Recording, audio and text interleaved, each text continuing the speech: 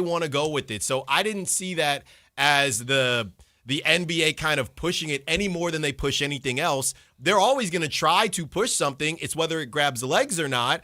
And people did grab onto it. Now, I think the bar is very, very low. Exactly. But the bar was not even above ground. No, it was on the ground. Baby steps. So I don't blame the league for whatever pushing they've been doing, but the fans are going to take this wherever they're going to take it. What's an affront to me is that the league is using this trumped up success as a distraction from some of the things that you mentioned. Even tanking. I think they're pretending to be more upset about tanking than they really are. Why? Because they don't want us talking about things like everything that happened with the Clippers and aspiration and all of that nonsense. No, I hear you. Those are the things that matter. I hear you, but again, there's even more serious things that the league is dealing with right now that we won't even get into at this time. Well, it's funny because, to put the tinfoil hat on already, it almost sounds like there might have been a conversation. I don't know how deep this thing would go, but it's almost a situation where the NBA players knew or maybe felt like they wanted to do their part to try to lessen the blow of what's going on in the NBA. So, hey, let's give it a good go here, and maybe that will push things. I'm not saying anybody told them to do that. I'm saying maybe there were some general conversations around, hey, guys. I get it. It's a business and it's PR, and they're trumping up the ratings, and the ratings were good. But again, you're comparing the ratings on NBC to the ratings on TNT. You also had the fact that it was an Olympic lead-in, or the Olympics were lead-in. So there's lots of things that help the numbers rise. I think the league is just, they're overdoing it a little bit. And, this is it. We found it. This is great. I mean, Adam Silver... And he's done a kind of a mixed bag as a commissioner. I think overall he's done a pretty good job. Right now he's got some real challenges. His solution to everything is a tournament. Everything. Yeah.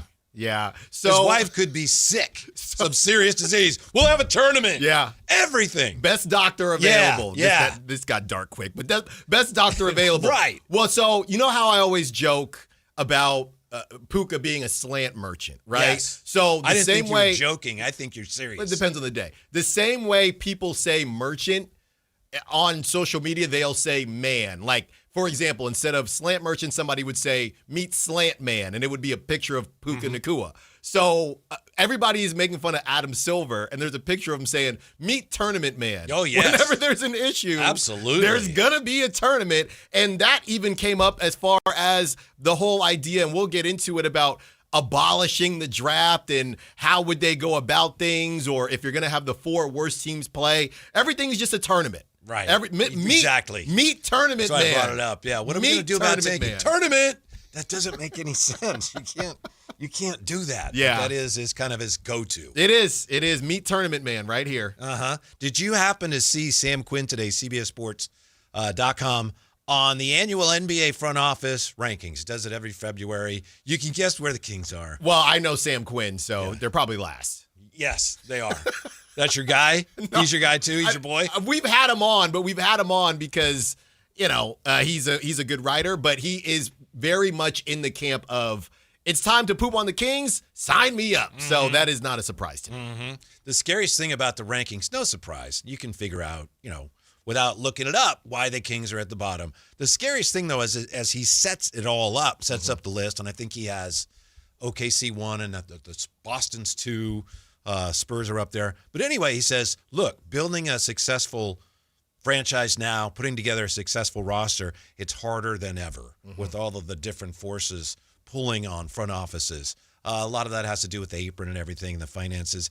And I think that's true. And that's before he said anything about the Kings. But to me, it just underscores how challenging this is for a Kings organization that's trying to just get organized, Yeah. And the atmosphere, the environment, it's the toughest maybe than ever in terms of how hard it is to put something together. And they're just trying to figure out what they got and who they are. So that was a little discouraging, but that was just me. He didn't say that. He went on to bury them for this move and that move. But when you look at the reality of the NBA right now, how hard it is to get some traction in terms of putting together a successful franchise, it's a daunting task. It is. Scott Perry. It is. And I thought the one thing that Adam Silver did address correctly that stuck out to me was acknowledging the fact that you can't be in the middle.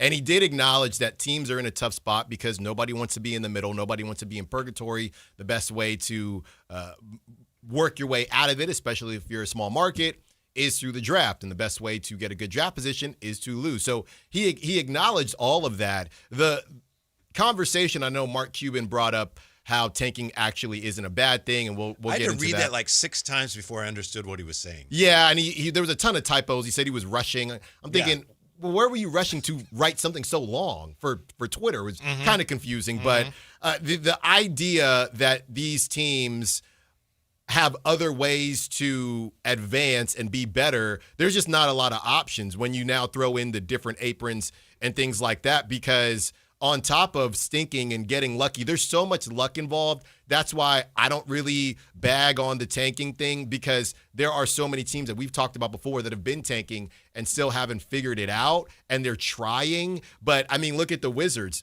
I don't know that they think Alex Sarr is going to be the guy, but they've been in the dumpster for so long, they decided, okay, well, he's good enough to go out and get some other pieces so we can at least compete. So none of these teams, again, connected to the owners, none of these teams are trying to be in the tank, no pun intended, for over 5 years. It's just a matter of, do we get lucky or not? I mean, to me, Whitey, using OKC as an example with SGA, who might go down as a top 20 player ever, using the Spurs as an example with all the luck, and they end up getting Wembanyama, I just think it's a cautionary tale. I think I would rather talk about the Blazers situation. I would rather talk about the Rockets situation, where they did not find the guy and they're still finding ways to compete. So it's just a larger conversation about what exactly you're looking for. Yeah, I respectfully disagree with you on OKC, because you could actually trace the acquisition of Shea back to a move they made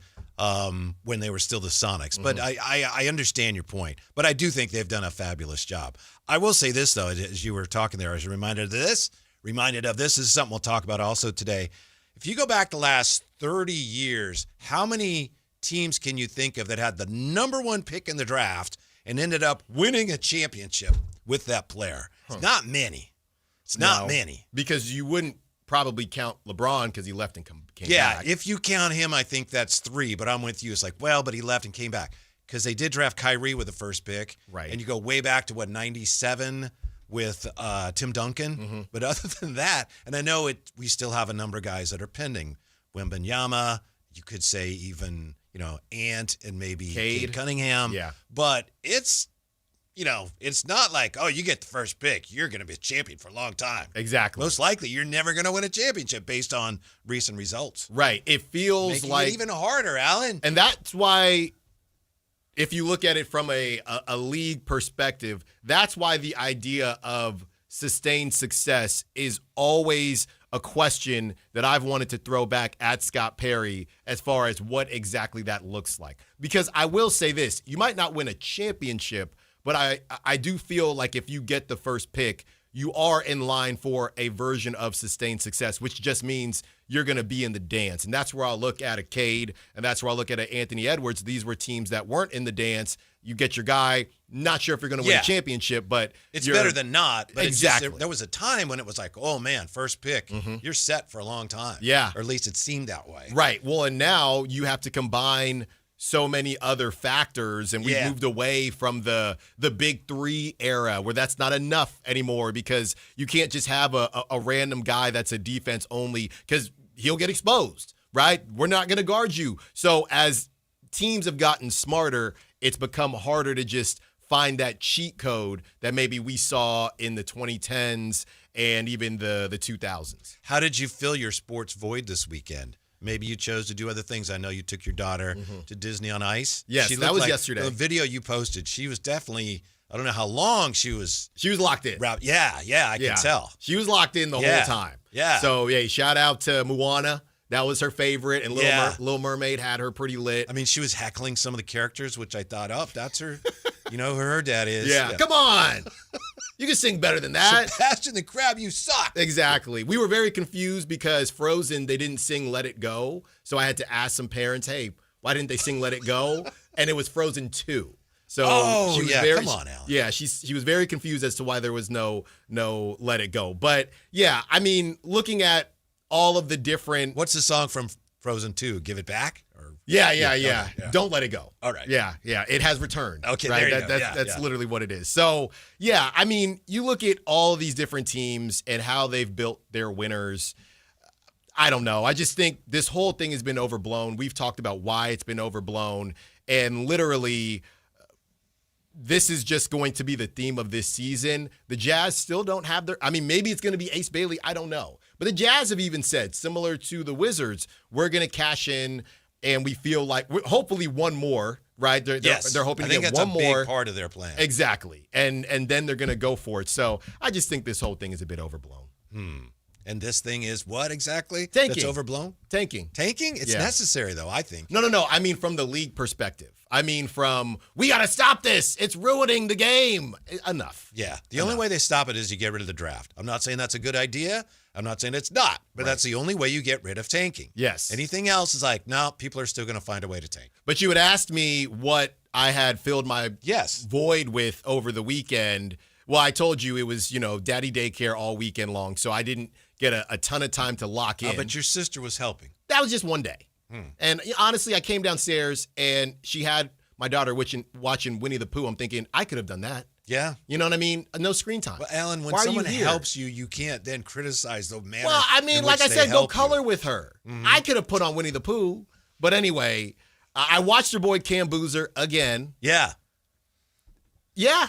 He's really good. I mean, yeah, he's Cam Boozer. That's who he is. That's what he does. So I watched college basketball, plenty of Olympics. I know you were trying to hate on the Olympics, but my guy, I forget it, was it Stoles, his last name? Closest Styles, the speed skater. No, that dude can boogie. Oh. He's got some wiggle. Wow. No, you're even making speed skating about you. No, I'm saying his name is similar to mine. It is. It's Stoles or whatever it is. That's well played. That dude was balling. I was watching the skeleton as well, or the monobog. They get in. It's a single, it's like the bobsled, but it's just one person. Okay. I saw USA. What was his name? Ilya, the figure skater. He fell. He was the runaway guy, Whitey. Right. So we were watching a lot of that. The snowboarding races, a lot of fun. You're missing out. Snowboarding races, it just takes me back to... I saw a little of that. That's where that's 4 at once. Oh, yeah, it's great. I did happen... It was on, and I glanced at it. It was great. Like, that's somewhat entertaining. Yeah, it was great. We watched the skiing, the big air. I mean, back in my day, there were 900s. Now they're doing 1080s, 1260s. Is that the ones where they go over the ramp backwards? Well, they can if they want. Yeah. They make their choice, goofy, regular, but that's snowboarding. So I'm all Olympic up. I'm all Olympic up. I love it. Yeah. That commercial with the kid, and he's, I don't want it to end. And then 4 years later, his pajamas are too small. I don't even watch the Olympics, and I've seen that 513 times, that commercial. And I'm not even watching. That was great. Someone like you, I can't imagine how many times I got the whole thing memorized. Yeah. Because it's on. We got to get you new pajamas. Yep, we do. Oh, it's great. So I watch plenty of sports, Whitey. Plenty. Yeah. College basketball. And you didn't mention, thank you for not mentioning Darren Peterson, who struggled a little bit on Valentine's Day. Mr. Part-Time Player on Valentine's Day. Yeah. That could be a song, Jay. I'm a part-time player featuring Darren Peterson. But he didn't look great. Iowa State, they're locking down right now. Big weekend. Yeah, they did. Yeah, they did. So they're locking down, and then they beat your boy, Kingston. But Kingston, right. And I think a lot of people compared that and said, yes, Kingston, the same defense that shut down Darren Peterson and Kingston Flemings, you got away with them a little bit. But as you said, Iowa State with the W. Yeah, a lot of tough shot makers in this draft, which I think is a good thing, but also to me sometimes makes it hard to decipher what they're going to be at the next level. But we were watching Caleb Wilson, a lot of tough mid-range shots, and Kingston Flemings. We thought the mid-range was dead. Apparently, it's coming back. So a lot of these dudes can score the basketball, and I am starting to feel better about the Kings if they just get in the top 5. I don't know. All 5 are. Oh, I agree. I don't think all 5 are going to be stars, and we can continue to go back and forth on this. They might be. Would you give me that? They could. They could be. Yeah. I know 2 of them will be stars. I don't know in what order who is going to be who. So hopefully the Kings just pick the one that will be a star. Let me ask you this: your opinion on this? We know that in the NFL draft, you've got a whole season's worth of games that scouts can look at and study. But then they put a lot of stock into how the guy did in the cone drill or whatever, Right. you know, which to me doesn't make sense, but they're scouts. They know what they're doing. And I know these players are getting older. They're maturing. If you're an NBA scout, how much stock do you put in an individual game? Remember, there's going to be the combine. You got the tournament to come. I know as a fan, I'm hanging on every shot in every game. If you're a scout, to what extent do you think you actually do that? The only thing, because we're the same people that do the showcasing thing, right? When we talk about showcasing Sabonis before the trade deadline. So we've been on the same page with that. To me, I would imagine that the tournament is what matters. Because if we look back to Steph Curry, hit what he did at Davidson, that directly affected where he was drafted, right? Those Cinderella runs that he had with Davidson, that affected it. I don't know. Nobody was really paying attention to him, I wouldn't say, in that same capacity during the regular season. So I don't know how much they're paying attention to singular games during the regular season. Probably not as much as I am, I'm guessing. Probably not, or any Kings fans or any Yeah. fan of a bottom feeder. Because remember, then they have the combine, and then all we hear about is a so-and-so made 6 or 7 shots at the combine. Yeah, I don't know how much the combine matters as well, though, the same way it matters in the NFL. Yeah, I don't know, but I remember a couple of years ago, Zach Edey had a great combine. Right, well, he still went 9. I mean, I don't know if people thought he'd go 9, though. He still went in top 10. The name that I was thinking of, and I'll never forget this, Jalen Johnson went off at the combine. Remember that? He made like 15 threes in the corner or something like that. He had shut himself down, right? He'd shut down. Yes, yeah. And so he kind of had to. Yes, and teams still, what did he go, 20 or something like that? So teams still didn't necessarily see what he did at the combine and say, oh, well, he's going to fly up the draft board. I think March Madness has a lot to do with it. I really do. Yeah. By the way, somebody here, it's Logical Raptors Fanatic in the chat, says, Bill Walton, number 1 pick, will win a championship. Yeah. I think it was more common than it's been in this century. I mean, Kareem and Magic and even Akeem Olajuwon. But in the last 25 years, it's been more rare to get a guy with your first pick, overall pick, who ends up leading you to a championship. Yeah. There's just so many other factors. Again, we obviously have talked about the difference between, we had Rick Barry on and, comparing the different eras. We're not trying to do that, but it does seem like it is more difficult. You have the number 1 guy, you're going to get pretty far. Rick was feisty. He was. But, I mean, having, even looking at a Kobe and Shaq combo nowadays with how good they were, don't get me wrong, nowadays I think it would be tougher for them to rattle off all the championships. It's just a disbursement of talent. Yeah. It's just different. Yeah. Well, that's a great example because it speaks to how difficult it is now with all the player movement, because Shaq was the first pick by Orlando. They didn't win a championship. They got close. The Lakers win with Shaq and Kobe 3 straight. Now that one of them was a number 1 overall draft pick for that team, for the Lakers. Exactly. Yeah. So they still find a way to get it done that way. But even just combining those 2 guys, by the way, the Penny Hardaways, my favorite shoes growing up. I was in 2nd grade, I think, when that was going on, when Penny was Penny with the Magic. The only shoe, Whitey, only basketball shoe, I told my parents I got to run it back. I got another pair. I've never done that in different situations. I heard a story of a kid, this was years ago, and I was not involved in this. I've only heard about it. Kids are trading basketball cards, and one kid wants Penny Hardaway, and I guess the younger guy has Anthony Hardaway. So the other kid convinces him, oh, that's not Penny Hardaway. That's a different guy.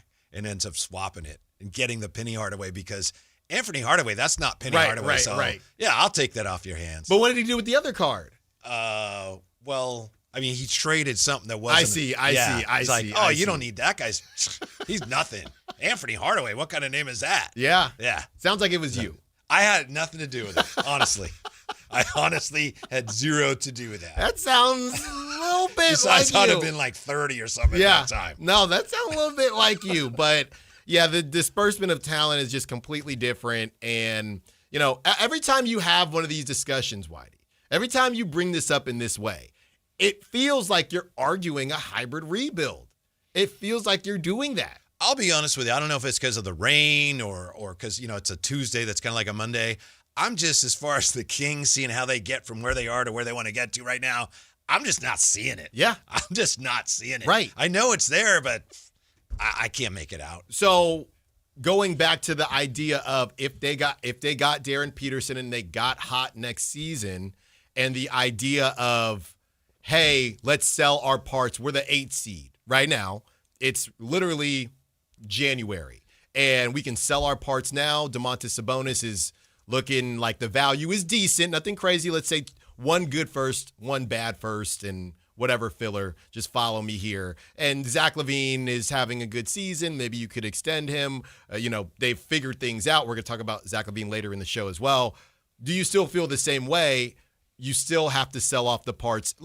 I'm only bringing that up because it is hard to put together a good season, to your point. So if you were kind of vibing and everything was rolling, would you still have the rocks, if you will, to sell everything off? I think you have to, and that's kind of my point, bringing up how difficult it is to get the first pick and win a championship. To think that if you get a guy, you get Peterson, and he's the next Kobe, then next year you'll win a championship or be competitive.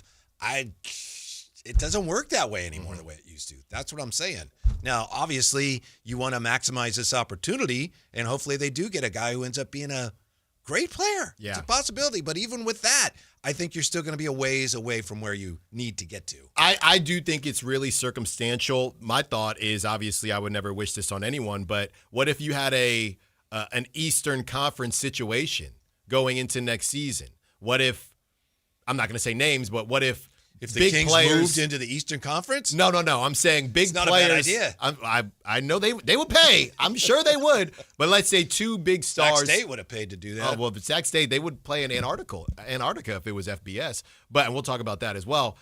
If two big stars went down from two separate teams in the West, so things opened up going into 2027, I think it would be really tough to say, hey, this has changed our approach the same way the Raptors ultimately didn't do anything, but they got off to a really hot start, and they decided, all right, let's at least go through the motions there. I think it would be really tough for Kings fans to see them move backwards if they were an 8 seed because two teams in the West had to take gap years due to injury. Now, obviously, this is all circumstantial. I'm just saying we don't know what's going to happen. Yeah, I think the toughest part of that would be, and again, getting ahead of ourselves, but since you brought it up, if you catapult into next year, and let's say you get one of the players that you feel really good about, and maybe Domas is still around, the choice would be, look, we might be pretty good this year. Oh, but we're rebuilding. Yeah, but the draft next year, there's not a lot of help there. That's what I think would make the choice going into next year even more difficult. This year, it's like, whoa, we want to get one of those guys. Next year, according to all draft experts, Krista Peak we just had on. Oh, Kristen Peak. Kristen Peak, pardon me. Yeah. She was saying, next year. So that's why it would be tough. That's where it would get tough. It's like, do we want to just fold up our tent and tank, whatever you want to call it, for some players that probably aren't going to help us that much? Right. And it's easy to say that now, but you'll still convince yourself that there's some talent out there because even to Chris's point, there wasn't zero help. Right, it's just a matter of it's nowhere near as deep as this season. Right. And she also true. said the juxtaposition from this season to next season is making that draft seem worse than it actually is. All right. So we got things underway on this rainy Tuesday that feels like a Monday. When we come back, this is the story of the All-Star Weekend. I know Alan wants to get into this one, the KD burner account thing.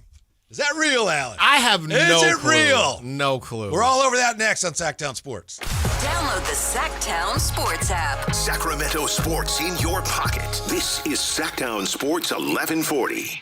When life calls for a little extra, a kitchen upgrade, paying off debt, or that dream vacation, Valley Strong Credit Union is here to help. With a Valley Strong home equity loan, you can tap into your home's value with competitive rates, flexible terms, and local guidance you can trust. Get approved in as little as 5 minutes, with funding in as few as 5 days. Your goals are within reach. Visit valleystrong.com to get your offer today. Valley Strong Credit Union. Grow your possibilities. Equal housing lender, NMLS number 456506. Hagen Oaks knows you can buy a driver off the shelf anywhere, but Hagen Oaks is the only place where you'll find total game fitting. The Hagen Oaks TrackMan-powered player performance studio fits clubs to your swing. Ping's Ballnamic Ball Fitter finds your optimum golf ball. The putter fitting studio makes you a better putter, and FootJoy's 3D foot scanner finds your correct fit. In fact, Hagen Oaks will fit you from head to toe with equipment and apparel to make you the player you want to be. It's total game fitting, and it's only at the Hagen Oaks Golf Super Shop, Fulton Avenue at the Cap City Freeway.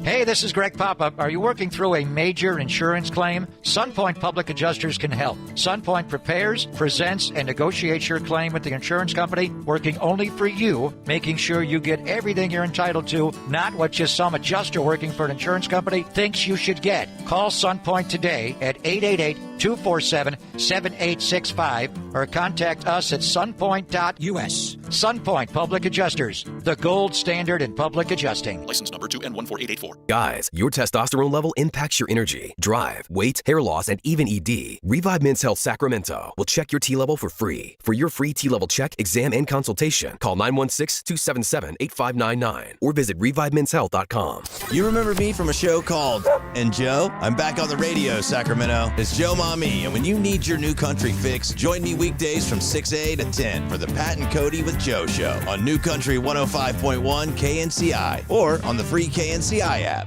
You ever notice how the other guys scream about massive discounts on their Dodge, Chrysler, or Jeep Ram vehicles? Then you get to the fine print and boom, another $5,200 in mandatory ads. At Hoblet, we don't insult your intelligence. The price you see is the price you pay. No mystery add-ons, no bait and switch, no gotcha when you sit down to buy. Hoblet, family owned for 77 years. Transparency, straightforward pricing. Buy it right, buy it at Hoblet.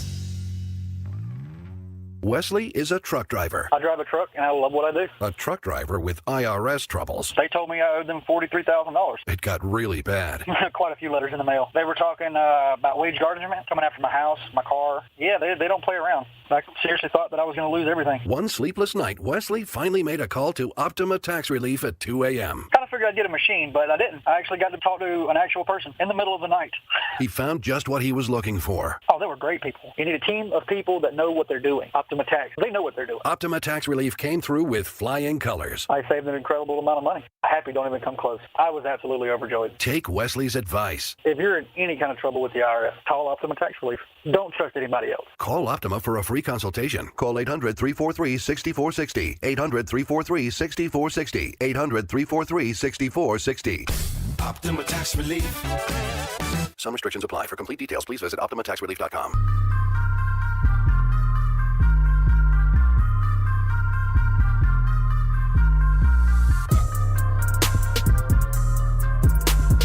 Download the app and listen to The Drive Guys. The Drive Guys with Kevin Gleason and Alan Stiles. On Sactown Sports 1140. Got to be careful here. I don't want to offend anybody, but I was at a high school game Friday, and it was a good game, and I had some family involved, so I don't want to get into the details of it.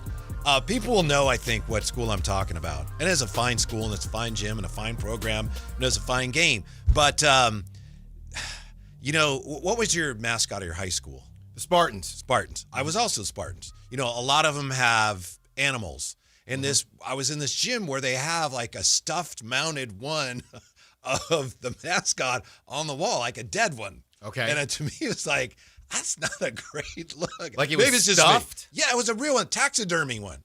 It was real. Yeah. And, it had been there a while. It was in the gym? Yes, on the wall. And to me, and it was the whole thing, the whole, right. I don't know. I guess. I'm sure it's a tradition and it has a name and it's been there forever. I'm just saying when I went in there, it's like, People are going to think that's either really cool or it's really not cool. I guess that was the latter. Yes. I don't know. It's none of my business and they've been there forever and it's a great program and great school, but I just, Yeah.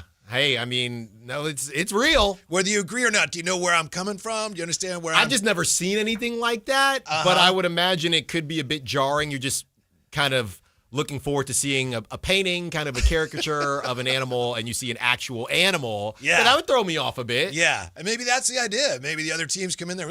Right. Hey, we got one. Yeah. This is ours. Might still be kicking. Yeah. A little bit. Don't mean to offend anybody. None of my business, but it's just my honest reaction. Yes, I hear We got you. high school playoffs coming up, Alan, you know. I know back in the day when De La Salle won state my sophomore year, they came up here and played the games in Sacramento. I don't know if it changes year to year, but I know Sacramento's normally a hub for it. The one year my high school team was in the playoffs, we played one of the games on, I think it was the only game, a tartan floor. You ever played on one of those? You ever heard of those? They don't have those anymore. It's like a gym floor that was almost like a wrestling mat. You ever heard of those, Jay? A tartan floor?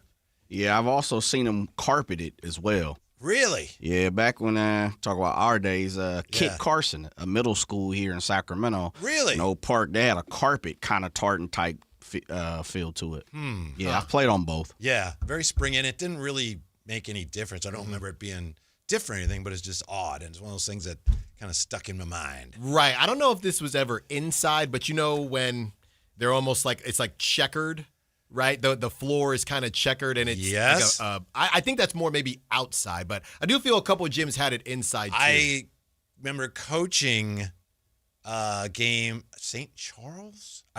Maybe it was they were playing at St. Francis. Anyway, I know exactly the type of floor you're talking about. I've seen those too. It's almost like they went to Home Depot. Yes, and just they like got some floor. Patterned it all together. Yeah.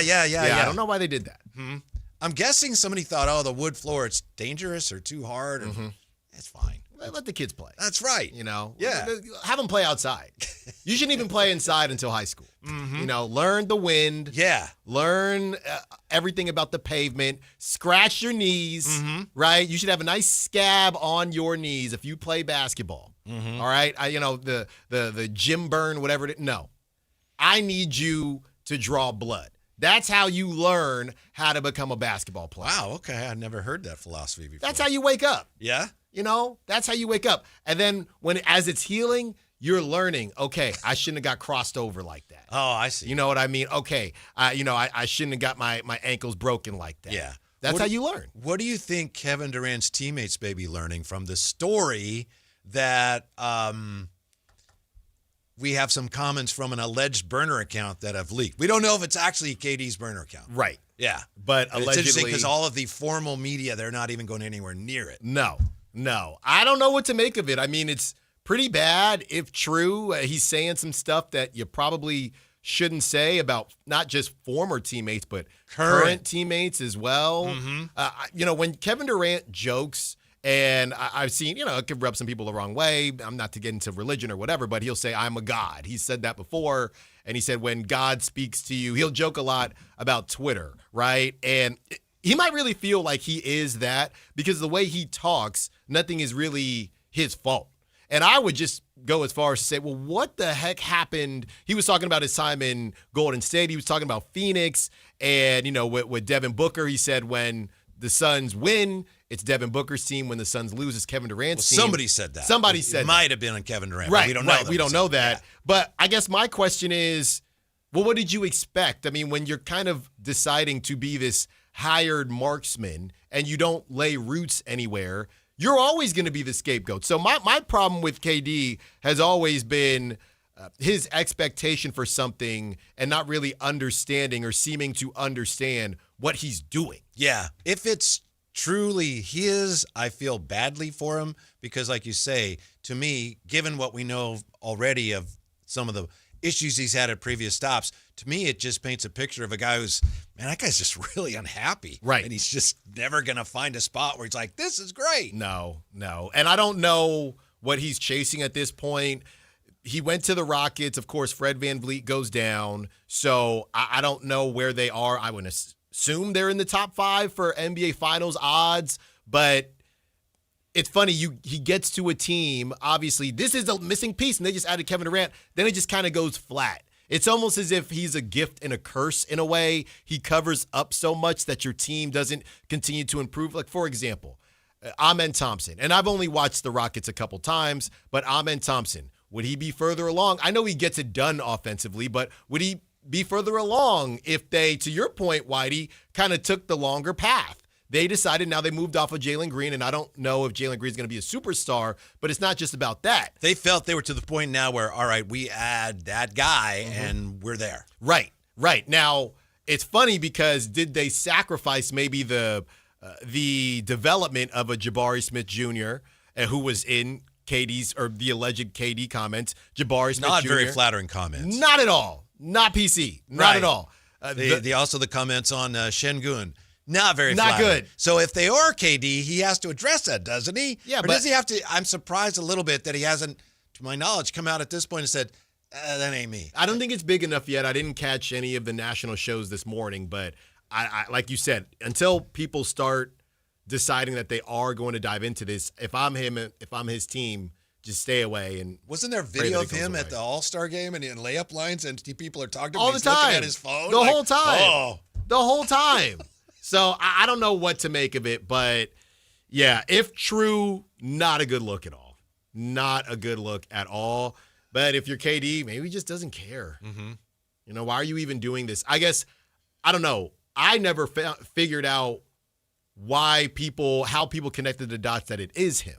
That's the point. That's the part I'm missing out on. And I know a lot of it is circumstantial, just by and large, fans at large, like, oh, well, we know KD had a burner before. Mm-hmm. Oh, this is a burner. Well, it must be him. And that really doesn't necessarily add up, which, again, is one of the reasons why, as I said, the formal journalists are not touching this, because it's just rumor and innuendo. Right. And if you're just now hopping in Kevin Durant, maybe another burner. We don't know if it's a burner or not, but it sounds like that could be the case. I guess he said some nice things about Russ, whoever has that account. Yeah. That is. What's funny you say that is, late night I was in a TikTok black hole, and I came across the interview that KD did where he says his top 5 teammates, and then at the very end he says Serge Ibaka instead of Russ. I mean, that was real beef, and I know everybody made them kiss and make up at that All-Star game, but I don't know if KD was already mad at Russ prior to leaving for Golden State, whatever it was, but he said Serge Ibaka. It was insane. I was watching it because I hadn't seen that in years. I'm thinking, this dude was crazy. Yeah. I hope for his sake it's not him. If it is, he just needs to address it, and what the heck? You move on from there. 339-1140, 1-800-920-1140. JR joining us on Sactown Sports. Hey, JR, what's going on? What's up, boys? How are you doing? Good. Hey. I got 3 things, so one for each. First of all, were you just talking about the mascot at San Francisco State, the alligator? Is that what you were talking about? No. That thing was alive, I think. This is Yes, it was. This is mounted on the wall. I've already told you the story when I was at Sonoma State. We played them, and they had that alligator there at old San Francisco State, and a lot of my teammates did not believe it was alive. And I was like, dude, that is a real alligator. And they all got really close, and it moved. And, I mean, they jumped, and they were faster in that result than it was in the game that we just played, for God's sake. Yep. Oh, God. And then the courts, Jay just mentioned, the carpet courts. Yeah. It's so quiet. It is so eerie when you play. And I coached the team locally in a couple of those gyms, and you're like, this is just weird. Like, can people make noise or people bounce the balls on the sidelines? Because you can't hear anything happening. I've never seen one of those. I can only imagine. Interesting. Oh, it was really quiet. And then as far as King season, real quick, the Olympics. Yeah. When they're doing the luge, that is like this year's King season. You just going down a friggin' tube and ice and just go, oh my God, what's going on? That was my analogy. Thank you. Thank you for that, JR. Mm-hmm. Thank you, girls. That was not very good, was it? Ending. Should have stopped with the carpet. All right, see ya. See ya. Is he right? I mean, you've been watching a lot of the luge. Is it like the King season? Yeah, I would say. I mean, it's just out of control. It's out of control. Because now they are, I'll tell you this much. They are definitely getting use out of those ice hill tube things. Yeah. Because now you have skeleton, you have the monobob, whatever it is, when you're by yourself bobsledding, and you still have the luge. That's at least 3. Yeah. So they're using this thing for a lot of different types of events now. Yeah, and the coverage of every bobsled, luge, monobob run, they all look exactly the same. They do. It's like you have a still shot, and then whoosh. Yeah. And then they have another one cut, and there's another whoosh. They're all the same. How do you even know if the guy, I guess they have the clock there, but how do you know if someone's doing well or not? Well, it's the clock, yeah. I mean, the one for U.S., she was beating it and then took a hard turn, and they said she started windshield wiping, like going back and forth, and she ended up getting 7th and not even placing. But, by the way, monobob, that is women's only right now. Come on, Al. I'm just letting you know. Yeah. I'm just letting you know how the events are going. Because I know We needed to know that when you first started talking about it. I know, but I didn't know that. Oh, okay. I had just only seen We're the all women's learning monobob. together. Yeah. How long can Darren Peterson stay atop the draft board? Why, that's a legitimate question. Next with the Drive Guys on Sactown Sports. Download Download the Sactown Sports app. Sacramento sports in your pocket. This is Sactown Sports 1140. Business moves fast, and so do we. At Bank of Marin, we team up with businesses in the greater Sacramento area to help you drive the lane and score big. With dedicated relationship bankers and local decision making, we help you move quickly, whether you're upgrading equipment, buying your next building, streamlining cash flow, or fueling growth. From expansion to investment, we're ready to help you win. Bank of Marin, your local business bank. Visit us at bankofmarin.com. Member FDIC. Planet Fitness has everything you need anytime the motivation hits, so you can give everything you've got. With most clubs open 24 hours, you've got access to our best-in-class equipment to tackle early morning reps, late-night miles, and every workout in between. Join the club today and save $28 or more when you join for just $1 down, $15 a month. Cancel anytime. Deal ends February 27th. You ready? Planet Fitness. We're all strong on this planet. See club for details. It's Carmichael Dave wanting you to join Capital Casino every Wednesday for their midweek madness drawing, giving away $2,000 in total cash starting at 6 p.m. in a safe, friendly environment. Plenty of well-lit parking available, conveniently located in downtown Sacramento. And remember, Capital Casino has the best food, the best service, and the best action. 411 North 16th Street in downtown Sacramento. For more information, log on to capital-casino.com and please gamble responsibly. 1-800-GAMBLER. Card collectors know there's nothing as special as a rare one-of-one card. And now you can hear a very rare one-of-a-kind sports card show right here on Sactown Sports. Whitey Gleason here inviting you to join me and Mr. True Sports Cards himself, Emran Pilati, for the True Sports Card Show every Saturday morning at 10 on Sactown Sports. It's the only sports card radio show in the nation. For all your hobby needs, get to True Sports Cards, 6661 Stanford Ranch Road in Rockland. And for hobby, insight, and fun, join us for the True Sports Card Show Saturday mornings at 10 on Sactown Sports. Golf to Go is brought to you by the Hagen Oaks Golf Super Shop. Here's Frank LaRosa. How far do you hit your 7-iron? The answers will tell you which tees to play, according to Josh Sens in Golf Magazine. Deep down, you know you shouldn't be playing from the tips, but it's common for golfers to play from too far back. Aside from higher scores, rounds become a grind and golf becomes much less fun. After several years of research, the USGA unveiled a new data-driven offering to find the proper tees called Best Tees. If you know how far you hit your 7-iron, Best Tees will tell you which tee boxes to play. A typical male golfer should be playing from 6,100 yards and a typical female golfer from 4,400 yards. Most players have a good idea of their 7-iron distance, with average male's distance of 138 yards and average female's of 100 yards. Throw out the occasional perfect shot, which travels more than those distances, and concentrate on your average. This will allow you to reach the vicinity of most greens in regulation and let you hit a variety of clubs on approach shots. Leave your ego at home and give it a chance. You'll have more fun. That's your Golf to Go. I'm Frank LaRosa. Never have I ever called my sister from the finish line of my first marathon. Hello? You won't believe where I am. Are you running? Mile 26. I'm gonna make it. Switch to T-Mobile's 55 Plus plan and get iPhone 16e with its advanced camera system on us. Plus, 2 lines for just $30 a line. Guys, I can't believe it. I knew you could do it, babe. That was amazing. Mom, how do you feel? I feel great. I can't feel my feet. Let's take a picture, and then you may carry me to the car. Share every stride, every mile, every memory on America's best network. Switch to T-Mobile's 55 Plus plan and get iPhone 16e on us and 2 lines for just $30 a line.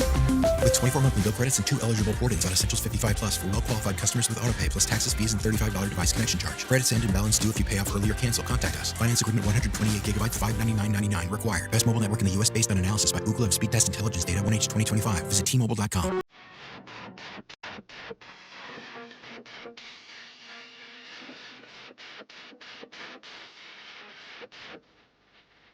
Your afternoon home for Kings talk and so much more. The Drive Guys on Sactown Sports. Alan, I'm a little worried about my guy, Darren Peterson. I'm a little worried that he's going to slide out of the top spot of the NBA draft board. Darren Peterson played on Valentine's Day, as we discussed earlier, against Iowa State. Hadn't played since February 7th. Big game. They lost. He scored 10 points, and he was 3 for 10, 2 for 6 from the three-point line.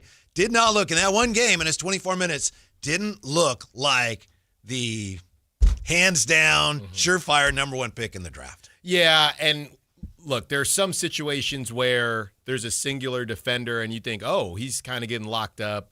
There are other situations where you're throwing the kitchen sink at at one player. So that's just not as realistic. That's what I've said about some of DeBance's kind of rougher games. This one, Whitey, seemed like a bit of a hybrid where he was seeing some pressure, but he did have some opportunities and was just not able to cash in. And, you start looking around thinking, is this part-time thing affecting him a little bit? Mm-hmm. And, from the league perspective of it, because it's such a tough race and so competitive, any little thing could send you in a different direction. And we were mentioning it earlier. When is this thing going to really take off here? As we get closer to March Madness, he's going to face better competition. I know the Big 12 is a really good conference, but, when you look at who they're going to be facing in the conference tournament, late in the conference tournament, and March Madness, we are going to see more defenses that are going to be able to do their best to lock him down.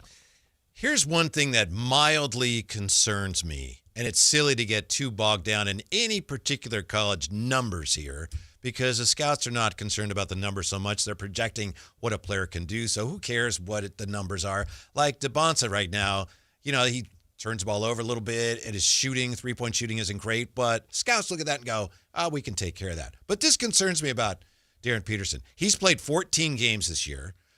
Because of the injuries and illness, he's only played 14 games. Mm-hmm. How many assists do you think he has? Like his average? Any way you want to answer it.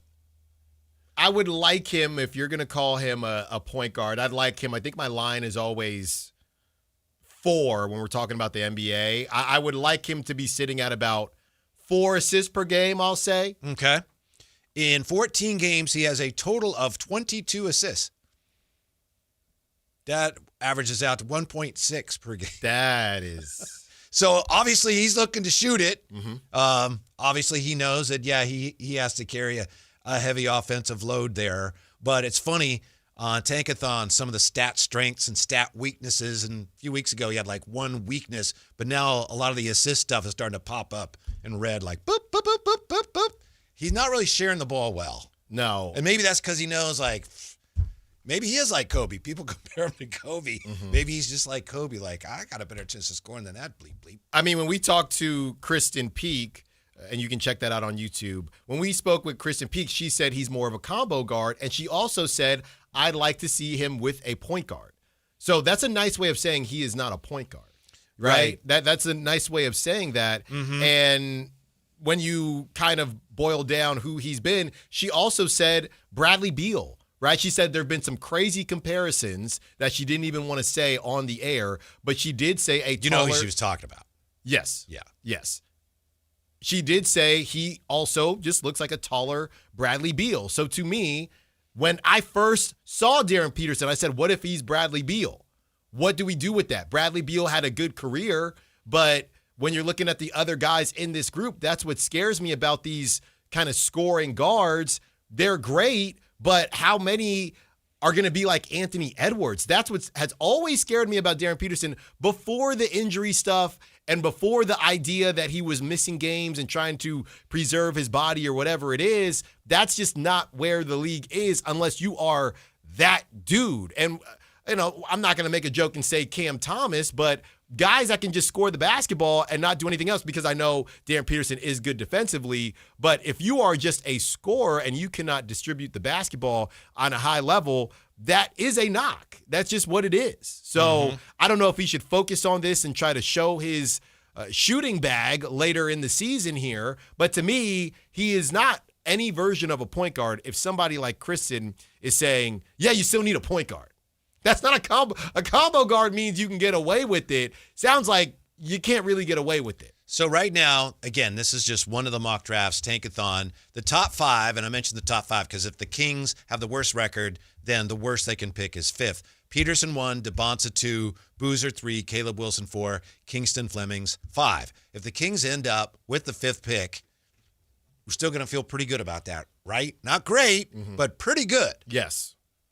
And that is, again, on social media, I brought up how I keep getting 5. I know there's a 40% chance that the Kings will get 5. Did you ever find out if there's a glitch? A lot of people said they were getting 5. A lot. A lot. And somebody said I ran it 5 times. I got 5 every single time. Now, maybe those are just the odds, right? Yeah. Maybe this is just a reality check for us, but it's a reality check that I don't like very much. You better run it now, Alan. I'm going to. Jay loves it when you run the lottery simulation. I know he does, and that's what we said. Look, just off the top of my head, guess what I got? 5? 5. Huh. Every single time. So, again, this just goes back to my conversation of stars versus NBA players. I have a complete faith in people that do this draft stuff at a deeper level throughout the league, that the first 5 picks are going to be NBA players. But I am not going to sit here and just blindly believe that all 5 will be stars. If Darren Peterson is Bradley Beal, and he is, a top pick or whatever, that's not a bad thing, but that is not going to change, not by itself, that is not going to change your organization. You're still a DeBonsa guy? I'm still a DeBonsa guy, just based on what the league wants and where the league is gone. Saturday, 43 minutes for him. He was 6 for 20, 1 for 6 from 3, did score 20 points.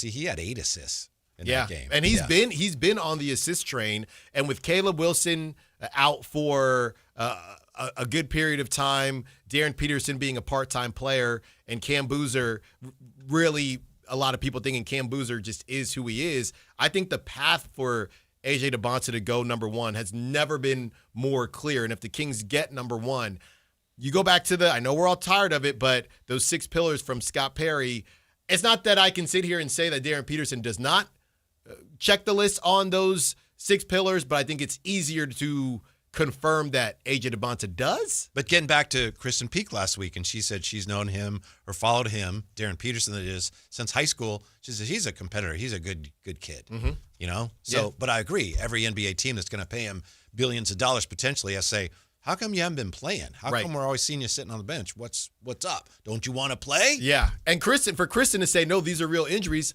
Okay, well, then that's also a problem. That's just a different problem. Like, either way, he's got to answer this stuff. Like, this stuff being real doesn't necessarily help him. But you're still out on Cam Boozer, huh? Cam Boozer, who has not had a bad game this season. He has not had a bad game. If he's still here at 3, I'll take him at 3. I don't know. I really do like Caleb Wilson. It would be tough, but he's not even playing. He just was. He just was out. I'll take Cam at 4. That's Easy. a classic case to me. Like, the backup quarterback's always the most popular guy on the team. Which of these guys do you like? The guy that's not currently playing. No.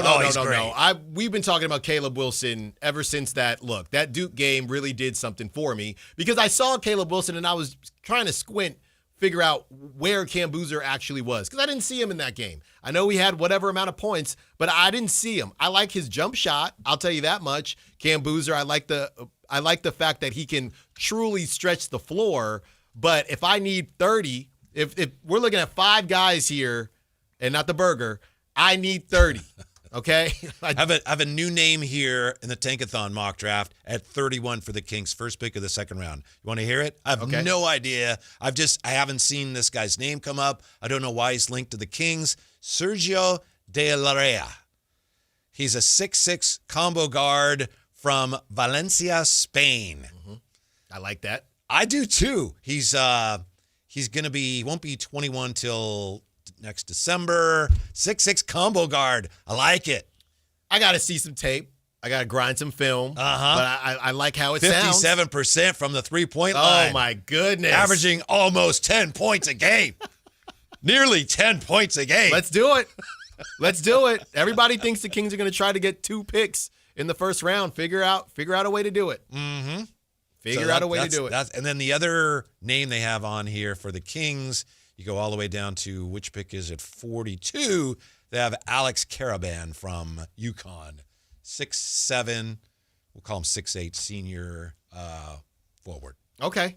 That's the thing now, right? Are we making pure point guards anymore? Because here's the thing. Most pure point guards are under 6'5", so nobody wants them. I don't even know if that is a thing anymore, pure point guard. We all say it like Scott Perry. We didn't have a true point guard.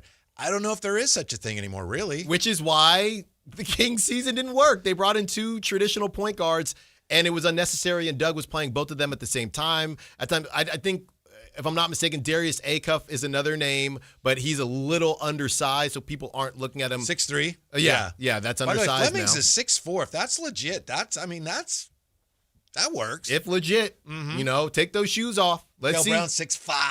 Brown 6'5". Yeah, but nowadays, all the pure point guards are probably pure point guards because they're 6'3" and under, and the league isn't really looking at them Who like do that. you, as a just all-time, when you think pure point guard, who do you think of? Me personally? I think, I don't know if you remember these, like Luke Ridnour, Steve Blake, guys like that. It's like, that was a pure point guard. Yeah.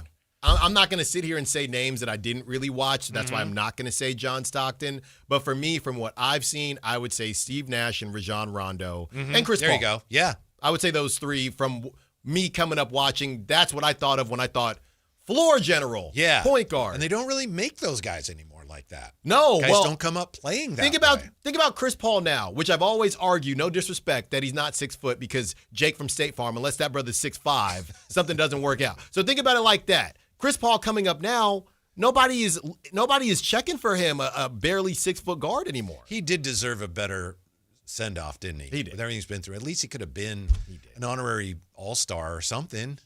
He just disappeared. Yeah. Poof. Yeah. When we come back, Sac State becomes Mac State, but still needs to do one thing before truly becoming a big-time program. That's next with the Drive Guys on Sactown Sports. Listen to the #1 sports lineup in Sacramento. The Carmichael Dave Show with Jason Ross, Matt George, and Kayla Anderson. The Drive Guys with Kevin Gleason and Alan Stiles. Every weekday live and local 6 a.m. to 6 p.m. Online at SactownSports.com or download the app right on your phone. Your #1 source for all your Northern California sports. Sactown Sports 1140. This is the story of the one. As a safety manager at a manufacturing plant, he does everything he can to keep his coworkers safe. From finding ways to reduce risks to keeping safety supplies in stock. And for that, he relies on Grainger. Grainger offers a broad range of quality products and next-day delivery, so he can always play it safe. Call 1-800-GRAINGER, click Grainger.com, or just stop by. Grainger, for the ones who get it done. Why'd I go to the doctor? Working on the farm, my heart kept skipping a beat. I didn't think much of it, but my daughters made me get checked out. Turns out I have atrial fibrillation, which increases the risk of stroke about 5 times. Symptoms like irregular heartbeat, heart racing, chest pain, shortness of breath, fatigue, or lightheadedness can come and go. But if it's AFib, the risk of stroke remains. If you have symptoms, contact a doctor. I'm so glad I did. Visit notimetowait.com. Sponsored by Bristol-Myers Squibb and Pfizer. Why choose a Sleep Number smart bed? Can I make my site softer? Can I make my site firmer? Can we sleep cooler? Sleep Number does that. Cools up to 8 times faster and lets you choose your ideal comfort on either side, your Sleep Number setting. Enjoy personalized comfort for better sleep night after night. And now, during our President's Day sale, take 50% off our limited edition bed, plus free home delivery with any bed and base. Ends Monday. Only at a Sleep Number store or sleepnumber.com. Power Business Technology is proud to be a 100% independent, locally owned and managed Toshiba copier dealer. Local ownership cuts out the red tape, allowing ourselves to never be too busy to personally answer the call when our clients need us. Recognized for excellence in service execution, training, and customer service, we're proud to be named a Toshiba ProMasters Elite Dealer since 2021. Contact us today for all of your business printing needs at 844-POWER-BZ. That's 844-769-3729. Or visit us at PowerCopiers.com. 2 iconic comedians, 1 night of laughs. David Spade, Dana Carvey. In 1998, they invented the cordless mic. Now let me just, listen, Paramount Theater, let's not jump on trends. Even in the best marriage, at one point, you look over and go, not my best choice. Friday, February 27th, the venue at Thunder Valley. Tickets on sale now at visitthundervalleyresort.com. David Spade and Dana Carvey, together. What's up? We're talking to Chad Hoblet of Hoblet Dodge, Chrysler, Jeep, Ram in Woodland. Chad, what's going on for Ram Truck Month? Get the new Ram you want at the most affordable price I've seen in years. You can lease a new 2026 Ram 1500 Laramie for as low as $399 a month for 39 months. That's $13,000 off MSRP on a brand new 2026 Ram truck. Whoa, $399 a month? That feels like it can't be real. Yeah, it's pretty impressive how we've been able to find all this savings. As a 5th generation family-owned dealer, our goal has always been and continues to be to serve our customers and save them as much as possible. Search, select, and save through their whole inventory at HoblettDodge.com. Nobody beats Hoblet, period. 13,000 total net savings on select new 2026 Ram 1500 Laramie after 5,000 factory rebate and 7,000 dealer discounts. Rebates may include 2,000 select inventory cash on select inventory, $399 special lease with $29.95 due at signing, plus tax, license fees, and dealer accessories. Must finance through Stellantis. 7,500 miles per year, 30 cents per mile over for well-qualified buyers with 720 plus FICO score. Sample VIN 179105. MSRP 68,125. See dealer for details. KHD1 Sacramento, KYMX HD3 Sacramento. From the Power Business Technology Toshiba Studios. This is Sactown Sports 1140.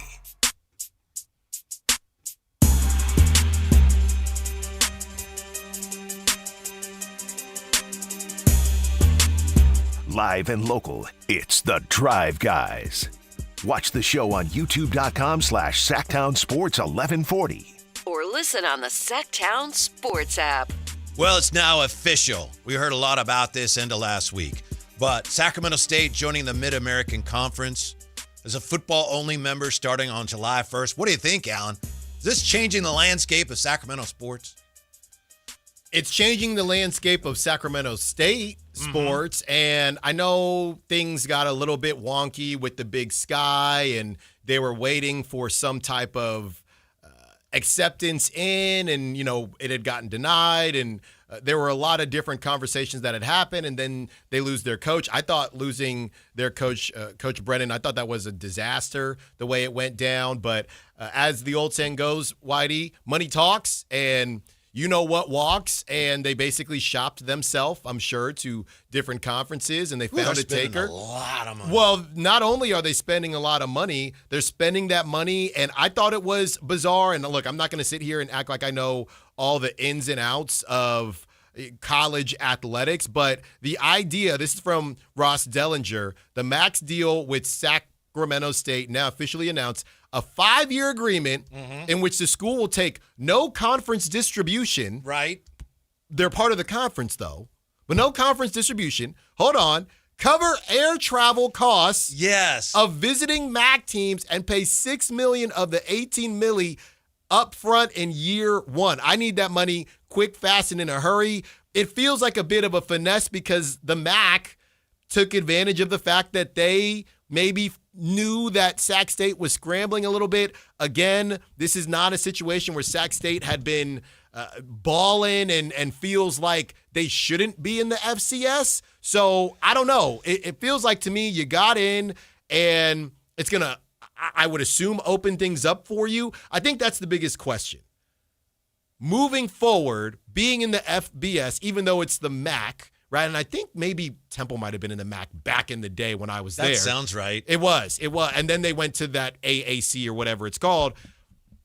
Do you think it's going to obviously pay dividends for you when you're trying to recruit a kid from Sacramento? Are they more likely to stay with you now that you're in the MAC than when you were in the FCS?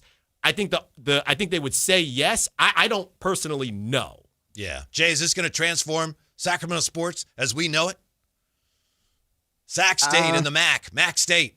Just depends on how you see it and what transformation you're talking about, fellas. I think if we're talking about facilities, I think it pushes it up because it sounds like they're pushing the facilities up a notch. When it comes to sports all the way around, I'm not exactly sure. I think this is a tryout for the Pac-12.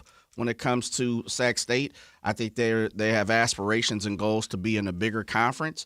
And if the MAC was one of the conferences that was willing to accept the money. Yeah, and Jay, say, it's come like on, when you want to try out for a league or travel team or something. It's like you're going to try out. All right, it's $400 to try. It's like you got to pay a lot of money just to try out for Sac State here. I think that's one of the things that and you have opposite sides of the teeter-totter, right? You have some people who absolutely love it. You have a lot of people who absolutely hate it and count other people's pockets. For me, I'm kind of in the middle. I'm a wait-and-see type person with Sac State. You know, Whitey, I've been on the hype of Sac State needs to get to the FBS. They are there. The MAC is completely different than I thought where they were going. I thought it would be Midwest and over. They're a little more Midwest and towards the east for my liking. But I'm a wait and see because the money to me is my new $23 million. That's chump change in college football. So many people are talking about, it's a lot of money.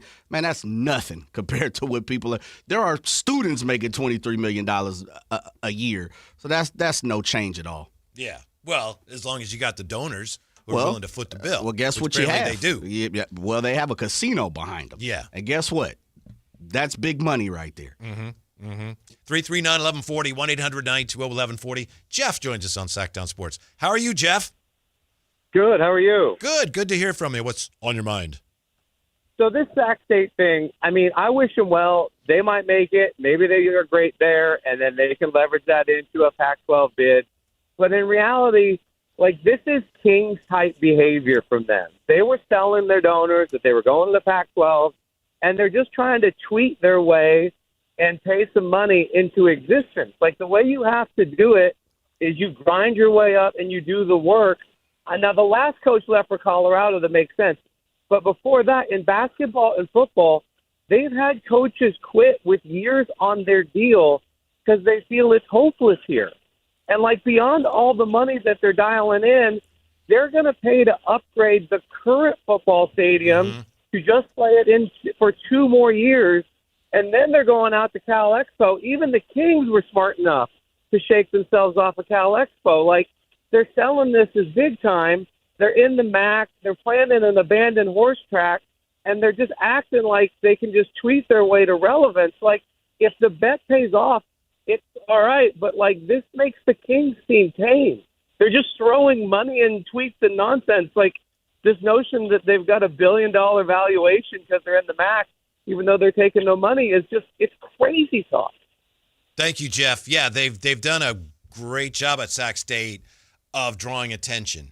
I mean, even by their own admission, people in the program. I read a story, I think it was in The Athletic months ago, about how football program, they would pursue players they knew they couldn't really get, but they would tell them, just let people know that we're after you, because they were trying to build up the identity. Right. So that's kind of more sizzle than steak, but they're really good at that. So they've raised the profile. Mike Bibby is a basketball coach now. Shaq is involved. But at some point, I agree with Jeff, you just have to start winning games. You have to be a substantial program. You can't just trick people into, look at us, look at all the stuff we're doing. That makes us big time. That's not what makes them big time. And I think it's a huge risk. Yeah.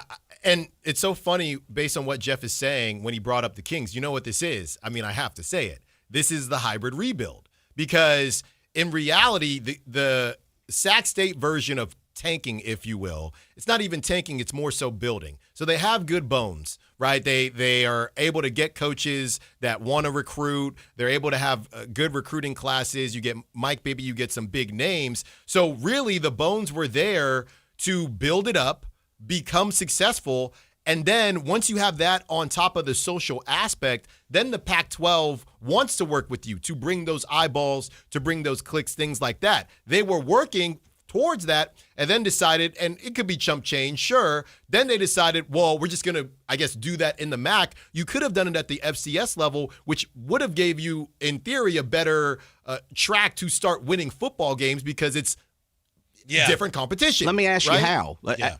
What FCS program right now is that what you just said? Well, it's based on their goal. No, but I'm asking you, what FCS program in our country right now is everything that you're explaining? What's the biggest FCS football program in our country? What's the one? The North Dakota State? Yeah, North nobody's Dakota checking State. for them like that. Yeah. But nobody's checking for them. And when you're talking about culture, when you're talking about the look, when you're talking about the feel. But that's not their goal. There's nobody else trying to do what Sac State is trying to do, though. Nah, I disagree, because you just saw 2 or 3 teams. We've seen Tarleton State. There's been a ton of teams who have jumped from FCS to FBS, and that's been their goal. I think that's what Sac State's goal is, albeit we're a little close to the breast. I think we would all agree is. So we're seeing every single shoe and pin that drops. But I think if you're talking about an end goal, it's to get to the FBS level and make FBS money. Now, I could be completely wrong. I try to hear what Dr. Wood said. We had the athletic director on the morning show, Mr. Orr, on this morning with Jay Ross. But I think if you look at the landscape of college football, the North Dakota States, the Tarleton States, like all these guys who have moved up over the last 10 years, their goal is to get to the FBS and make money. Appalachian State, they're trying to make FBS and bowl money. That's what they're looking for. You don't feel like is this their goal then, if they can make money here, or is this supposed to be a stepping stone to the Pac-12? I think it's a stepping stone. Yeah, which again, the Pac-12 is not what it used to be either. No. Yeah. No. It's all a process. It's just really risky. It's all a process. I guess very ambitious but risky. And it's a 5-year deal. I don't know if they have to, let's say they get hot, and it probably take 5 years to build what they want to build, and then at that point, it could be Pac-12, it could be somebody else, whoever they think is, at that point, they would hope that somebody is checking for them the same way they're checking for others. Now, when it comes to FCS versus FBS and the recruiting and all that goes into it, here are the names of the college football teams in the Mid-American Conference, okay? The Akron Zips, the Ball State Cardinals. By the way, wasn't Kevin Martin, didn't he go to Akron? Anyway, I'm sorry, go ahead. The Bowling Green Falcons, the Buffalo Bulls, the Central Michigan Chippewas, the Eastern Michigan Eagles, the Kent State Golden Flashes, the Massachusetts Minutemen, the Miami of Ohio Red Hawks, the Ohio Bobcats, the Toledo Rockets, the Western Michigan Broncos. Those are the champs, by the way, Western Michigan. So my biggest question is, how much better does this position them versus just doing the work at the FCS level? Just specifically because it is the MAC. If this was, like I said, where Temple hopped in, the AAC, where there's at least some names in there, because USF has been really good and things like that, I guess that's my question. If everybody's just trying to move up, then how does this truly position them better? And the only thing, going back to what you were saying, Jay, they have just shown a level of, we want all this movement. Like, I have no clue, and obviously we're in Sacramento, I have no clue, are the Buffalo Bulls trying to eventually get out of the MAC? Like, is it everyone's goal? Or, do you want to be a small fish or a big fish in a small pond, or I guess a small fish in a big pond? And if you're getting more, if there's more food out there for the small fish in the big pond, possibly, I just don't really know how much the Mid-American Conference moves them forward, even though it is FBS. Don't get me wrong. It is FBS. I wonder if and by the way, Kevin Martin went to Western Carolina University, but I wonder if some of this was, they have been promising, or they've been making it clear what their goals were. Did they get to a point where, wow, if we want to go FBS, this isn't what we wanted, but this is what we're going to have to accept to go into the, MAC. Yeah, and we clearly couldn't get into one of the conferences that we really wanted to get into. So even though this is very expensive, we'll take that risk, and we're confident that's going to pay off down the road, which they're going to have to win games, right? Bottom line. Well, that's the whole thing, right? And nobody really cares the same way about bowl games anymore. But to that point, you're in the FBS now. All you really need, if by year 4 they get into a bowl game because they were a game above 500, I guess that makes a lot of this worth it. Now, I don't know how that works with the money. If they get money from, I guess they would get money from being in the bowl game, but not what the conference gets or whatever the case is there. But yeah, if you can turn this thing around in the next couple years and get into some bowl games, then I think that changes things. But it's not going to be easy. And we're going to see the difference between, and the only reason I'm bringing it up is we're going to see the difference between the top of the FCS and where they're at in the FBS. And I know teams, some FCS teams could beat FBS teams. Sometimes they play each other earlier in the season. But, yeah, we're going to know. I hate to do wait and see. That's not me. Jay said he loves wait and see. But we'll see how far away they are this first season. That's what we're going to see. I agree with that. Yeah, I agree. Sac State is great at attracting attention. They've done a terrific job of that in the last year. I mean, a terrific job. That's not nothing. All of a sudden, a lot of people are aware of them that weren't aware of them. That's no substitute for, at some point, actually winning games, though. Yes. Yeah. Yeah, you got to. What's winning games? I mean, these guys were in the FCS playoffs 4 of the last 5 years almost. They've won, what? 21, 22, 23, 19. I mean, what's winning games? I think winning games is establishing a tradition of being a outstanding winning program. I don't think they have that. They're building that. Yes. I don't think they have that. I would say in the last 5 years, Sac State has been a perennial FCS playoff team. Let's see. They've been solid. They won 19, 21, 22, and 23. Sacramento State's one of only 12 FCS programs that had at least 7 wins in 5 of the past 6 seasons. They just haven't had the playoff. They've made it second round a couple times, right? Mm-hmm. 3 years in a row with Troy Taylor. They lost in the first round, I believe. North Dakota State, 23. They've been decent over the last year. Of course, Brendan Marion only 1 year. I think it's the sustained history of Sac State. If we're talking 20 years ago, 30 years ago. But as far as the last 5 years, 6, 7 years, if you go back to Troy Taylor's movement, 2019, they've pretty much been a playoff team. Yeah, but they got to be consistently a great team. They got to have a reputation as a winning program for this gamble to pay off, given how much money they're investing in it. Well, I guess it's more so about what they're trying to do next, right? It feels like, Whitey, you're saying they have to be the cream of the crop. People have to care. Well, yeah, when they have to be the cream of the crop, because we know that this is on both sides, this is a transaction. They are not going to be embedded with the MAC. They're kind of visiting, right? That's why they're not getting this money and they got to pay. Mm-hmm. So in order for that to pay off, if the MAC was endgame, then we wouldn't be looking at it the same way. But they're the ones telling us,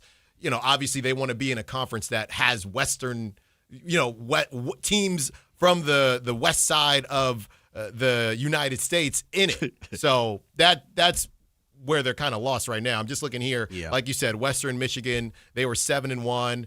And then Miami of Ohio and Ohio, they were all 6-2. So, there's some bad teams. UMass was 0-8. Get you a UMass. That's right. And as weird as that is, that's just the nature of college football now, with the conferences being far flung, loosely arranged geographically. Hold on very now. Loosely. Hold on now. At UMass, they might need to go in a different direction. And I always got love for UMass because I went 3 for 5 there, and we won the game, but it was freezing out there. UMass went winless, fellas. UMass went 0-12. That's the first FBS win. That's where this thing all breaks down.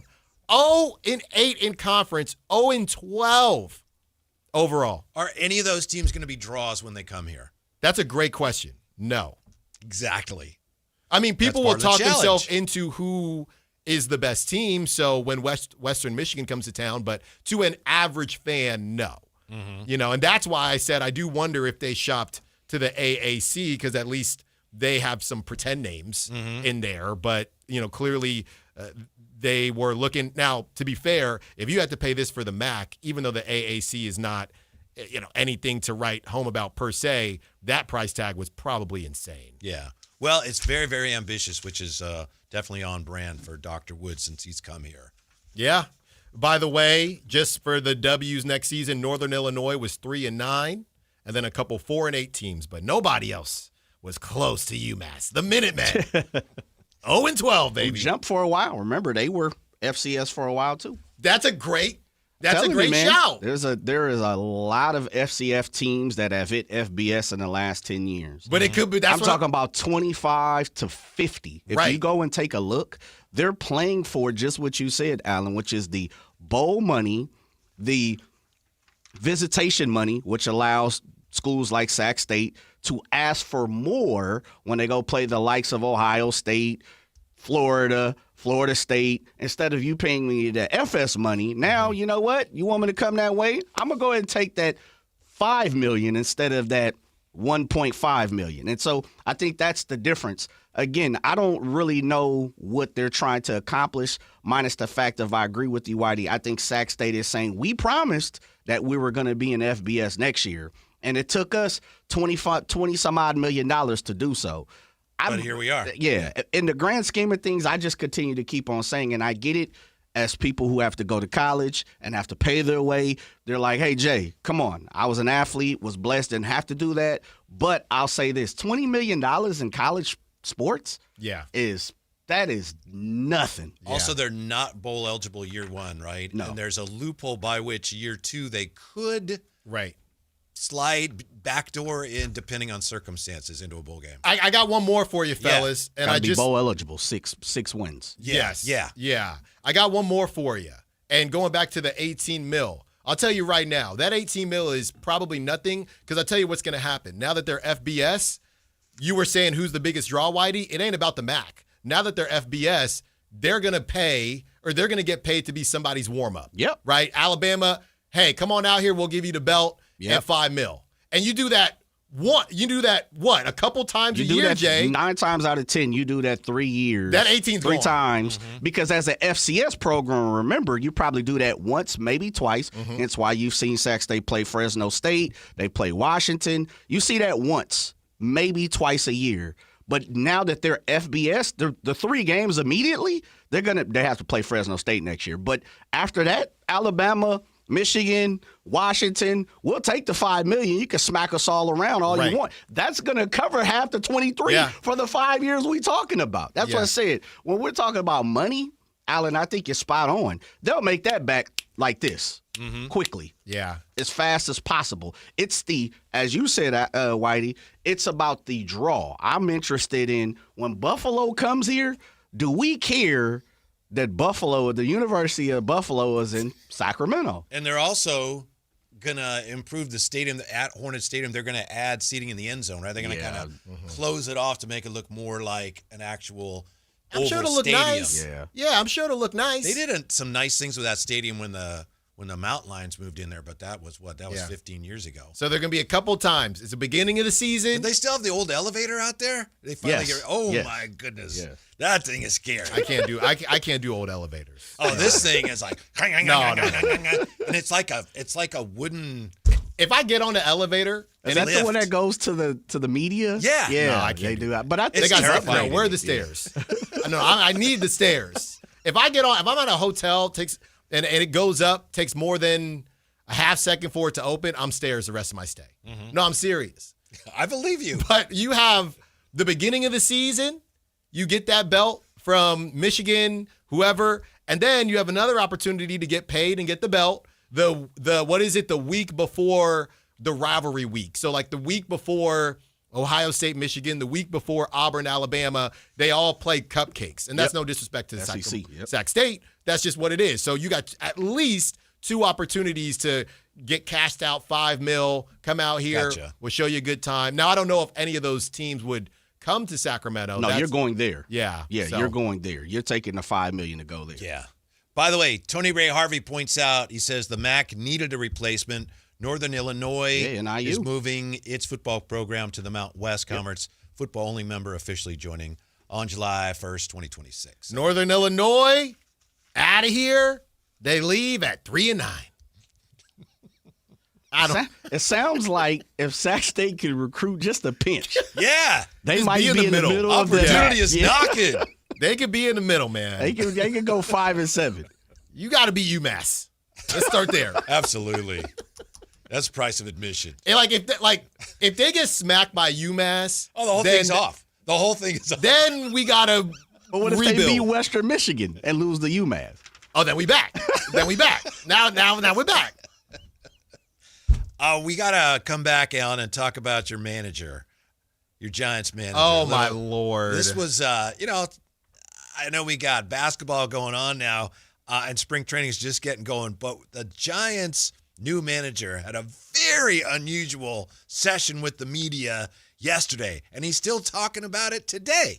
And we need Alan Stiles, Giants podcast host, to explain what is going on. Have the Giants made a big mistake with their new manager already? That's next to the Drive, guys. Sactown Sports. Don't go away.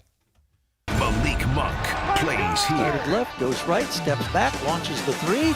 Nothing but net. Oh, that was just filthy. Oh, my, that was sweet. Sactown Sports is your proud home of the Sacramento Kings. If your business depends on reliable vehicles, it's time to upgrade your fleet at myelkgrovechevrolet.com. We specialize in fleet pricing, bulk discounts, and fast approvals, so your team stays on the road and on the job. From work trucks and vans to fuel-efficient sedans and SUVs, we have the inventory, service, and financing to keep your business moving. Call or visit myelkgrovechevrolet.com today and ask about exclusive fleet savings. myelkgrovechevrolet.com. Driving business forward. Have you tried my Colombian tamales? Yes, but the Mexican tamales I brought are way better. Colombian tamales wrapped in plantain leaves are unmatched, you know. But the Mexican tamales wrapped in corn husks are the authentic ones. At least we can agree that they taste better with Pepsi. Without a doubt, tamales deserve Pepsi. No matter what tamales you love, enter for a chance to win a year's worth of groceries. Powered by Pepsi. No purchase necessary. U.S. residents 18 or over. Ends April 5th, 2026. Rules at pepsipromo.com/free groceries. Pepsi is a registered trademark of Pepsi Go Inc. Join Sactown Sports downtown before every Kings game and pick up an In-Shape Fitness Kings Rally towel while supplies last. If you walk, lift, stretch, or sweat, you belong. Start the year strong and join today at InShape.com. With the new IHOP value menu, $6 is all it takes to go to your happy place, where stacks of pancakes with bacon and eggs are just $6 every day. French toast, sausage, and eggs are, you guessed it, $6. And fluffy omelets come with a side of pancakes and only cost $6. Go to your happy plates every day at IHOP. $7 in some locations. Available every day for a limited time at participating restaurants in the U.S. Hours may vary. No substitutions. Not valid with other discounts or promotions. Prices may vary. Welcome to guided meditation. Close your eyes. You're at the beach. The seagulls are calling. You take out your iPhone 16e you got from Cricket and use Apple Intelligence to clean up that selfie you just took. It's a good one. You send it to your friends instantly thanks to reliable nationwide 5G. They're totally jealous. Get iPhone 16e for $49.99 when you switch. Smile, you're on Cricket. Requires new line on the Supreme Unlimited plan. First service charge and tax due at sale. $25 activation fee. Terms and restrictions apply. Cricket 5G is not available everywhere. See store for details. The Travel Guys, new on KHTK 1140 every Saturday at 11 a.m. We'll make you a smarter traveler. Tips you can use on the road and at the airport, plus reports from top consumer advocates. The Travel Guys, 11 a.m. on Sactown Sports 1140. Guys, your testosterone level impacts your energy, drive, weight, hair loss, and even ED. Revive Men's Health Sacramento will check your T level for free. For your free T-level check, exam, and consultation, call 916-277-8599 or visit ReviveMen'sHealth.com. At Stockton Honda, we know how to honor a great deal. Like right now during our President's Day sales event. Whether you're shopping new or pre-owned, you can find star-spangled savings on some of our best models. Why not stop in today and see for yourself? Come celebrate at Stockton Honda and get huge savings on our giant selection, plus top dollar for your trade. Anytime, anywhere, it's all here. StocktonHonda.com. Want the best movie experience in town? Join Sactown Sports IMAX Pass by visiting SactownSports.com. Sign up today. You can win tickets to see this week's films at the Esquire IMAX Theater. You remember me from a show called And Joe? I'm back on the radio, Sacramento. It's Joe Mommy, and when you need your new country fix, join me weekdays from 6A to 10 for the Pat and Cody with Joe show on New Country 105.1 KNCI or on the free KNCI app.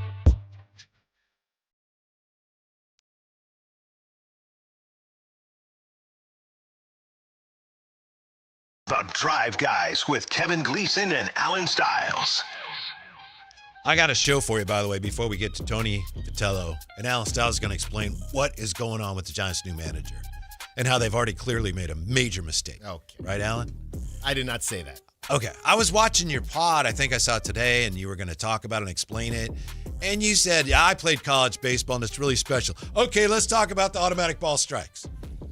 What do you mean? Well, what was your explanation of Tony Vitello and yesterday he meets with the media, and please fill me in here if I leave some gaps. He starts talking about, how did you all hear I was leaving Tennessee? And he's talking about that instead of focusing on what's going on this year. He's going back to, well, the way things came out, and I didn't like it, and who knows if it came out differently, maybe that would have changed the course of history. That was the statement. Weird. Yeah, that was the statement, the changing the course of history statement. That's the one that had some people kind of confused. There are other people, though, that, of course, think that nothing is a big deal, and the media makes everything a big deal. Look, right now, spring training is just a bunch of people fielding ground balls and hitting BP. I think they're doing a little bit of live action as far as, live pitching versus live hitting, but there's not a ton to report on. So maybe this is a little bit of a stretch or being kind of blown up bigger than it needs to be. But at the same time, I mean, he's the one who blew it up. Yes. He literally wanted to get something off his chest. And the way I reacted, a lot of people were reacting thinking, hey, is there a little bit of buyer's remorse here, or we're supposed to be looking forward? I saw one joke say, hey, Tony, thanks for clearing that up. So who's our closer going to be, right? Like that's the type of stuff that's going on. So I put out a video basically just saying, I think Tony needs to move forward. He's kind of alluding to certain things, but this is also the big dance. I mean, this is the big show. Stuff is going to get out. Stuff is going to leak. Clearly, he cares about his team, but why did he bring it up right then and there? Right. So I get a text, right, from somebody out there in Tennessee, and they say to me after I kind of brought it up, and by the way, first there's Westbrook fans, Tennessee Volunteer fans, just as crazy. Somebody said to me, you don't want to make an enemy out of Tony Vitello. That's what they said. I'm thinking, is this when did I enter Gotham? Like, what is going on here? I'm just giving my opinion on stuff. So they're very protective, and obviously since he was writing for them, they felt a bit of that. In what way did they think you might be making an enemy of him? I don't know. I mean, because I said, Tony, focus on the Giants. I have no clue. Okay. All right. Yeah. They keep saying, hey, Tony doesn't care what you think. Okay. I don't think Doug Christie cares what I think, but I'm still going to give my opinion on it. So that was going on. And do you think that could be Kayla's minions back there, and she's directing them? Maybe. Yeah. She's like, get this guy. Yeah. That probably. Yeah. So all of this comes out, and he says what he says, and I get a text after, as I'm fighting Westbrook fans and Tennessee fans, and I get a text, and basically there was a theory floating around. And the theory was there was somebody at media availability or somebodies that were not previously at media availability. And those somebodies were responsible for that story getting out. So Tony took that opportunity to say he didn't appreciate that. And that was his way of indirectly speaking to those people to say that he didn't appreciate it. Because he feels like it cast an unflattering light on him, and some people in the program were wondering, hey, what's going on? We saw this story, and he's saying that story wasn't accurate at the time. It wasn't 4 days. I hadn't made a decision 4 days but he did early. Leave. I don't know. Yeah. And I know don't know. Somebody in the media said he may be misunderstanding the difference between the job has been offered to him and he has taken the job. Right. I don't know, but he did leave. It just felt like, why are we talking about this now? Yeah. And I got that text, and it basically said, hey, apparently some people were in the building that hadn't been in the building, so he took that opportunity to say it.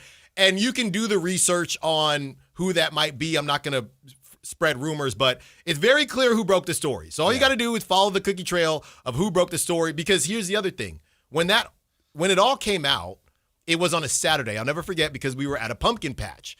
And I got a text as I'm parking saying, hey, did you see this Tony Vitello stuff? After that, Tony Vitello, they came out, and it was either a 24 or 48-hour decision. Right. And then it passed. Right. It passed. So I think they weren't expecting it to get out. Tony had mentioned that he had to talk to his first base coach and third base coach because they found out before he was ready to tell them. So he was salty, and I understand that he wants to defend it. But Tony, this stuff gets out. So my thought is the C.J. Abrams deal that never happened with the Nationals, right? Who got that information? Did the Giants want that to get out? Nico Horner. I don't know what is supposed to get out and not supposed to get out. So I'm not sure what Tony was trying to get across, but this is the big leagues, and people are going to get information. Real quick, Whitey, this is what he had to say about today. He said this today. Yeah, because he followed up today. Because he had to. Yeah, because he was a colossal mistake, is it not, by the Giants? Susan Slusser asked him a follow-up question, okay? And the last thing I'll say, I want to get Jay's answer for colossal mistake or man, gigantic, Goliath style, enormous. So this is what he said when somebody specifically brought up his might have changed the course of history comment. He says, quote, maybe how things were left. I wouldn't take what I say too seriously. I mean, I heard that. I saw this today. Yeah. We were talking about Lil Wayne yesterday. I wouldn't take what I say too seriously. Yes. Give me a break. After you called a round table to have this conversation. You guys should send him back. Nah, I'm not. No, well, we'll see. I think what's Bob Melvin doing? Nah, well, we're good. Well, let's just see what Vitello's got. I think Bud Black when you need him. Yeah.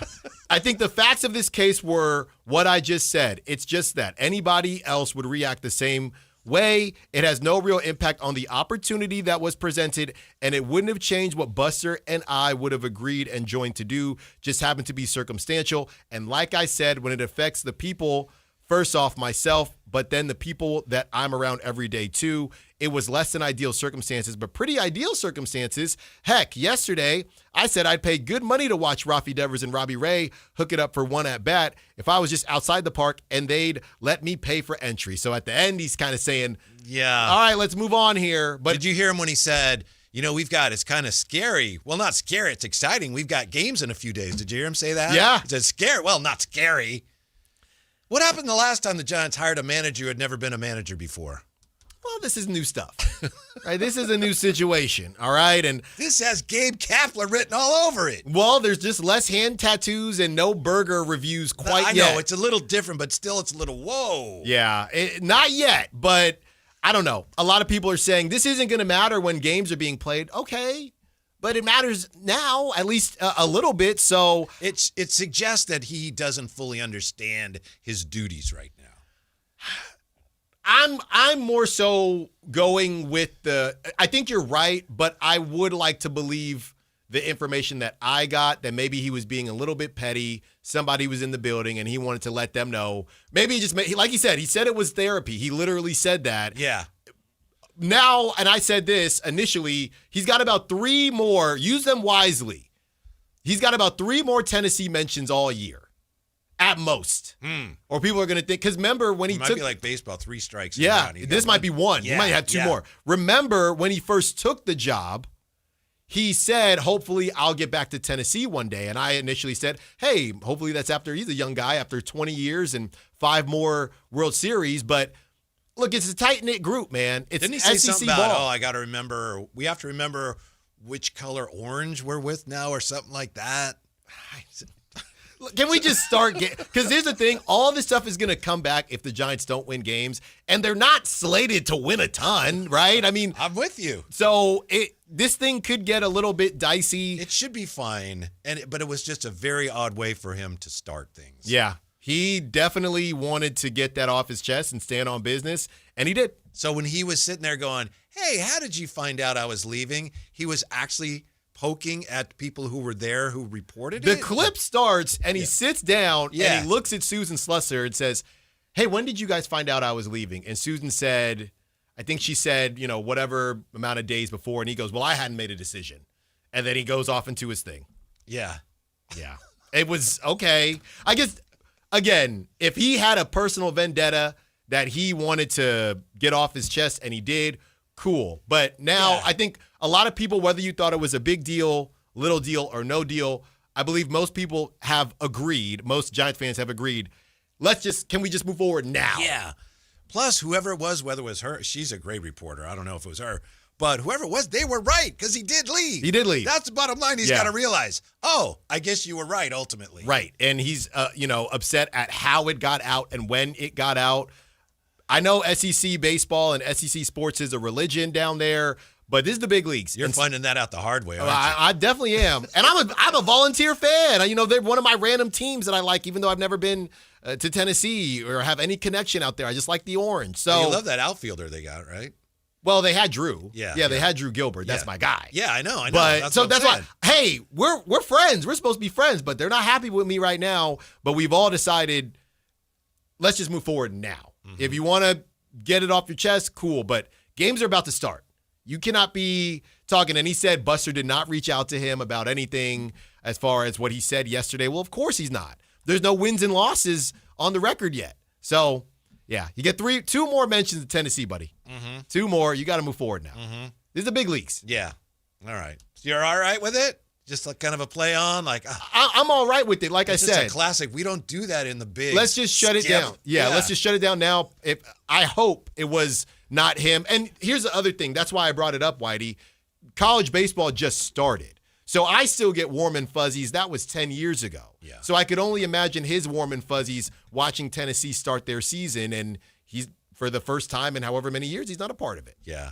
And maybe to some back there, not the people that are reaching out to you, but maybe some people in this program, maybe there's some hard feelings there, and that hurts him deep down. Oh, man. I mean, he was king out there. They won a national championship. They did it. They'll take him back, Alan. Oh, they take him back. They take him back whenever. Send him back. No, well, not now. Not yet. When we come back, what All-Stars say is the biggest problem facing the NBA right now. That's next on Sactown Sports. The San Francisco 49ers play on Sactown Sports 1140. Touchdown 49ers! Every game on your #1 sports station. Don't miss the action on your local sports leader. Sactown Sports 1140. Injured and you're considering an LA law firm looking to charge you 45% to 50% in attorney's fees? That's overcharging. Ashton & Price has been around for over 25 years, and I can tell you no matter how complicated your injury case, you should never be charged 45% or 50% in attorney's fees ever. Direct, experienced, unrelenting, and honest local representation matters. It's called home court advantage for a reason.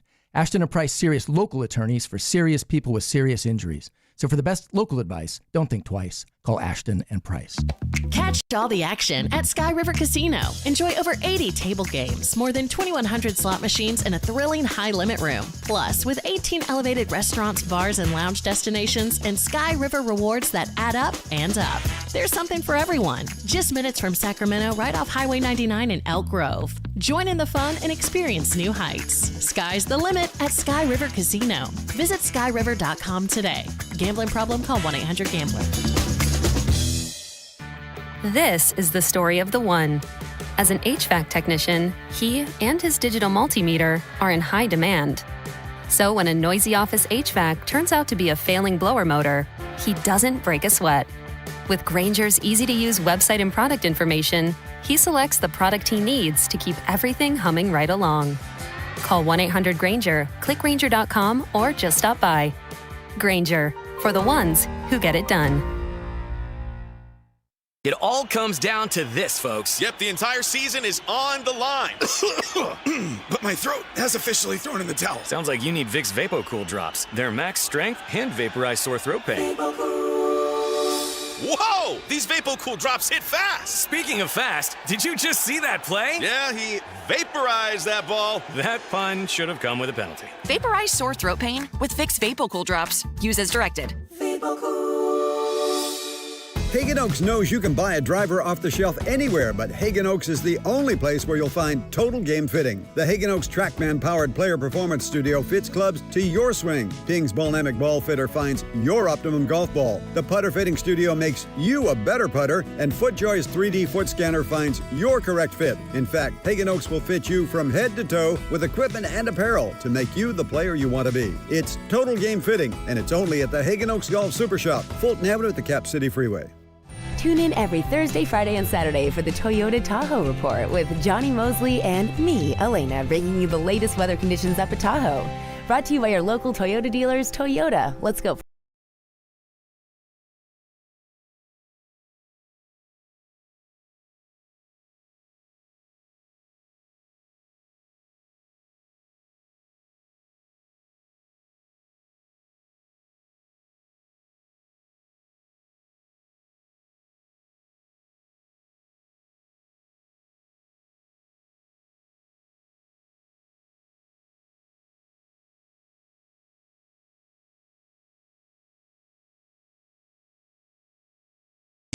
Called Slow Horses, and it's about British spies who, if you screw up, they send you to this building and you just do paperwork to keep you from causing any more harm. So it's called Slough House is where they stay. So they're called the Slow Horses, and it's kind of darkly funny. It's very good, very good. I recommend. So is it a comedy? Horses. It's a dark comedy. It's really more of a drama. Okay. Yeah. There are some funny parts of it. Yeah, I've seen the post. Or I see it every time I go on Apple TV. I just had actually never clicked the trailer. And it's very Gary Oldman's in it. It's so British that you almost need subtitles because like, well, why don't you go off the world? No, I love that. You know, it's like, hello, governor. yeah. Okay, Yeah. I'll check it out. I don't know. Trying to explain that to you is like trying to explain Norway to a dog. You know, and you're like, wait, what? So, anyway. Yeah. So recommend it. Okay. We that finished, in the Pit. Have you watched the Pit? No, everybody's talking about the Pit. Tremendous. Yeah, everybody's talking about the Pit. We just finished Tell Me Lies. It's a drama. It's like a college drama that just finished yesterday. But I gotta say this, and I don't know how to say this. So this is for. You're already laughing. You know how to say it. Look, and I know you're gonna. This is for spies that have been outed, essentially, right? Right? That's what you're telling me Slow Horses is about? Well, no, they haven't necessarily been outed. Like one guy left top secret documents on a train. Okay. And, yeah. So here's my thing with, it's hard for me to identify with spy movies and spy stuff. Yeah. I just feel like somebody like me couldn't be a spy. You know? Uh-huh. Like it feels like when I'm watching spy movies and Because you're too I'm outgoing. just, we can go with that. I just feel like if I'm walking around, right? It's like when I watch those Jake's things shaking his head. He's shaking y'all. Jake, you know what I'm talking about. Like when I watch these clips, right, and someone says, "This is me sneaking into the Super Bowl." Yeah, I just don't know if I could do that. Mm-hmm. I just don't think I'd be able to pull it off. So it doesn't resonate with me because I don't think I would be a spy. I think people would have some questions for me. Okay. Maybe it's not for you. I don't think so. Mm-hmm. I mean, You might want to give it a try if you're looking for something. Just spies to me. I like watching stuff that I could. Oh man, this could be me. Like what? Like Black Panther. Like I could be Black Panther. I'm not Black Panther, but I could be. Any of the superheroes. Okay. Yeah. But spy. You're telling me I'm just gonna walk around and no one's gonna ask me questions. I'm just that slick. You just draw too much attention, huh? I think some that's people an could. art. That's an art too. Is making yourself kind of invisible. By the way, this is the weirdest thing. You know those glass Pyrex dishes? Yes. And then they have the plastic top. Okay. So my mother-in-law made something and she gave it to my wife and we just had it over the weekend. And then in the dish, my mother-in-law's dish, it's just one of those glass Pyrex dishes with a gray top, and on the side, it has the Black Panther logo. And I have no idea why. Seriously, I have no idea why. I need that. Okay. I might be able to get it for you. It's special edition. Yeah. Okay. But, my wife said maybe she got it at the Dollar Tree or something. Yeah. Like, Black Panther Pyrex dish. No, I need that. Why? How could anyone even think to have that? I'll take it to lunch. To make that. I'll take it for lunch every day. I'll see what I can do for you. Okay, thank you. Would you be willing to trade? No. Okay. I'll trade you my spy kit. I'm still not quite sure what you're saying. You're just too oversized, too big, too outgoing. People, you just attract too much attention. Yeah, I watched that and I'm thinking, that ain't happening with me. It's not happening.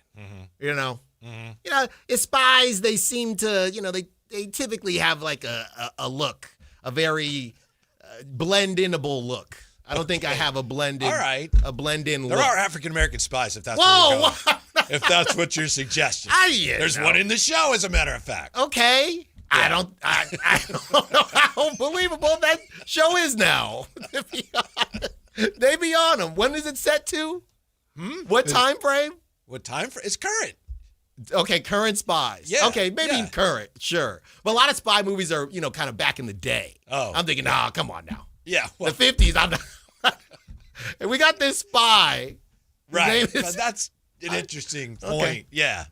All right. But if it's current. One of the main spies is like he screwed up, but it looks like they set him up to screw him up because he's so good. They wanted him out of the way. And he was the one. He screwed up, but it's like, I'm not sure he did. Okay. Yeah. Was I think he- someone, he I was think the- he got sabotaged. Okay. Yeah. Now, which one was he? You mean racially? Like, did they set him up?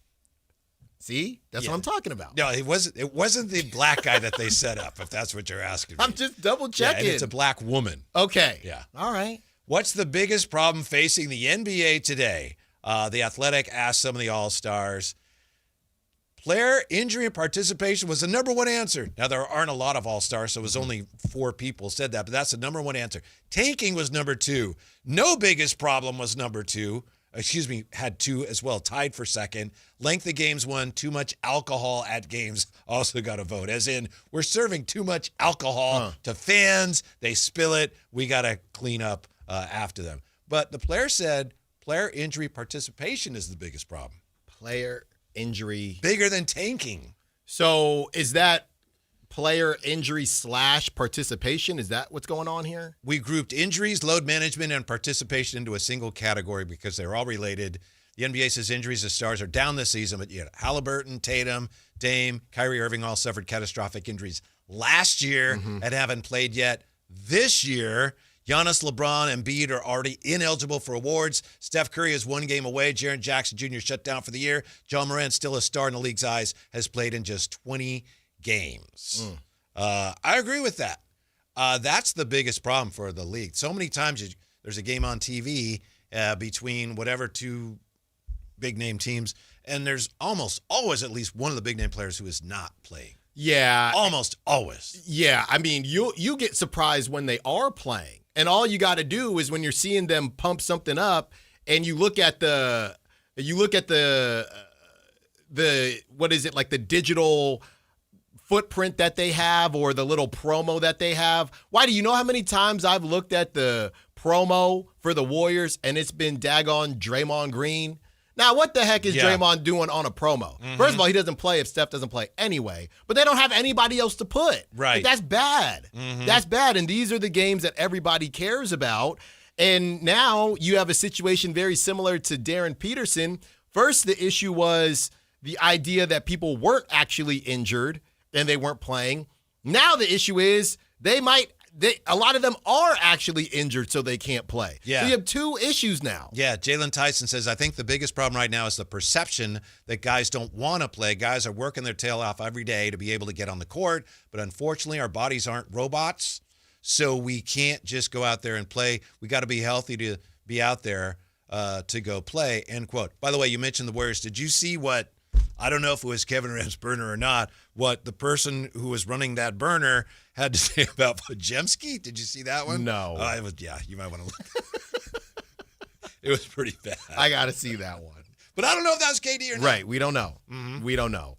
Yeah, Bill Simmons, I was telling you during the break, he is really on this kind of shtick about shortening the season. And it's a great idea, but it's never going to happen. I mean, I don't know how much pull Bill has. I know he is very, very respected. But Adam Silver, going back to All-Star Weekend and how, those first 3 games were fun, and the three-point contest is always fun. I don't know about that shooting stars thing and the dunk contest, but, those two glimmers of hope, they were real. But Adam Silver, he's got to whack-a-mole some of these issues here.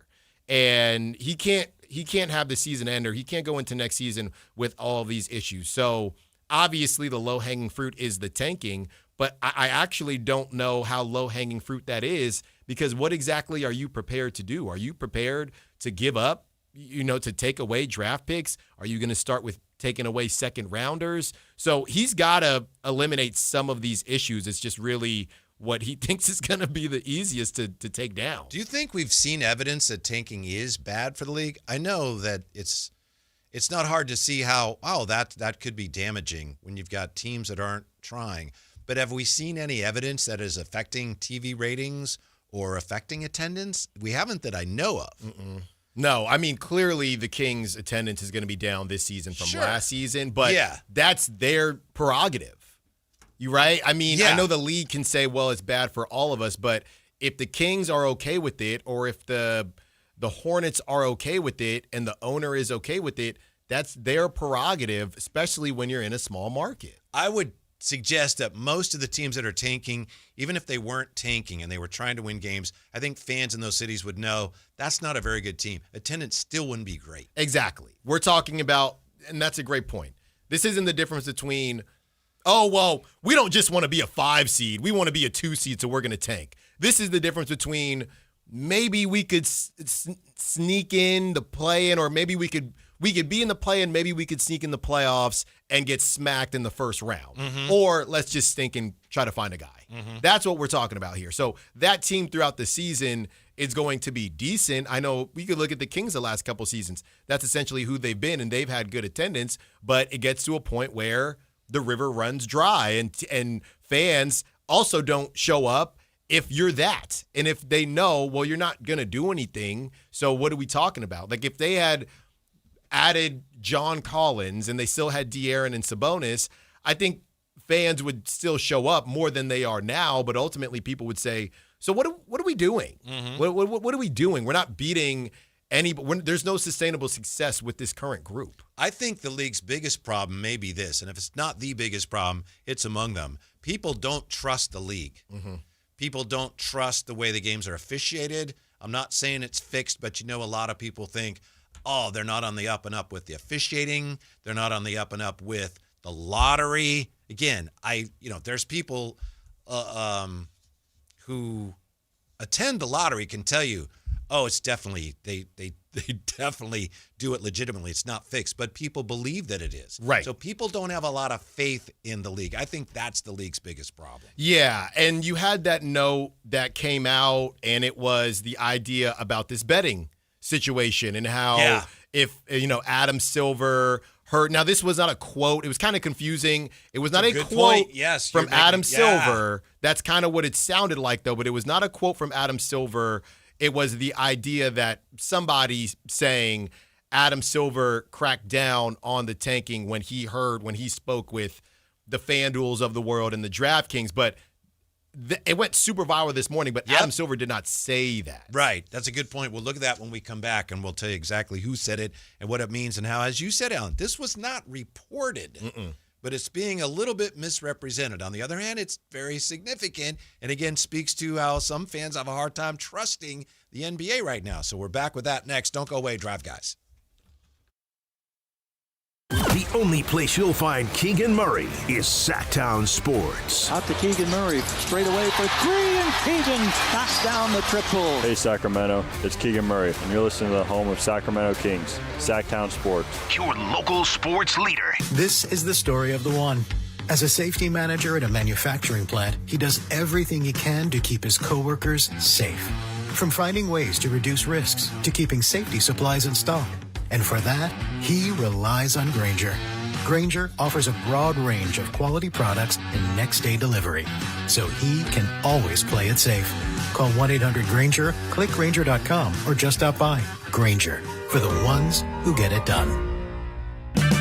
Get 5 quarts of Syntec Full Synthetic and a MicroGuard Select Oil Filter for just $32.99, plus 2 times points at O'Reilly Auto Parts. Limits apply. O'Reilly Auto Parts.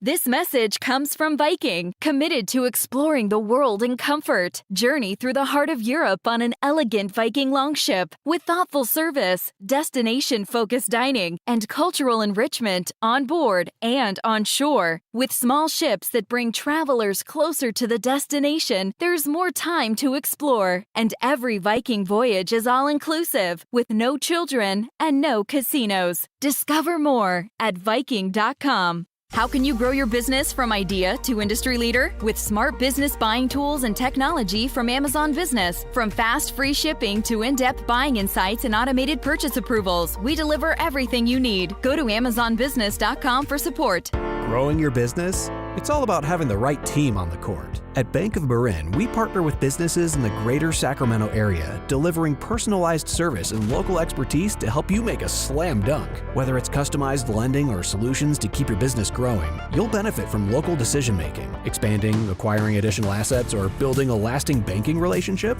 We're ready for tip-off. Bank of Marin, your local business bank. Visit us at bankofmarin.com. Member FDIC.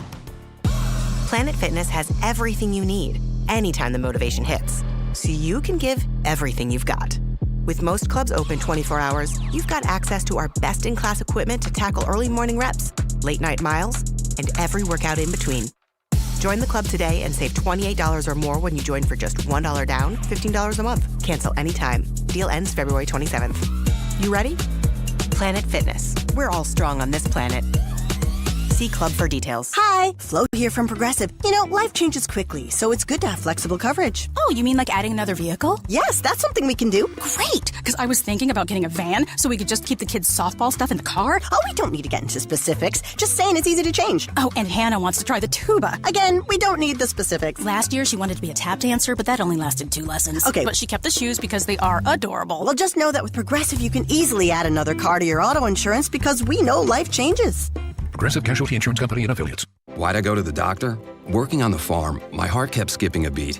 I didn't think much of it, but my daughters made me get checked out. Turns out I have atrial fibrillation, which increases the risk of stroke about 5 times. Symptoms like irregular heartbeat, heart racing, chest pain, shortness of breath, fatigue, or lightheadedness can come and go. But if it's AFib, the risk of stroke remains. If you have symptoms, contact a doctor. I'm so glad I did. Visit notimetowait.com. Sponsored by Bristol-Myers Squibb and Pfizer. What's up? We're talking to Chad Hoblet of Hoblet Dodge Chrysler Jeep Ram in Woodland. Chad, what's happening for Ram Truck Month? If you've been looking for the right hard-to-find Ram heavy duty, Hoblet has it, and at the price that works for you. Right now, save up to $12,500 off MSRP on new 2026 Ram 2500s and 3500s. Plus, with over 400 new Rams available, you're going to find what you need at Hoblet. Heavy duty seemed to be a strong point for Hoblet. Absolutely. We are the only dealer in the area full of truck people. One of the many reasons we are consistently one of the top Ram truck dealers in the nation, and one of the only certified Ram truck centers in the entire country. You won't find a better combination of service and affordability in California. Search, select, and save through their whole inventory at HobletDodge.com. Unbeatable prices, unbeatable selection. Nobody beats Hoblet, period. $12,500 toll net savings on select new 2026 Ram 2500 Laramie after $3,500 factory rebates and $9,000 dealer discounts. Rebates may include $2,000 select inventory bonus cash on select inventory, $500 on the job upfit. Must show eligible outfit. 5 of this net savings. See dealer for details. At InShape, we have a place for every kind of mover. The Sometimer, the early riser, the after-work grinder, the yogi, lifter, bodybuilder, walker, runner, swimmer, spinner, stretcher, rower, climber, jumper, dancer, boxer, sauna seeker, recoverer. Basically, if you walk, lift, stretch, or sweat, you belong at InShape. So whether it's your first time or your first time in a while, start the year strong and join today at InShape.com. Find a location nearest to you. KHTK HD1 Sacramento, KYMX HD3 Sacramento. From the Power Business Technology Toshiba Studios. This is Sactown Sports 1140.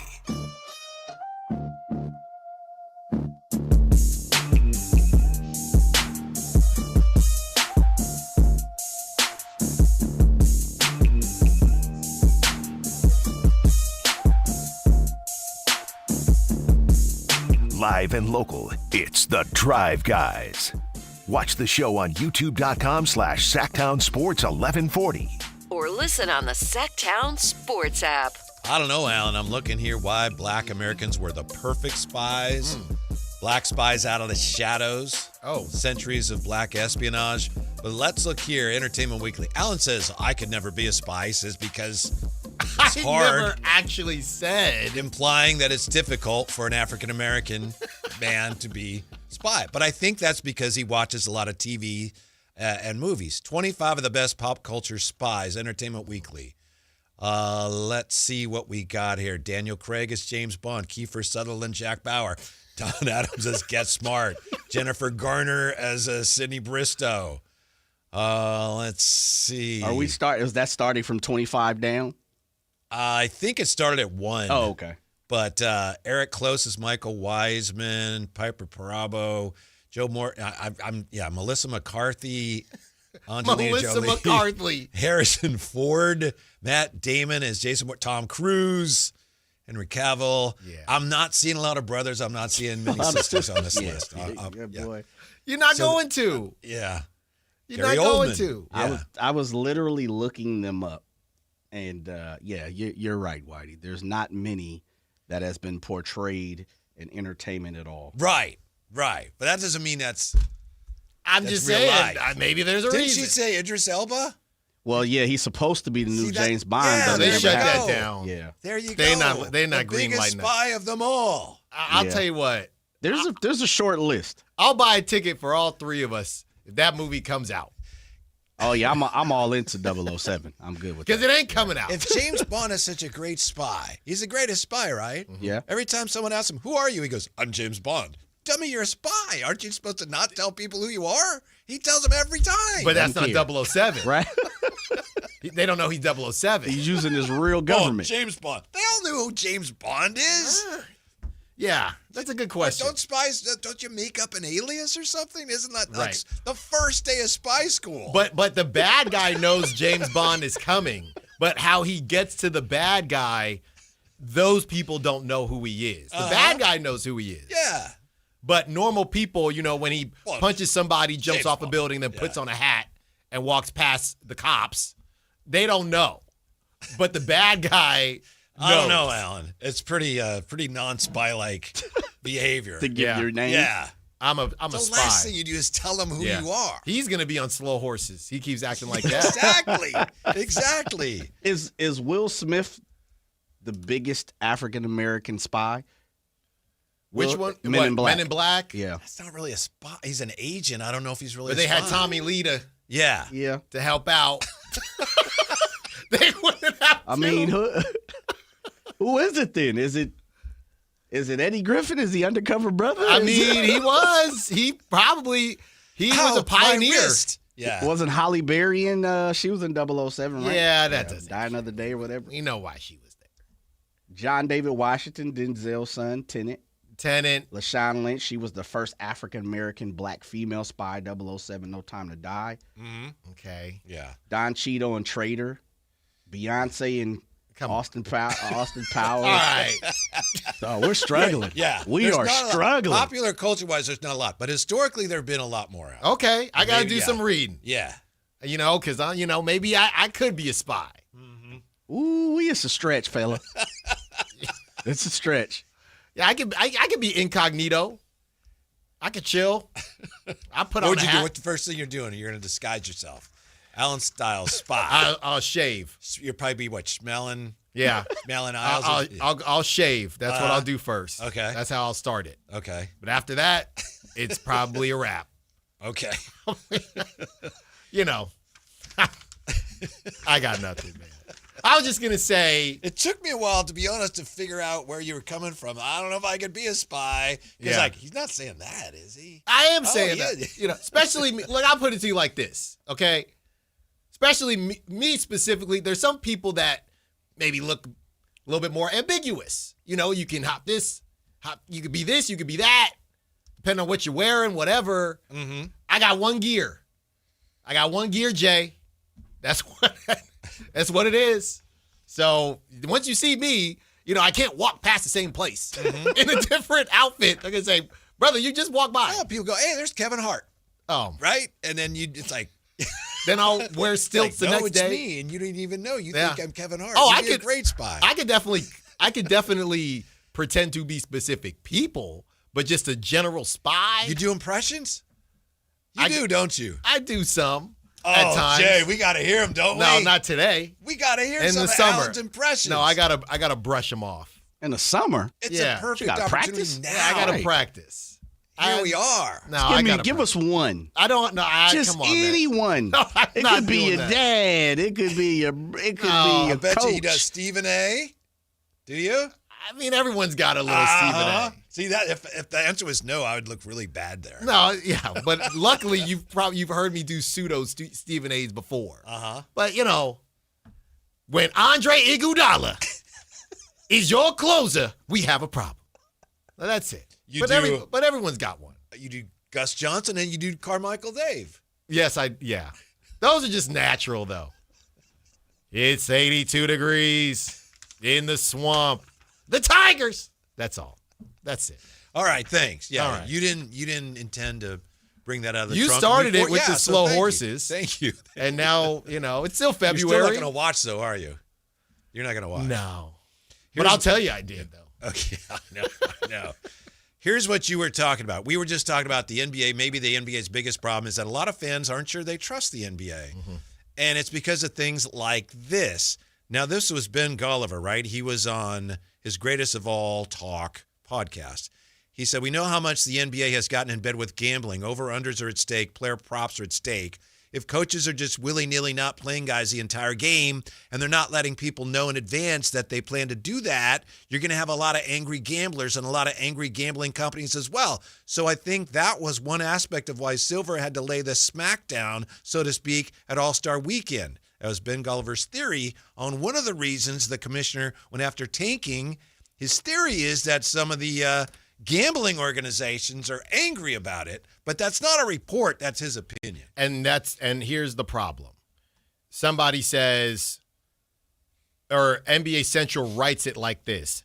Angry gambling companies reportedly played a part in Adam Silver punishing teams for tanking, per Ben Golliver. Mm-hmm. That is not what he said. So somebody, Whitey, actually asked Grok on X, is this true? And they say Ben Golliver reported on the Greatest of All Talk podcast that angry gambling companies influence Adam Silver's push against tanking, citing impacts on bets blah, blah, blah, blah, blah. So Grok is saying that Ben Golliver was reporting this. So, again, we didn't hear the way it still was kind of written was as if Quote, Adam Silver said it. Quote, so I think that was one aspect of why Silver had to lay the smack down. Right. It's clearly my opinion. Yes. So I think. Right. It wasn't a report. Right. And that gets into the nooks and crannies of the semantics of reportedly said this. No, he reportedly thinks this. Yes. Not yes. that anyone told him. Oh, those aggregators, huh? Right. And they got him. And, everybody, it's a bad look. Now, the crazy part is, in these situations, obviously that seems extremely probable, right, and possible, because it is a big deal. I mean, you're losing a lot of money here, which, to be fair, I guess you could look at it a couple different ways, because I think people play the overs more than the unders. But if you were to line it up just for fun, or if Schmallen were, if Schmallen were to line it up, and Schmallen knows the Kings very well, so Schmallen does the under on Westbrook, the under on Sabonis, and the under, let's say they're playing the Jazz on Jaren Jackson Jr., because they know these dudes are not playing in the fourth. Yeah, betting companies are going to say, yo, we're getting played here when we put this stuff out. Or they don't put out the Kings-Jazz game because they can't trust it. That also is a version of them losing money because people want to play it. So it's extremely believable. The problem is that's not what Adam Silver said, or there wasn't necessarily a report of it. But also, I have a hard time believing that it would be a problem for the gambling companies because they take all of that into account, right? They take everything into account when they set those lines. But so you have to now, going forward, take that into account with a team that has been sitting down players, don't you? I you can't do. imagine they're like, hey, you need to do something about this, Commissioner. Well, I think it's less about that and more about the opportunities, right? Schmallen has told me that they'll release first half bets, second half bets, fourth quarter bets. Okay. So those are opportunities where the betting companies are making money. Like if it's a blowout, they can't offer the fourth quarter. Also, if nobody's playing, they can't offer it. So it's more about the opportunities lost, I think, versus trying to navigate the numbers. Okay, if that's true, if that was one of the reasons why the NBA did this, wouldn't they then continue to do it? I mean, is it just a matter of they're trying to get teams to avoid sitting players down in the fourth quarter? Is that ultimately the aim of what the commissioner said and why he went after Utah the way he did? Yeah. I'm having a hard time. Right. It's just not that. It's not that deep. It's just not that serious. And, he obviously took the questions on it, and he did do some acknowledging, which I appreciated. But, yeah, I don't know. The whole thing, as I've said before, is overblown. When it comes to the betting piece, yeah, if you're trying to discourage people from betting, then you should like this. But I don't think the NBA is trying to do that because they're in bed with these betting companies, right? The official FanDuel, the official sports betting partner of the NBA. Yeah. To me, it's much more believable, much more plausible and likely that the NBA went after tanking because they're trying to distract us from so many other things that are going on, including not their affiliation with gamblers per se, but with the gambling scandals that the league has done a pretty good job of cleaning up and sweeping aside. Yeah, I still don't know. I mean, Terry Rozier was still getting thrown in trade conversations this whole time. I don't even know where that landed. And reports are coming out, but to your point, you kind of got to go looking for it if you want to figure out where Terry Rozier is. And Malik Beasley is now in Puerto Rico. I mean, they've just found – I don't know where Jonte Porter is. They've just found ways to just remove – because it hasn't really blown up. I think the bigger thing – the Chauncey Billups thing, I guess that was a little bit separate with the poker and all that. But that's big too, and that again is another thing we just don't hear about. Yeah. Do you think the whole point of it right now is that there hasn't been a big enough player, and I think it's chicken or the egg because a big enough player is probably making enough money so they wouldn't dive into it? I think everything is set up in such a way that the machinations protect that big player. I'm not saying Shohei Ohtani did anything wrong, but that was incredible. The way the guy who's with him all the time. Fall on the sword. Yeah. I'll take care. I mean, look, I told you the Volunteers, the Tennessee fans, they were acting like they were the mob. You don't want to make an enemy out of Tony Vitello. I wonder if there was a conversation, hey, Ipa or Ipe, I'll take care of your family. You know, you got a little, new son running around, whatever it is, send him to college. He'll never have to want for anything. Mm-hmm. Who knows? Yes, I'm not saying that happened. I'm saying that could have happened. Right. Would you do, if they told me, hey, you're going to have to sit down for about 20 years, but your family will never have to worry about anything, college paid for, new house, El Dorado Hills. I just got to go to the Slammer for 20 years. I think about it. Son, what if I don't do that? Then what happens to me? You still going down. Because no one's going to, that's how they lay it out. Right. You're going to do this. And what if I don't?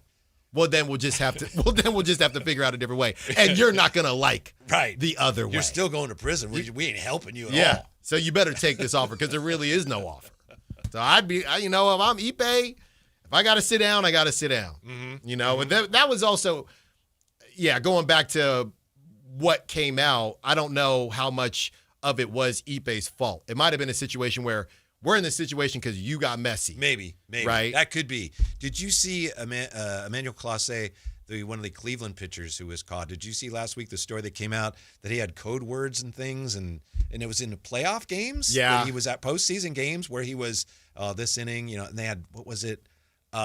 I'll find the rooster to fight or something. There was code, but in postseason games. Yeah, that's crazy. He was manipulating. And, I guess you could say, well, it was just first pitch here or there. It didn't have an impact on the game. But as you know, that's not necessarily true. Ball one is a huge pitch. Ball one versus 0-1 is two completely different things. Right. Two completely different things. Mm-hmm. Yeah, but even with baseball, baseball has got a bigger problem. And by the way, Tony Clark, Executive Director, MLB Players Association, steps down today. Whitey, now you're reminding me of something that I thought about. The NFL already was blowing these other leagues out of the water. At this point, they're just going to take over the universe because this lockout's going to get ugly for Major League Baseball. NBA stars just don't play. So I think the people out there that maybe were bigger NBA fans or baseball fans, right now, they have no choice but to maybe think about the NFL. And somebody was saying to me as well, do you think this is an opportunity for the NHL to grow a little bit? And I would say the NHL as well as the WNBA. These leagues, they got to figure it out here. Yeah, except the WNBA has labor problems. They do too. Yeah, the NHL will get their post-Olympics bump, which I think they always get. Right. How big that is, I don't know. But you're right, opportunity is there. Yeah. It's too bad for baseball because they actually have been making some progress in recent years.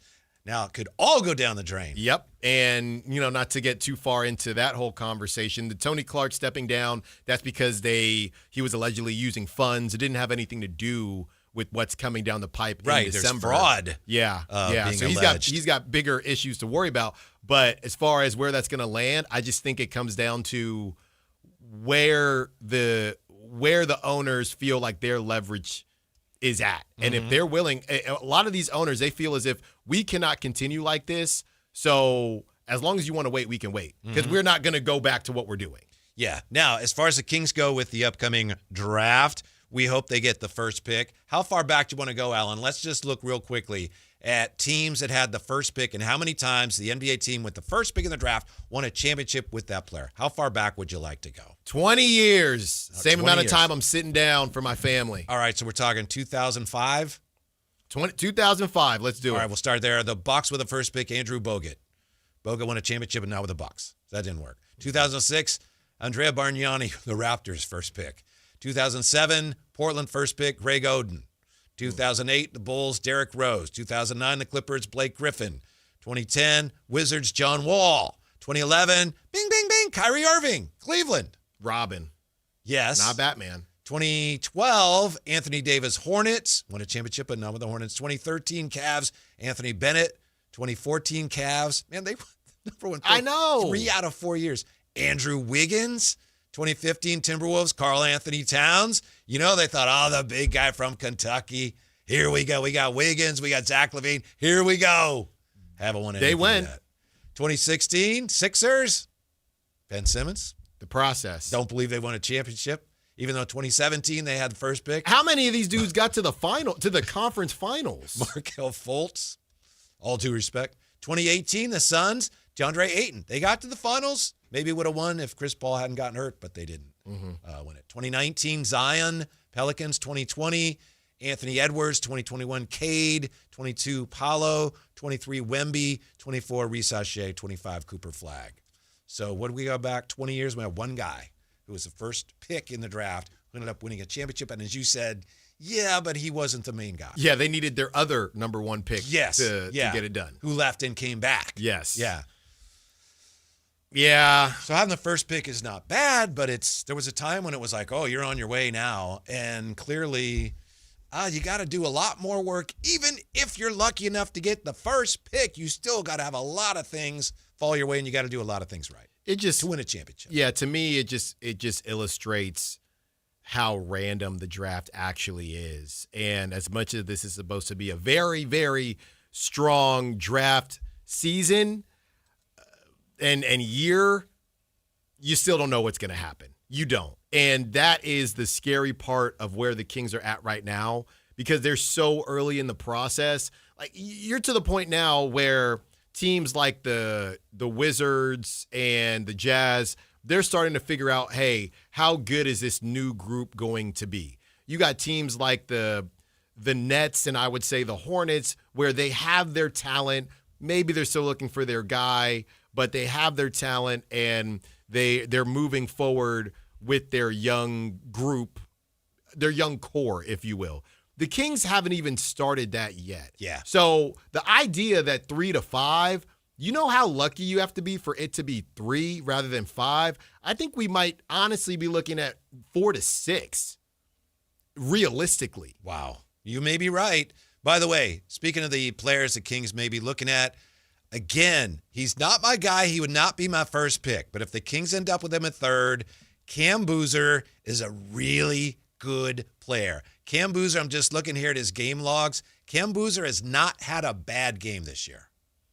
But he has an outstanding game or just really good games? He had 35 and 9. Who was that against? 35 and 9 was against Arkansas. Oh. He had 30 and 14 against Stanford, 32 and 9 against Wake. Okay, okay. Yeah, he had 2 35-point games, one against Arkansas, one against Indiana State. Hey, Jay, what would he do? Who did he do that against? UMass? Northern Illinois? Had a big game against Lipscomb. Oh, Lipscomb. The juggernaut. He has not had a bad game for him. Would have been 15 points in 27 minutes against Army. He's 15 and 9. That's for him a down game. Yeah, they didn't need him against Army. Right. He had 14 points and 5 rebounds, 21 minutes against Niagara. He's been consistently good to excellent every game. Every game. Take him number 1. I wouldn't take him number 1, but if I got him at 3, I'd feel really good about things. Somebody, you may agree with this, somebody in the text line said, oh, he's Paul Millsap. Tell me I'm wrong. I think Paul Millsap was really good. I think Cam Boozer's going to be better than Paul Millsap. I think Chris Watkins said the same thing about I get it, but I think Cam has more upside. And Paul Millsap was a really good player. Right. But again, does that change your process? Because if you get Cam Boozer and you're not quite sure if he's going to be your guy, I think even if 2027 is not going to be as strong, you're back in that tank. Mm-hmm. You're definitely back in that tank. Hardcore. I wouldn't take him number 1 right now. You know, this is still fluid. Probably wouldn't take him number 2, but if I got him at 3, I'd be feeling pretty good about this. Yeah, well, and now that Caleb is going to be out, Caleb jumping Cam, in your mind, might not happen. And I don't know if Kingston, just because of size, I know they say he's 6'4", but I don't see Kingston jumping Cam Boozer. Caleb is a year older than Cam. Cam is not even 19 yet. Okay, Caleb's 19, turning 20? Yes. Hey, man. Anybody under 22 for the Kings, I'll take. Mm-hmm. Kings don't even know. When is the last time the Kings had somebody that couldn't have an adult beverage yet? It's a good question. Dante Green was pretty young when he was here, wasn't he, Jay? I don't know if he's the answer, but he was really young. That's a good question. We have to check on that. Bags was 19, right? Oh, yeah. Yeah, that's right. Mm-hmm. I guess. Papa Giannis was 19, wasn't he? I think you're right. Supposedly. All right, maybe get an older guy then. Yeah. Maybe. We're looking for 2021. Harry was 19, right? Put 1 year in college. Yeah. Yeah, maybe get an older guy. Was it Jackson from North Carolina? He put 2 years. Justin Jackson? Yeah, Justin Jackson, Yeah. They Yeah, had all those some young guys. Come on. remember? Because they said, we got all these guys from the blue blood programs. We got guys from Kentucky. Because remember they had Frank, the guard. Frank Mason? Mason. We got Kansas. We got Duke. We got Kentucky. We're set. The Yeah. blue bloods. And it's like, okay, it didn't really work out. Did not. But Not hey, yet. now is the time to right all your wrongs. And they can do that, and we got to trust Scott Perry to do that. Mm-hmm. Would you feel good if they ended up, I know we've talked about this a million times, but Kingston Flemings. You have the 5th pick, you get Kingston Flemings. Are you feeling good? I think to me, what's the other? Once you get to Kingston, he's the start of one of the next 5 is going to be a hit. I don't know if all 5 are going to be, but Brown, Keaton Wagler. Yes, all these guys have had good. Yeah, Mikael Brown. Yeah, all these guys have had some good games and some high peaks. I'm just not sure which one is going to be the hit. Yeah, still don't think your guy has made his way back onto the. Okay, we can stop checking in. It's over. No, I just, you're usually. He ain't coming out. You're usually dead on. Hey, he's going to be a first rounder in 2027. Okay. Because it's 2027. Yeah. What's his name again? Neo. Oh, yeah, that's right. Neo Avdalis. Yeah. Mm-hmm. Avthalis. Yeah, because he's Greek. Mm-hmm. We'll come back with a look at what Zach LaVine's absence means for the Kings, and one King in particular. Next on Sactown Sports. Live and local. With everything 49ers. Intercepted by Fred Warner. Dives for the end zone. Touchdown! San Francisco! Lob ball. George went up and caught the ball. Touchdown! The 49ers play on Sactown Sports 1140. Winter is in full swing, and Aleve is here to keep you moving. When the cold weather sets in, everyday aches and pains can linger, but Aleve's got your back. With up to 12 hours of body pain relief per dose, Aleve keeps you going with long-lasting body pain relief to get you through whatever the season brings. Chilly days or cozy nights, Aleve gives you that long-lasting body pain relief you can count on this winter. Try Aleve. Use as directed for minor aches and pains. Why'd I go to the doctor? Working on the farm, my heart kept skipping a beat. I didn't think much of it, but my daughters made me get checked out. Turns out I have atrial fibrillation, which increases the risk of stroke about 5 times. Symptoms like irregular heartbeat, heart racing, chest pain, shortness of breath, fatigue, or lightheadedness can come and go. But if it's AFib, the risk of stroke remains. If you have symptoms, contact a doctor. I'm so glad I did. Visit notimetowait.com. Sponsored by Bristol Myers Squibb and Pfizer. Why'd I go to the doctor? Working on the farm, my heart kept skipping a beat. I didn't think much of it, but my daughters made me get checked out. Turns out I have atrial fibrillation, which increases the risk of stroke about 5 times. Symptoms like irregular heartbeat, heart racing, chest pain, shortness of breath, fatigue, or lightheadedness can come and go. But if it's AFib, the risk of stroke remains. If you have symptoms, contact a doctor. I'm so glad I did. Visit notimetowait.com. Sponsored by Bristol Myers Squibb and Pfizer. Why choose a Sleep Number smart bed? Can I make my site softer? Can I make my site firmer? Can we sleep cooler? Sleep Number does that. Cools up to 8 times faster and lets you choose your ideal comfort on either side, your Sleep Number setting. Enjoy personalized comfort for better sleep night after night. And now, during our President's Day sale, take 50% off our limited edition bed, plus free home delivery with any bed and base. Ends Monday. Only at a Sleep Number store or sleepnumber.com. Your business moves fast. Your bank should keep up. At Valley Strong Credit Union, business banking is built for momentum with tools that help you manage cash flow, streamline payments, and fuel growth. Right now, there's never been a better time to switch. Open a new Valley Strong business account and get 3 months of business banking products and services free, up to $750 in value to power your next big move. Because when your business runs stronger, the whole Valley does too. Valley Strong Credit Union. Grow your business, grow your future at valleystrong.com/business. At Stockton Honda, we know how to honor a great deal. Like right now during our President's Day sales event. Whether you're shopping new or pre-owned, you can find star-spangled savings on some of our best models. Why not stop in today and see for yourself? Come celebrate at Stockton Honda and get huge savings on our giant selection. Plus top dollar for your trade. Anytime, anywhere, it's all here. StocktonHonda.com. Two iconic comedians, one night of laughs. David Spade, Dana Carvey. In 1998, they invented the cordless mic. Now let me just, listen, Paramount Theater, let's not jump on trends. Even in the best marriage, at one point, you look over and go, not my best choice. Friday, February 27th, the venue at Thunder Valley. Tickets on sale now at visitthundervalleyresort.com. David Spade and Dana Carvey together.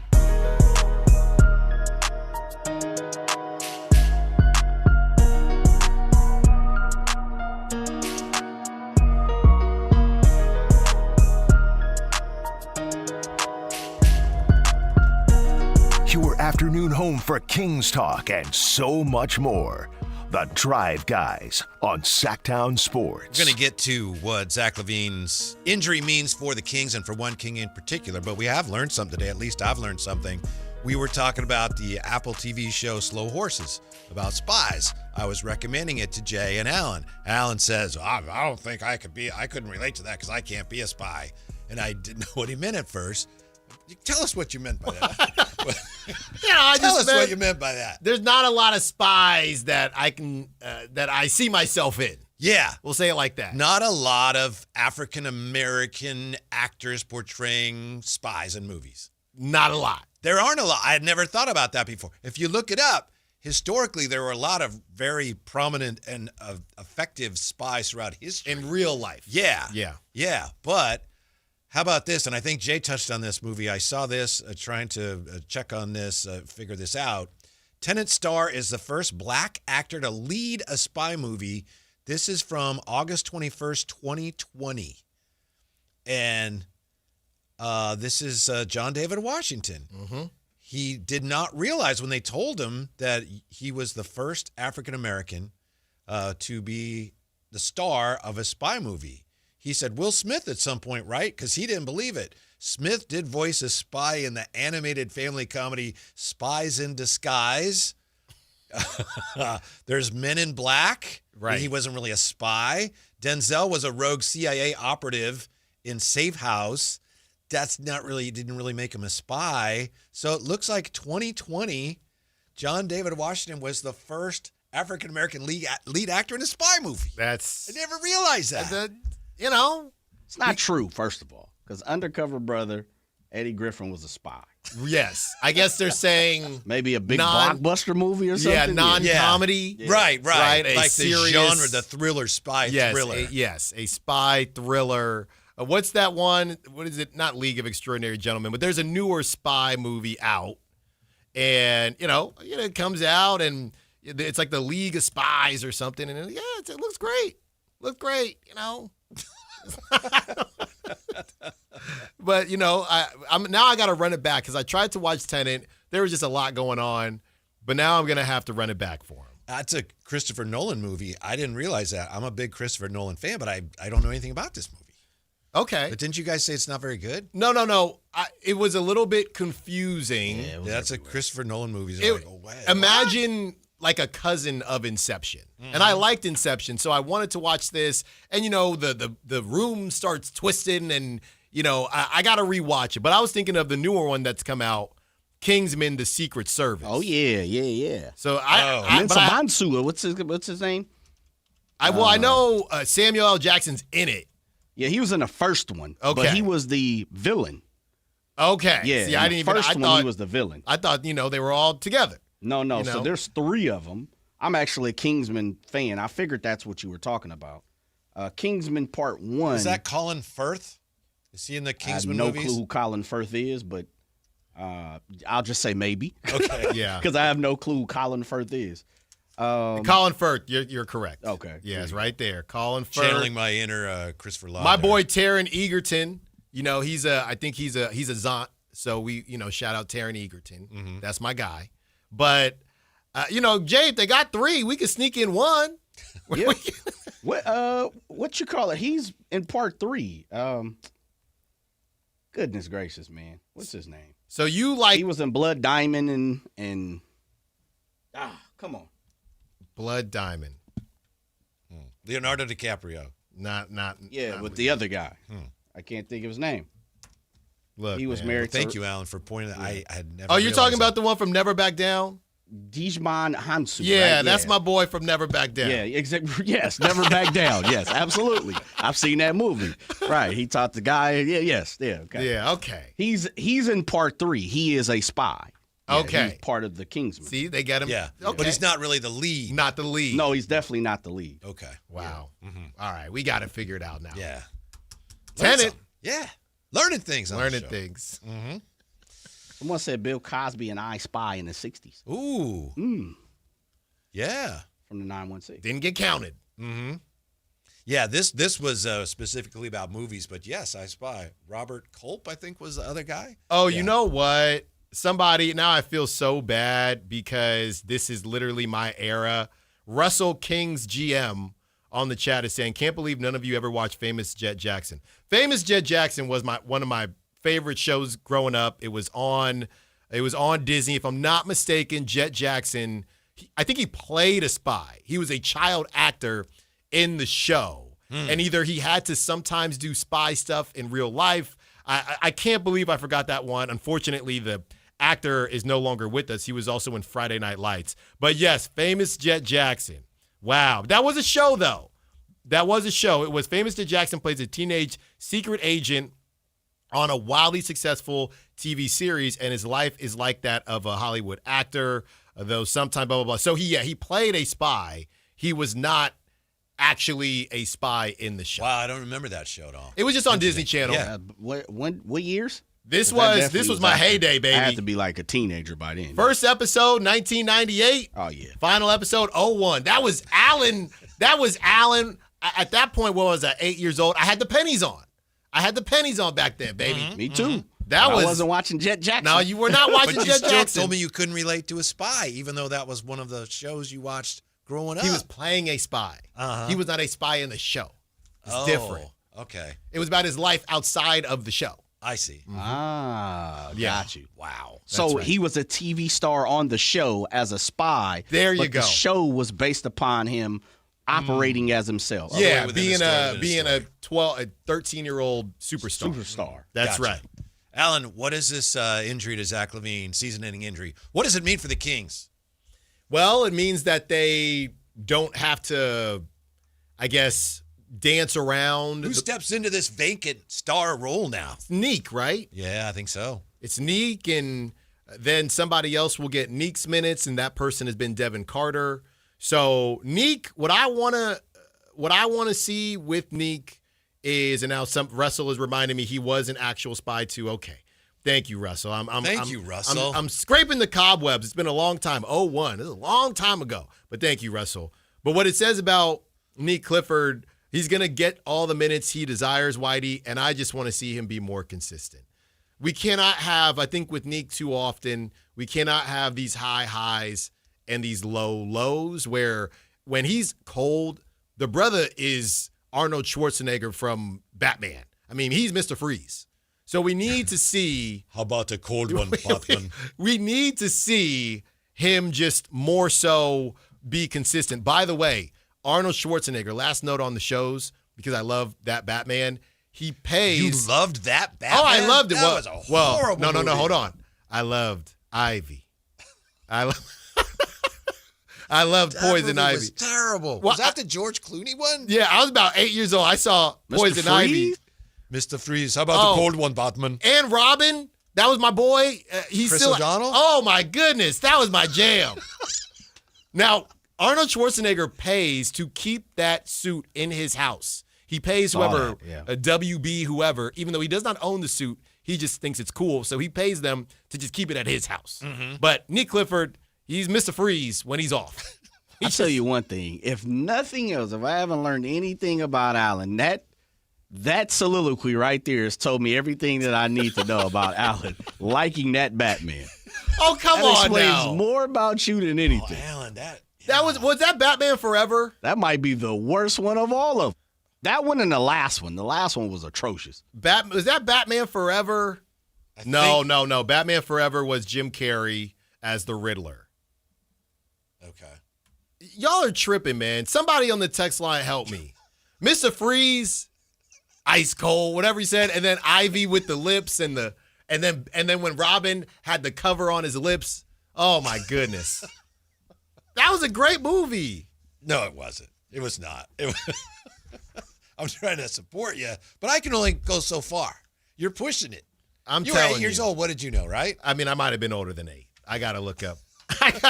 When it was, but that was a good movie. I'm going to look up.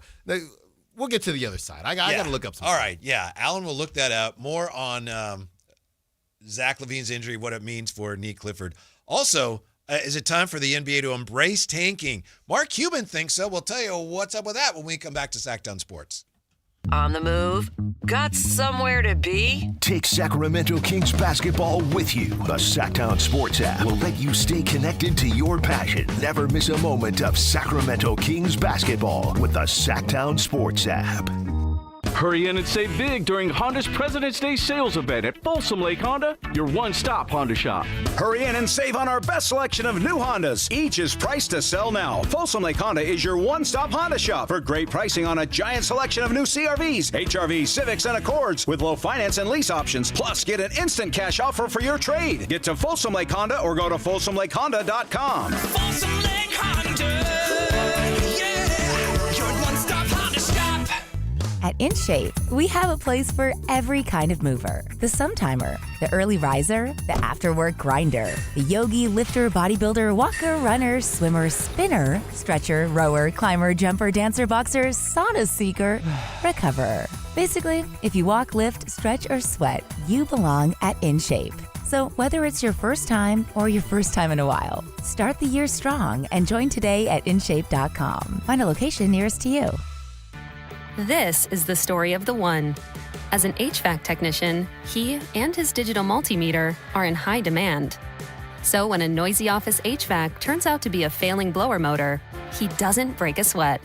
With Grainger's easy-to-use website and product information, he selects the product he needs to keep everything humming right along. Call 1-800-GRAINGER, click Grainger.com, or just stop by.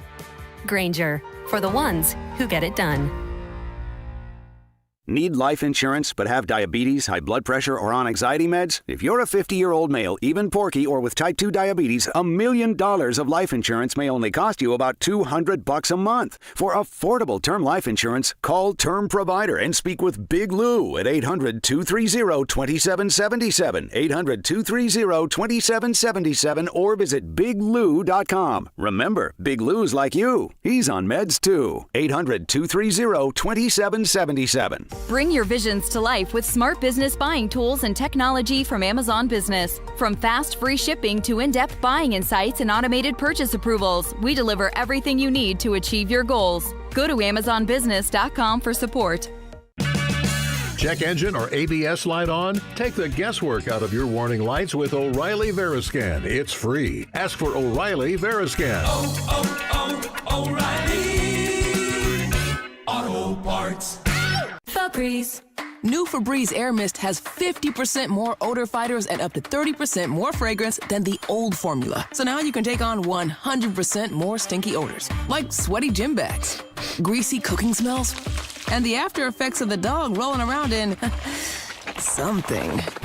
Just spray, and new Febreze Air instantly restores just clean freshness.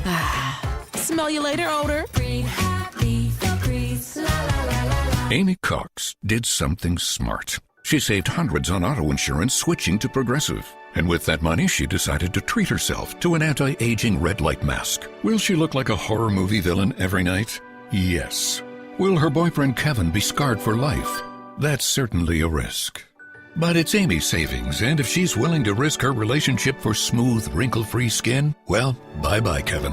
Switch and see if you could save with Progressive and treat yourself. Progressive Casualty Insurance Company and Affiliates. Wesley Financial Group is not a law firm, and Chuck McDowell definitely not an attorney. This is Chuck. If someone talked you into buying something really silly and you want to get out of that silly little thing, my advice, get the facts. Call me and I'll send you our timeshare exit kit absolutely free. Inside, you'll learn how timeshare works and all your options for cancellation. Call Wesley now for your free exit info kit. 800-290-7100. That's 800-290-7100. When life calls for a little extra, a kitchen upgrade, paying off debt, or that dream vacation, Valley Strong Credit Union is here to help. With a Valley Strong home equity loan, you can tap into your home's value with competitive rates, flexible terms, and local guidance you can trust. Get approved in as little as 5 minutes, with funding in as few as 5 days. Your goals are within reach. Visit valleystrong.com to get your offer today. Valley Strong Credit Union. Grow your possibilities. Equal housing lender, NMLS number 456506.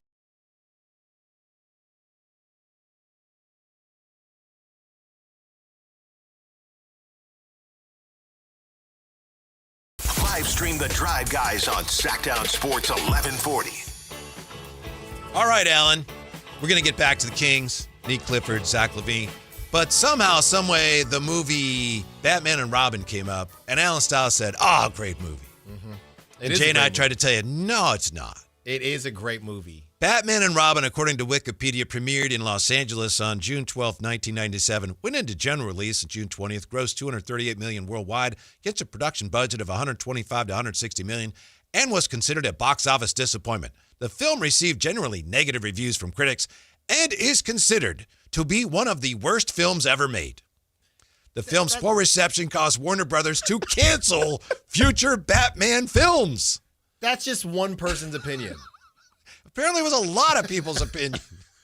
That's just one opinion. Your movie killed Batman movies. They came back eventually. Let me put something else on top of that. Rotten Tomatoes, which we all know, rankings, right? People, not just one person's point of view, not one person's opinion, many, many people's point of view. They have a ranking of 37 Batman movies. 37 ranked by Rotten Tomatoes and their film critics and fans. Number one, The Dark Knight 2008, 94% reception. All right, Batman and Robin. Take a guess, Whitey. Where do you think Batman and Robin, of the 37 included Batman movies? I'm talking about Lego Batman is on this list. Oh, it's nowhere near as good as those. Those are actually the Lego funny. Batman movie. Yeah. They finished number 2. Yeah. It had to be right near the bottom. If it goes at 37, it's probably 39 or 40. Take a guess. Where do you think it was at there, Schmalin? It's got to be last. It's probably last. But where would you put it, you personally? I put it top 10. Let's just say 11% like the movie. Dead last. Number 37. Dead last, yeah. Dead See? What's last. 36? We're trying to tell you What's 36? As friends, we're trying to tell you. 36. In 2016, it's called Batman, The Killing of Joke. Is that a cartoon? It has to be. Probably is, yeah. See, but they got cartoons on here. That just tells you how bad it is, man. Look, they got everything with Batman in it. You put that movie on tonight, I'm locked in. Locked in. You're going to sleep, Alex. That is irresponsible to tell people to watch that movie. Watch That's it like for telling people, drink poison. No. Watch it for yourself. Come up with your own opinion. Don't let these people tell you what you're supposed to like and not like. You like Poison Ivy? I like Poison Ivy. Batgirl, too, Alicia Silverstone. I forgot.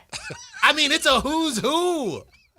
I mean, I'm going to watch that tonight. Apparently, Bane is in that movie, and Yes. I don't even remember that. Yeah, he doesn't talk. He doesn't talk. Yeah. Oh, He okay, just that's grunts. what- yeah. He just grunts in it.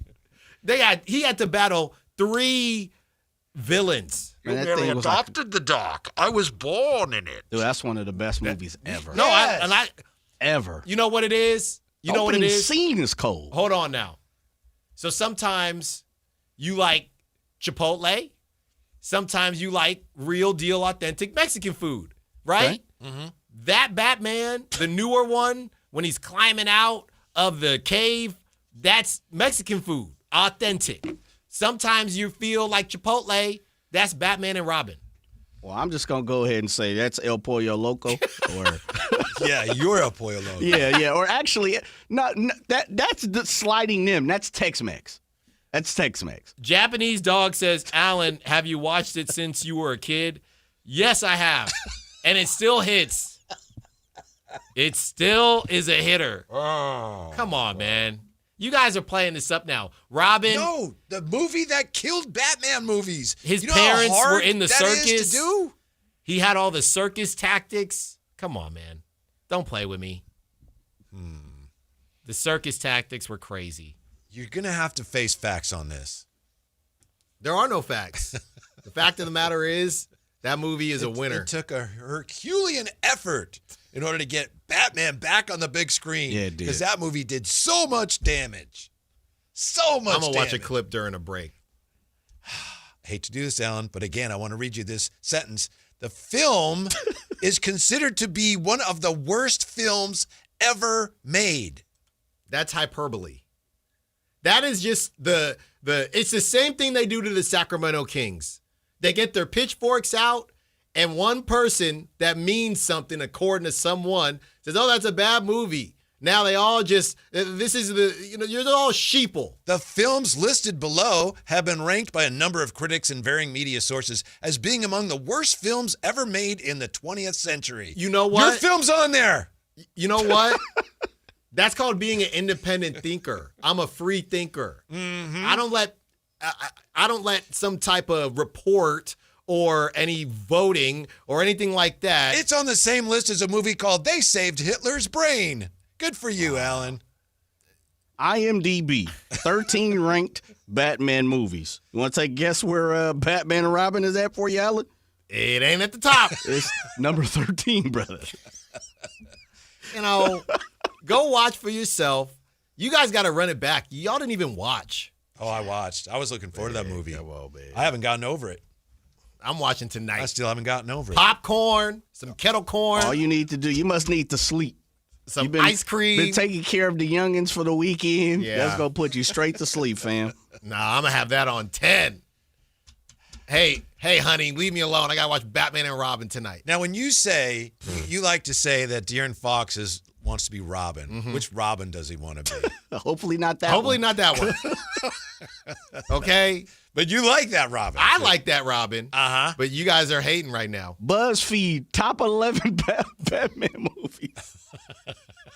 You want to take a guess where yours is, Alan? Is it even on the list? It's number 11, fam. Oh. Yeah, see? The mob is out. You don't like Arnold. Former governor. You don't like so it's Uma. political. Yeah. It's a form of political persecution. You don't like Uma. Okay? You don't like I don't have a Alicia. problem with Uma's in Kill Bill, right? Yeah, Uma, Alicia. This is hard-hitting. This is hard-hitting acting right here. But you know what? Follow the rest of the masses. Me, I'll be an independent thinker. I'm free. All right, Kyle Draper. I'm free. He's out like Draper now. To believe that movie is a good movie. Okay. That's all I got. Yeah. I'm glad you enjoyed it. Thoroughly. That's good for you. Thoroughly. I'm gonna drive to Concord, go get that VHS tonight. Tonight, Jay. No need, man. If you I will allow you. I'm saying it on air. If you don't have an HBO Max, I will send you. I will send you. I'm pretty sure the login, it's free. family. Yeah, it's you want to free. see it? I'm pretty I sure. got it. I got HBO Max. They're all there, bro. No, I need it. I want it staticky. I want the full Authentic. experience. I want it clear. Is it time for the NBA to embrace tanking, as Mark Cuban says? I don't think they have a choice. They're going to try to work around the fringes and figure this thing out, but clearly they don't know the best way to fix it right now. And he said a lot. I mean, basically, he was in his essay on X, basically he was explaining that fans don't really care about tanking because fans pretty much know the deal. He says, quote, fans know their team can't win every game. They know only one team can win a ring. What fan that care about their team's record want is hope. Hope they will get better and have a chance to compete for the playoffs and then maybe win a ring. And he says, we didn't tank often. When we did, it paid off for us.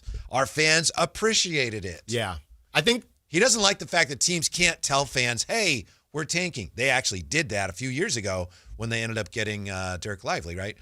They said, we are tanking, and they got fined for it. He says, look, just explain to the fans what you're doing. They know it anyway. Mm-hmm. Why are we pretending that you're not tanking when you are? Why are we lying about it? Right. I don't know that fans appreciate tanking, but fans understand and appreciate the process. So, and I should say the cycle. So wherever you're at in the cycle, you don't want to be stuck there for too long unless you're at the point of the cycle where you're being, when you're incredibly doing well, right? And when you're being successful. But everywhere else in the cycle, everybody understands is just don't stay there for long. So I think where the Kings are at, for example, they have spent too much time at the point where, hey, we're getting ready to start over. Like, that's not a point where a lot of people spend a lot of time, and that's why a lot of fans were upset at the trade deadline, because everyone felt like, hey, it's time to reset. Mm-hmm. This is where we reset so we can start the process and have that hope again.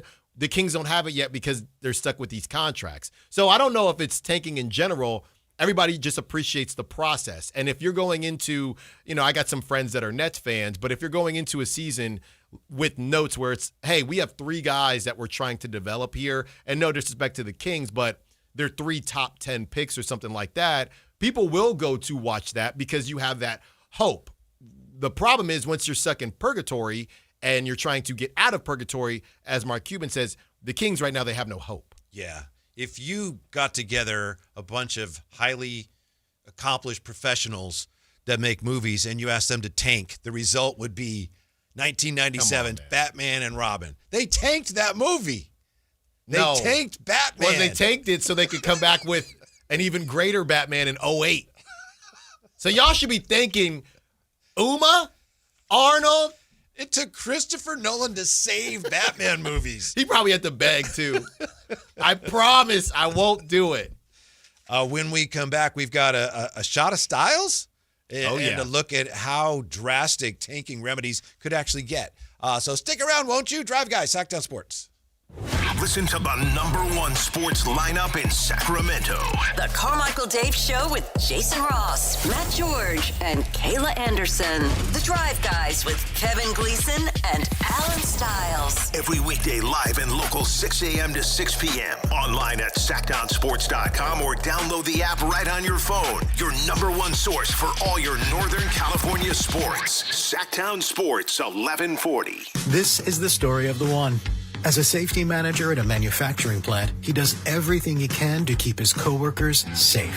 From finding ways to reduce risks to keeping safety supplies in stock. And for that, he relies on Grainger. Grainger offers a broad range of quality products and next-day delivery, so he can always play it safe. Call 1-800-GRAINGER, click Grainger.com, or just stop by. Grainger, for the ones who get it done. You've got a big day. So you use Unstoppable Scent Boosters to give your laundry non-stop freshness. So no matter how long the day goes, you can't stop this power, this walk, this pose, this strut, this look, this talk. Your clothes will be so fresh you can confidently strut into that end of the day meeting like a boss, boss, boss, boss, boss, boss, bosses. Let's talk business in my office. Add new Unstoppables beads to your wash for 24-hour non-stop freshness so you can smell unstoppable. My ride smells just right, just right, just right, just right. Y'all gotta try that Febreze car. Just right, just right, just right. Yeah. La la la la la. With up to 40 days of consistent scent, all over Febreze car clips right on your vent. You know my car's my happy place. Keep that smile on my face when it smells just right, just right, just right. Yeah. Breathe happy Febreze. La la la la. Card collectors know there's nothing as special as a rare one-of-one card. And now you can hear a very rare one-of-a-kind sports card show right here on Sactown Sports. Whitey Gleason here inviting you to join me and Mr. True Sports Cards himself, Emran Pilati, for the True Sports Card Show every Saturday morning at 10 on Sactown Sports. It's the only sports card radio show in the nation. For all your hobby needs, get to True Sports Cards, 6661 Stanford Ranch Road in Rockland. And for hobby, insight, and fun, join us for the True Sports Card Show Saturday mornings at 10 on Sactown Sports. Guys, did you know your testosterone affects everything in your system, including how you feel and perform every day? Right now, Revive Men's Health Sacramento will check your testosterone for free. Knowing your T levels is the first step in understanding if you have low T. Your testosterone level impacts your energy, libido, sleep, weight, hair loss, mood, and even ED. Maintaining an appropriate T level can change your whole life. Most men start to see changes in their hormone levels in their 30s. Experience and results matter. So what are you waiting for? Get your T levels checked today by local, experienced, and trusted men's health experts. They've helped thousands of men since 2011. They're so confident they can help you, they even guarantee it. Call Revive today and schedule your free testosterone test, free exam, and free consultation. Call Revive Men's Health at 916-277-8599. That's 916-277-8599. Or visit ReviveMen'sHealth.com. Have you tried my Colombian tamales? Yes, but the Mexican tamales I brought are way better. Colombian tamales wrapped in plantain leaves are unmatched, you know. But the Mexican tamales wrapped in corn husks are the authentic ones. At least we can agree that they taste better with Pepsi. Without a doubt, tamales deserve Pepsi. No matter what tamales you love, enter for a chance to win a year's worth of groceries. Powered by Pepsi. No purchase necessary. U.S. residents 18 or over. Ends April 5th, 2026. Rules at pepsipromo.com/free groceries. Pepsi is a registered trademark of PepsiCo Inc.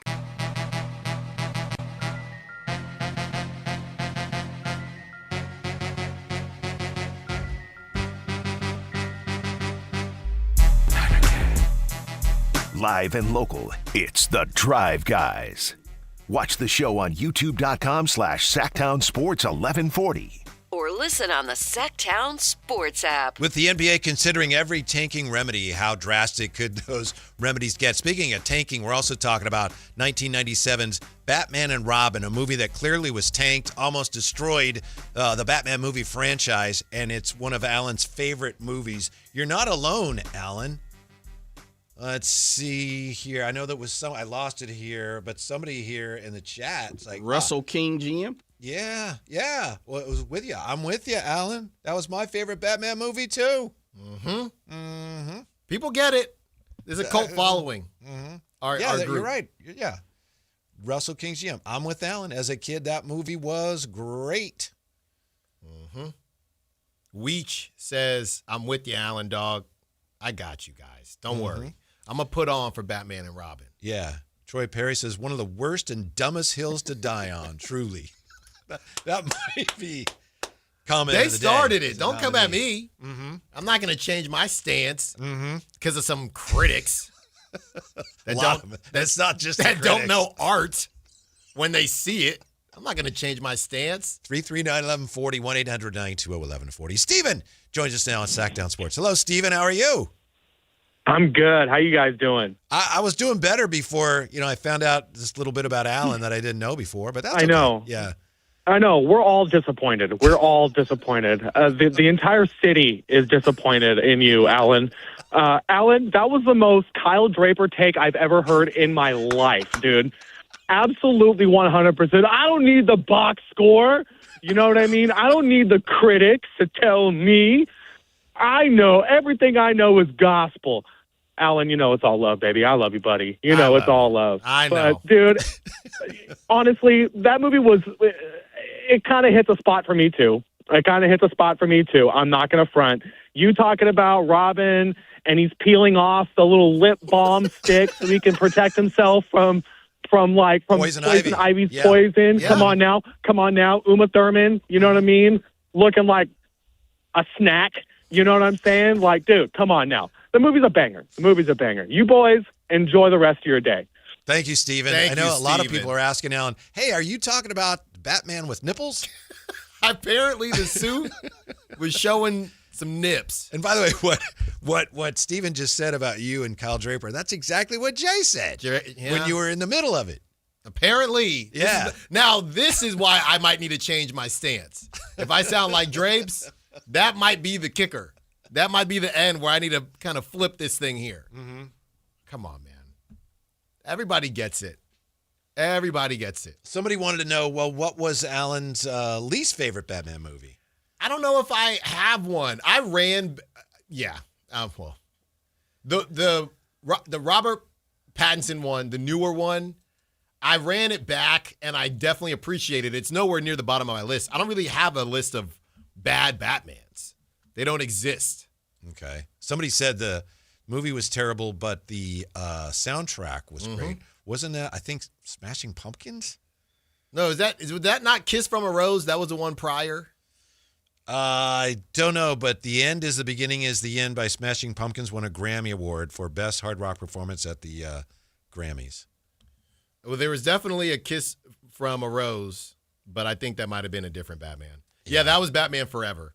Okay. That was another good one. Yeah. I guess they were really excited. All the producers and the movie company, Warner Brothers, like that movie crushed it. Oh, we're going to do another one. Run it back, baby. Wah. No, you got to run it back. You got to run it back. They did just about everything wrong. No, come on, Val Kilmer. Terrible.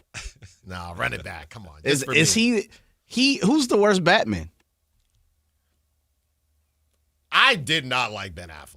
A lot of people loved Ben Affleck. Oh, and like the more recent Justice League movies and all that? Yeah. I didn't. To me, once you're too big, you're just Ben Affleck in a suit. Yeah. You're to me, not George Batman Clooney never, and I'm not piling on No, here, come on. He Don't never do made that. sense as No, Batman. yes, he did. I had a hard time from the very beginning with Michael Keaton as Batman. And I know people swear by some people here in the comments you are like, then? You don't like anybody. I didn't just, Batman is like, Batman's a pretty big athletic guy. Yeah.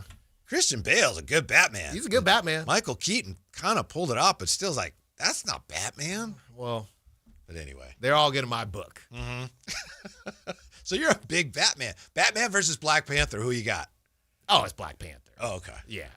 You like the last Batman? Wakanda forever. When that came in 2023? That's the one with Robert Pattinson. Yeah, That's the that one was terrible. I tried because a lot of people liked it. It was long and boring. Yeah, it's just dark and it's just him. I felt like I was watching Twilight again. He was doing the Twilight thing. He just was a Batman. You know? For me, he by far is the worst Batman. Yeah. You know, there is People liked it, though. a Key and Peele skit where they are sitting down, I know, like in high school or college, and he says, they're all kind of nerdy comic book guys, but I love comic books myself, but he says, you know I'm in the minority, but I really thought that the Christopher Nolan Batman movies were overrated, and then it's really funny. They just freak out on him. They're like, okay. What does that mean? Can we have a conversation? Awkward. Why do you do that? What is it? It's really funny. It's really good. I'm telling you, man. Okay. Yeah. Yeah. I think at some point there's a tank of, ice or something that Mr. Freeze has. Speaking of tanking, that's like a 1.5. That's a 0.5. Speaking of tanking, how about the commissioner in the NBA talking about drastic remedies? Yeah. What do you think of when you hear whether they should do it or will do it or not? What's a drastic remedy to tanking in your mind? I mean, they're going to at least think about taking away draft picks. I don't think they have the you-know-what to take away first-rounders, but sounds like they might take away some second-rounders, which are pretty darn valuable these days. And I think the whole thing is ridiculous. You know, I mean, every team goes through cycles. You put in all these different apron rules, so even if a good team does draft well internally, you can't hang on to your guys. You have a specific window before you have to move on. The Thunder are in that window right now, but eventually they're going to have to say goodbye to Chet or Jalen Williams because the money is not going to make sense. The Celtics, their window is starting to close on that, and they missed out on a season with no Jason Tatum. So, there's only so much you're going to be able to do, and you're getting me warmed up, Whitey, for my shot of Styles. All right. Before we get to that, okay. I'll accept your apology. Batman, Robin, and the police my arrive at Freeze's lair in response to his escape, discovering Nora preserved in a cryogenic chamber or tank. There you go. There you go. All right. There's a lot of tanking going on. Yes. But not in that movie. And as we look forward here, a lot of people have been coming out. There have been different outlets and different writers saying you should abolish the draft and just have free agency. And I don't really understand why you think that's going to work. There was David Dennis Jr. of Anscape and ESPN, Tom Habistro as well from Yahoo. And they're basically making the case that you would have more money for smaller markets, or just based on the money that you have versus going to the Lakers or whoever. That's how you would control it, which sounds very familiar to what I said just last week about free agency if you were to flatten the odds. But I think that it is completely ridiculous to not pretend like there is an amount of money where Cooper Flagg would turn down LA for the Dallas Mavericks. And I know that Dallas is weird. It's kind of a bigger market, but I don't know that they're being, I wouldn't say the word is disingenuous, but the amount of money that Sacramento would have to pay these guys, I don't know if the league would supply some of this money or if ownership just has to come out of pocket. They have the ability to pay them more, as we mentioned. That's kind of how it is now. Yes. It'd just be, right. The Supermax thing and things like that. I just think it is completely unrealistic simply because of brand deals. Going to LA, and I know the argument is, well, every team or every player can't go to LA. Every player can't go to New York. That's fine. But the best ones probably are. You'll get a hometown hero every once in a while. I think LeBron probably would have chosen the Cavs, right? But Wemby, I don't know. Does he choose the Spurs? I'm not sure. And the amount of times you would need that to hit, let's say Sacramento, let's say Jared McCain was the first overall pick and he picked Sacramento. Cool. When is the next time somebody's going to pick Sacramento? I think that the idea of it, I understand that the draft isn't perfect, but the idea of abolishing it and giving the power to these free agent rookies, what you would have to do on the back end to try to make it even would be an issue, because it reminds me, Whitey, of college football prior to the playoff, when it was the BCS. Yeah.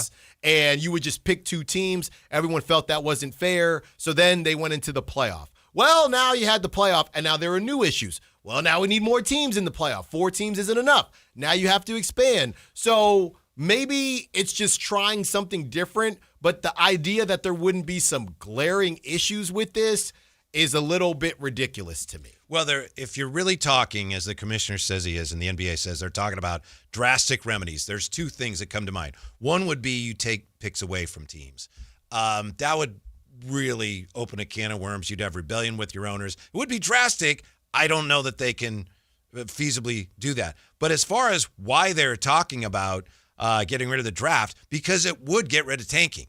Now, to your point, there's unintended consequences, which is what you're saying. I agree with you. But, I mean, it would get rid of tanking. Yes. Just is it worth what else you'd have to do? I know the argument, as you're saying, Alan, I'm just parroting what you were saying. People that say you can do without the draft, they claim that, look, there's only so many roster spots, and with the salary cap, teams like the Lakers, they couldn't get the best players every year because there'd be a point at which we're full. We can't bring. It's not like baseball where the Dodgers just come on in. Yeah, come on in. Yeah, even from a roster perspective, you get 5. But again, it's all also based on the other side of it. What do you do? Let's say it's next season, and the number 2 pick from next season, which maybe would have went 15 this season, says, "I want to go to LA." Can the team say no? We're not interested in you. I think that's interesting because maybe a team says that's being a free agent. Right. We don't. There's no mutual agreement here. So I do understand where people are coming from. In my opinion, it just is not realistic for how you'd have to make up for small markets. I agree. That's the number one thing that everyone keeps saying. Who in their right mind would choose the Kings? The small market teams will never sign off on, we'll get rid of the draft. Yeah, right. Who is signing? Again, they'd have to be from Sacramento, not Jared McCain's Sacramento. It'd have to be a Jalen Wells. I literally grew up here, Sacramento, and that's a great story, but Jalen Wells was a second rounder. So the amount of luck, that's more luck needed than the lottery to have somebody that would want to come to Sacramento. Now, if you've positioned things a certain way, because this is what Tom Habistrow is writing, it would put more onus on the organization to look good, right? Because you'd have to sell yourself to these rookies and to these rookie free agents. I understand that, but it's kind of an idea where, hey, you need money to start a business in order to make your business successful. Doing that now out of the blue or whenever they would say, maybe if you say, hey, we're going to launch this in 5 to 10 years, let's call it 10 years, whatever it is, that seems too long. Let's say 5 years. So everybody better get their bleep in order, right? Because when this starts, you want to look as good as possible. Sacramento can look good. And I would liken them to OKC just from a market standpoint. It's maybe even bigger than OKC. But do you have enough, and do you get lucky enough in that time to build things? Because the best right now is you can look better than you've looked in the past, but are you ever going to look good enough to where in a world where the Lakers are interested in you and the Kings are interested in you based on how much more money the Kings could give you and where that's coming from versus, or maybe it doesn't count against your cap or something like that, versus what LA can give you, it doesn't matter if the Kings do everything right. Unless that person has some affinity to Sacramento and grew up loving Mike Bibby, he's picking the Lakers. Right, yeah, because they can afford them. Dollar values are so big. It's like, yeah, that's millions more, but I can go here and I'm really not losing anything. No, you're in commercials. But yeah. I don't think there's any way the league can get rid of the draft. Would it get rid of tanking? It probably would, but you would have some of the small market teams that are A, unlucky, B, not run well, or C, any combination thereof. They would probably be run out of business. Yeah. Because at least now you're a bad team or things don't go your way. Well, there's always a hope of, we'll get a good player next year in the draft. You take that away from some of the small market teams, like, man, the fans are not going to go. They'd have to, shut their doors, close down. And I don't think there's any way small market teams would vote in favor of that. So you can talk about it in theory, and yeah, we get rid of tanking. It's not feasible. If you're going to have a league, you can't have that. On top of that, they got dudes right now that get drafted and they don't want to show up, like Ace Bailey. Imagine if you gave these kids a choice. Mm-hmm. He didn't have a choice, and he tried to find a way to get out of it. And even in other sports with with Peyton and Eli and trying to figure their way out of things, it's just too much control. These dudes, they have opportunities where you're going to be on that team for what, Whitey? Most of the time it's a 4-year deal. You cut your teeth, you ball out, and you can leave. Mm-hmm. You'll make more money where you're at, but you can always leave. You do 4 years. I just think the playoff integrity or the competitive integrity that you need is, every 4 years. And of course, a lot of media members are saying this because they're always asking for players to leave and go to big markets anyway. Did you see this? I believe I saw this, and I think it was legit that Ant was talking to, was it Jalen Johnson? Oh yeah, about the and he said, Atlanta. I can't wait to go home. Yeah, and I don't blame him. I couldn't tell if that was just him wanting to go home or play for the Hawks. Yeah, I couldn't tell because again, the Hawks are another weird one like Dallas where you wouldn't put them at the top, but I think both are in better situations than Sacramento and Minnesota. Right. I would agree with that. Right. But, yeah, I just don't think you can get rid of it. And like I said, I'm not going to use the word disingenuous, but thinking that, hey, if the Kings just got their bleep together, then players would want to go there because they could make more money. There's already a tax. DeMar DeRozan's making a little bit more. You would be settling for the guys that don't want to play in the other cities. That's right. So it'd be really difficult to be competitive that way. That's the whole idea of the draft. What it would turn in, the luck would change. Instead of the luck of the draft, it would turn into, hey, the 5th pick in 2026 ended up being the best. And he couldn't go to LA. Yeah. He couldn't go. He might not even have a draft. Well, that's what they would do, right, Whitey? Obviously, two guys from the same round can't go to a team. If the Lakers take the first pick, they agree to a deal there, they can't take the second, right? So it's basically process of elimination, which I think does sound kind of cool, but it would turn into, hey, the 6th pick in the draft wanted to go to the Kings, or that's where he ended up. And he ended up being the best player. So it was just a different version of luck. Yeah, you're taking away a necessary tool that small market teams need to be competitive. Yeah. And to have a chance to be competitive. Take that away, and then you can spin it any way you want, but you're ruining your league by doing that. So tanking is always going to be around in some way, shape, or form, unless the league decides to pursue the other really drastic measure, which would be, we're taking away your draft picks. And that's such a slippery slope. Everybody tanks, so it's like, yeah, but you were more blatant. I don't think anybody would win. Everybody looks bad if you do that. That's a lose-lose. Yeah. Tanking is here to stay, and we just have to tolerate it. Right. Just keep finding them peanuts. You can raise the fine amount if you want. And just so it looks like you care. Yeah, just do what you always do, Adam Silver. Just look the other way.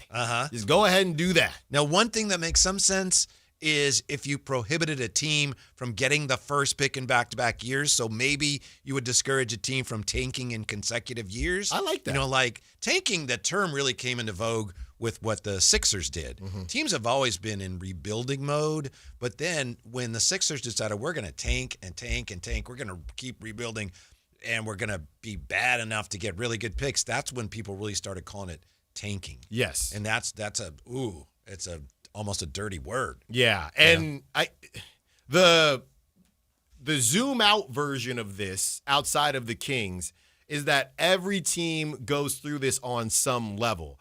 The Lakers, they've gotten top picks before. That's when they got Lonzo, right? Not number one, but they've gotten top picks before. But then they're able to do what the Wizards are trying to do now at a faster clip. So the Lakers, right, when they had, Brandon Ingram and Kyle Kuzma, that whole young crew, and then moved on from them to go get Anthony Davis and build from there, the teams like the Wizards and Jazz, they're doing their versions of that, but it takes them much longer. And the Wizards, honestly, the Trae Young thing was just nobody really wanted Trae Young. But that takes them much longer to build up the draft capital in order to cash in on something like that. And that's what we saw with the Jazz do. The Lakers, they can do it in a different way because in free agency does not apply to half the league when it comes to big stars. Every time there's a big star, when is the last time a big star has chosen, a spot outside the norm? Not these weird forced trade deals like Jimmy Butler and KD. Free agent chose a non-Miami team outside of a team that they were drafted to. It might be, and I know this was technically a trade, so he wasn't a free agent, but, DeMar coming here. But that wasn't free agency, right? Yeah. That was DeMar, and from what we've heard, there was a bit of a Sacramento tax on that. I don't know that he was going to get 24 a year from other teams. So that I guess that's a good perspective. But that's DeMar coming here at 35 years old. Yeah. Not an 18-year-old or 19-year-old. It's not going to happen.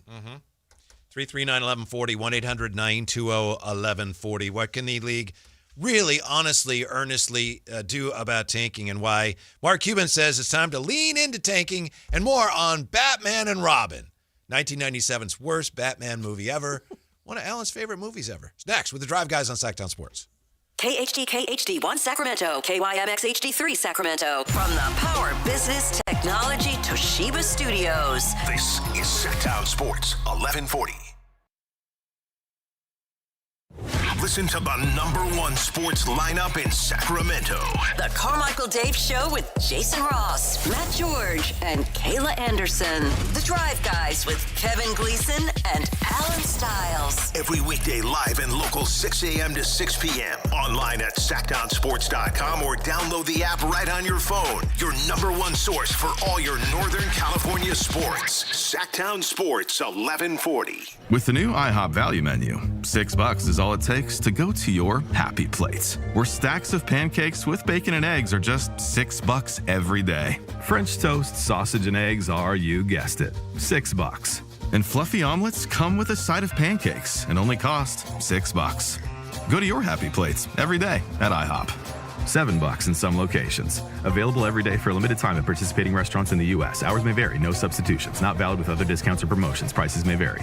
Wesley Financial Group is not a law firm, and Chuck McDowell, definitely not an attorney. This is Chuck. If someone talked you into buying something really silly and you want to get out of that silly little thing, my advice, get the facts. Call me and I'll send you our timeshare exit kit absolutely free. Inside, you'll learn how timeshare works and all your options for cancellation. Call Wesley now for your free exit info kit. 800-290-7100. That's 800-290-7100. Running a business takes grit, vision, and a partner who believes in your success as much as you do. At Valley Strong Credit Union, business banking is built around you. The entrepreneurs, the growers, the dreamers powering our community. Whether you need flexible checking, faster payments, or financing to take your next big step, Valley Strong brings local expertise and real relationships to every stage of your business. Because when local businesses thrive, the whole valley grows stronger. Valley Strong Credit Union. Grow your business, grow your future. ValleyStrong.com/business. It's Carmichael Dave wanting you to join Capital Casino every Wednesday for their Midweek Madness drawing, giving away $2,000 in total cash starting at 6 p.m. in a safe, friendly environment. Plenty of well-lit parking available, conveniently located in downtown Sacramento. And remember, Capital Casino has the best food, the best service, and the best action. 411 North 16th Street in downtown Sacramento. For more information, log on to capital-casino.com and please gamble responsibly. 1-800-GAMBLER. Right now, save $16 on a pair of Rain-X Rugged XL wiper blades, plus get 2 times O rewards points only at O'Reilly Auto Parts. O'Reilly Auto Parts. Here's a tale of Linda trying to lose weight, but the med prices she found were all over the place. Hidden fees and markups made her jaw drop low. Then she found Good RX. Now she's in the know. GLP-1 subscriptions FDA approved. With clear upfront pricing. And same-day pickup. That's Good RX, the no-nonsense way. Save time and money on prescriptions. Get to goodrx.com/weight loss. GoodRx is not insurance. Every business starts with an idea. With smart business buying from Amazon Business, get everything you need to grow in one familiar place. From office supplies to IT essentials and maintenance tools. Ready to bring your visions to life? Learn how at amazonbusiness.com.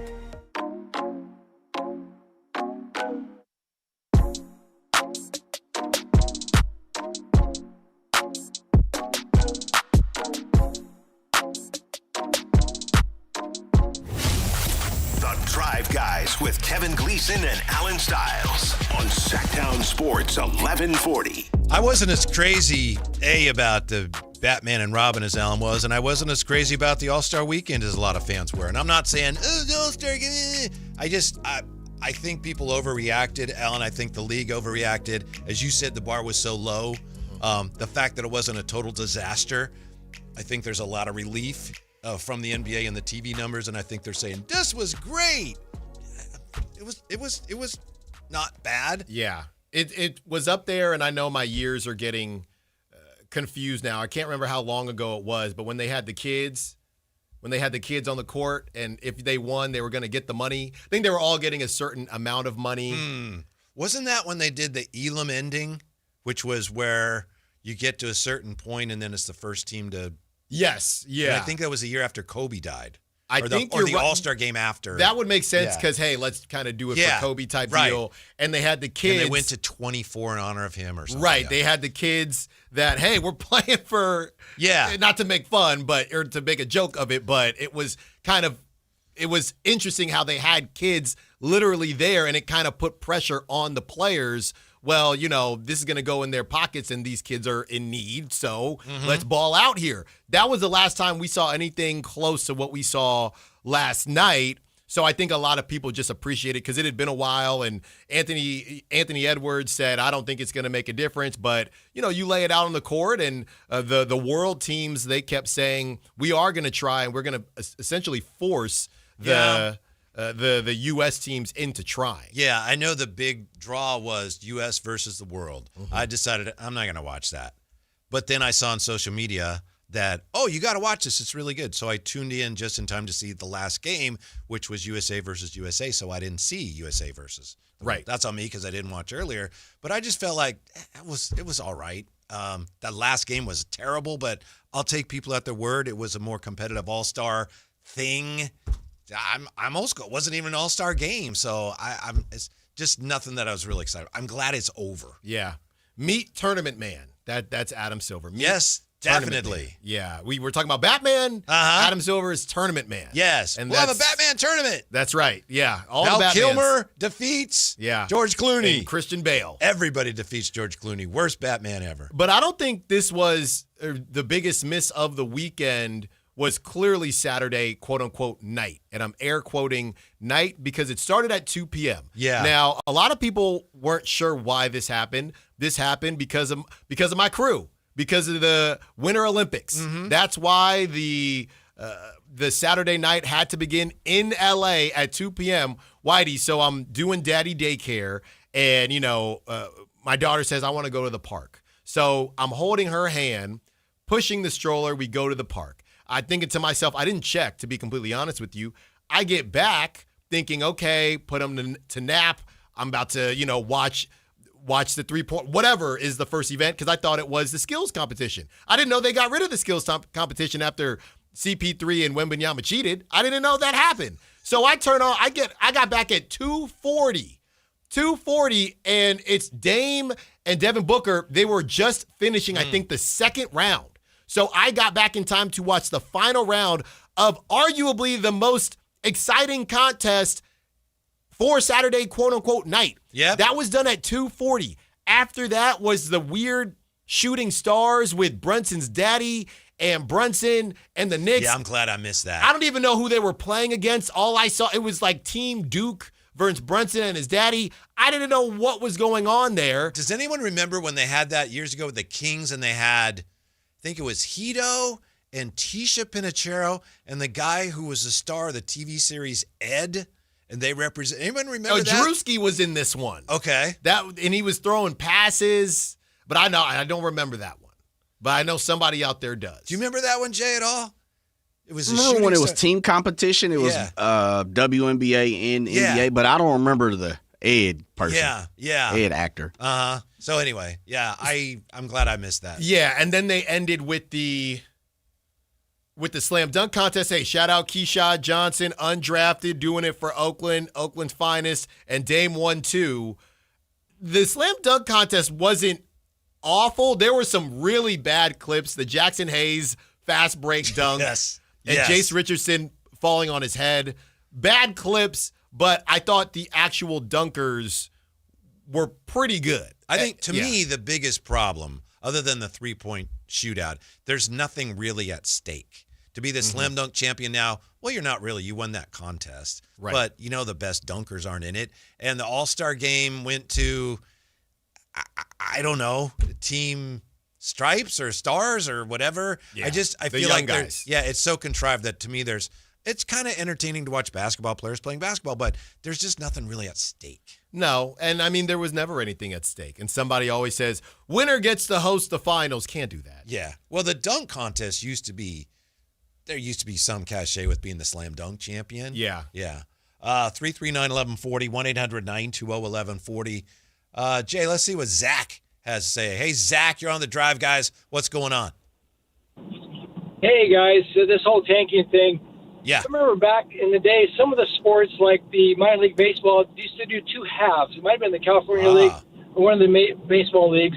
And I think if I go back, maybe one of the former G League versions might have done something like that as well, where you break it in two halves or maybe thirds, and you win for that third, and you get a playoff spot, or you win the first half, you win the second half. And I can't remember what sport did that. It might be one of the minor league baseballs, but you could have a bad first half, and then you have a whole second half to play for.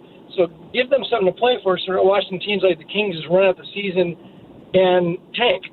That's just an idea. All right, thanks, Zach. I don't think they do that, but I think it's a great idea. I remember baseball in 81 when they had a player strike or lock. I think it was a strike. They split the season in half because they played till about May, and then they shut down. They started again in July or August, and they said, all right, this is the second half. Mm-hmm. Yeah, and minor league, you're right. Minor leagues have done that because it's just a way to try to make the season more interesting so that the teams that are off to a bad start, it's the second half, you got a chance to start over. I don't know if it would help tanking. I don't think the NBA would do it, but it's a creative idea, Alan. So how would that work? You would you'd have two halves, and this has actually been done by some minor leagues, and you win a first half, you earn a playoff spot. And then you win the second half, you also win a playoff spot. Yeah, but I like that, just not for where the Kings currently are, because I guess you're starting from scratch, but you're not. It's better. I think it's more suitable for a long, 140 to 160 game baseball season. Yeah. I like the idea, though. We like the uniqueness, so we appreciate it, Zach. What I was going to say about the slam dunk contest, because I was really thinking about that VJ Edgecombe clip really stuck with me when he was just dang near disgusted, right? And that he would even be asked to do it, one of the top picks versus Keyshawn Johnson, who won it, who went undrafted, right? And, Jackson Hayes has been around for a little bit. Jace Richardson been around for a little bit as well. And I wonder if back in the day when you brought up how it had that cachet, Kobe was in it. I do think, to be honest with you, I think it does connect back to social media. And if you look at it from a kind of worldview perspective, you have guys that was the night everyone was going to know your name. Jace's pops, Jason Richardson, right? You have Vince Carter. All these iconic moments kind of put you on the map. And it was used as kind of again, they're not making as much money back in the day, and it kind of was used to bolster you. Now with social media and all these dudes got podcasts, all these dudes got separate brand deals, you don't need to do it.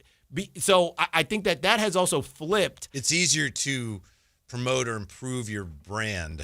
You don't need it. Yeah. You don't need it. And you also don't have as much to lose because if you flop. Yeah. Yeah. Exactly. You could turn into now the reactions to Jackson Hayes, and that's another great point. Because look, it was funny, but the reaction to Jackson Hayes and Jace Richardson, y'all can't laugh at that and meme that and put that everywhere, all the big basketball heads and fans, and then get upset when nobody wants to do it.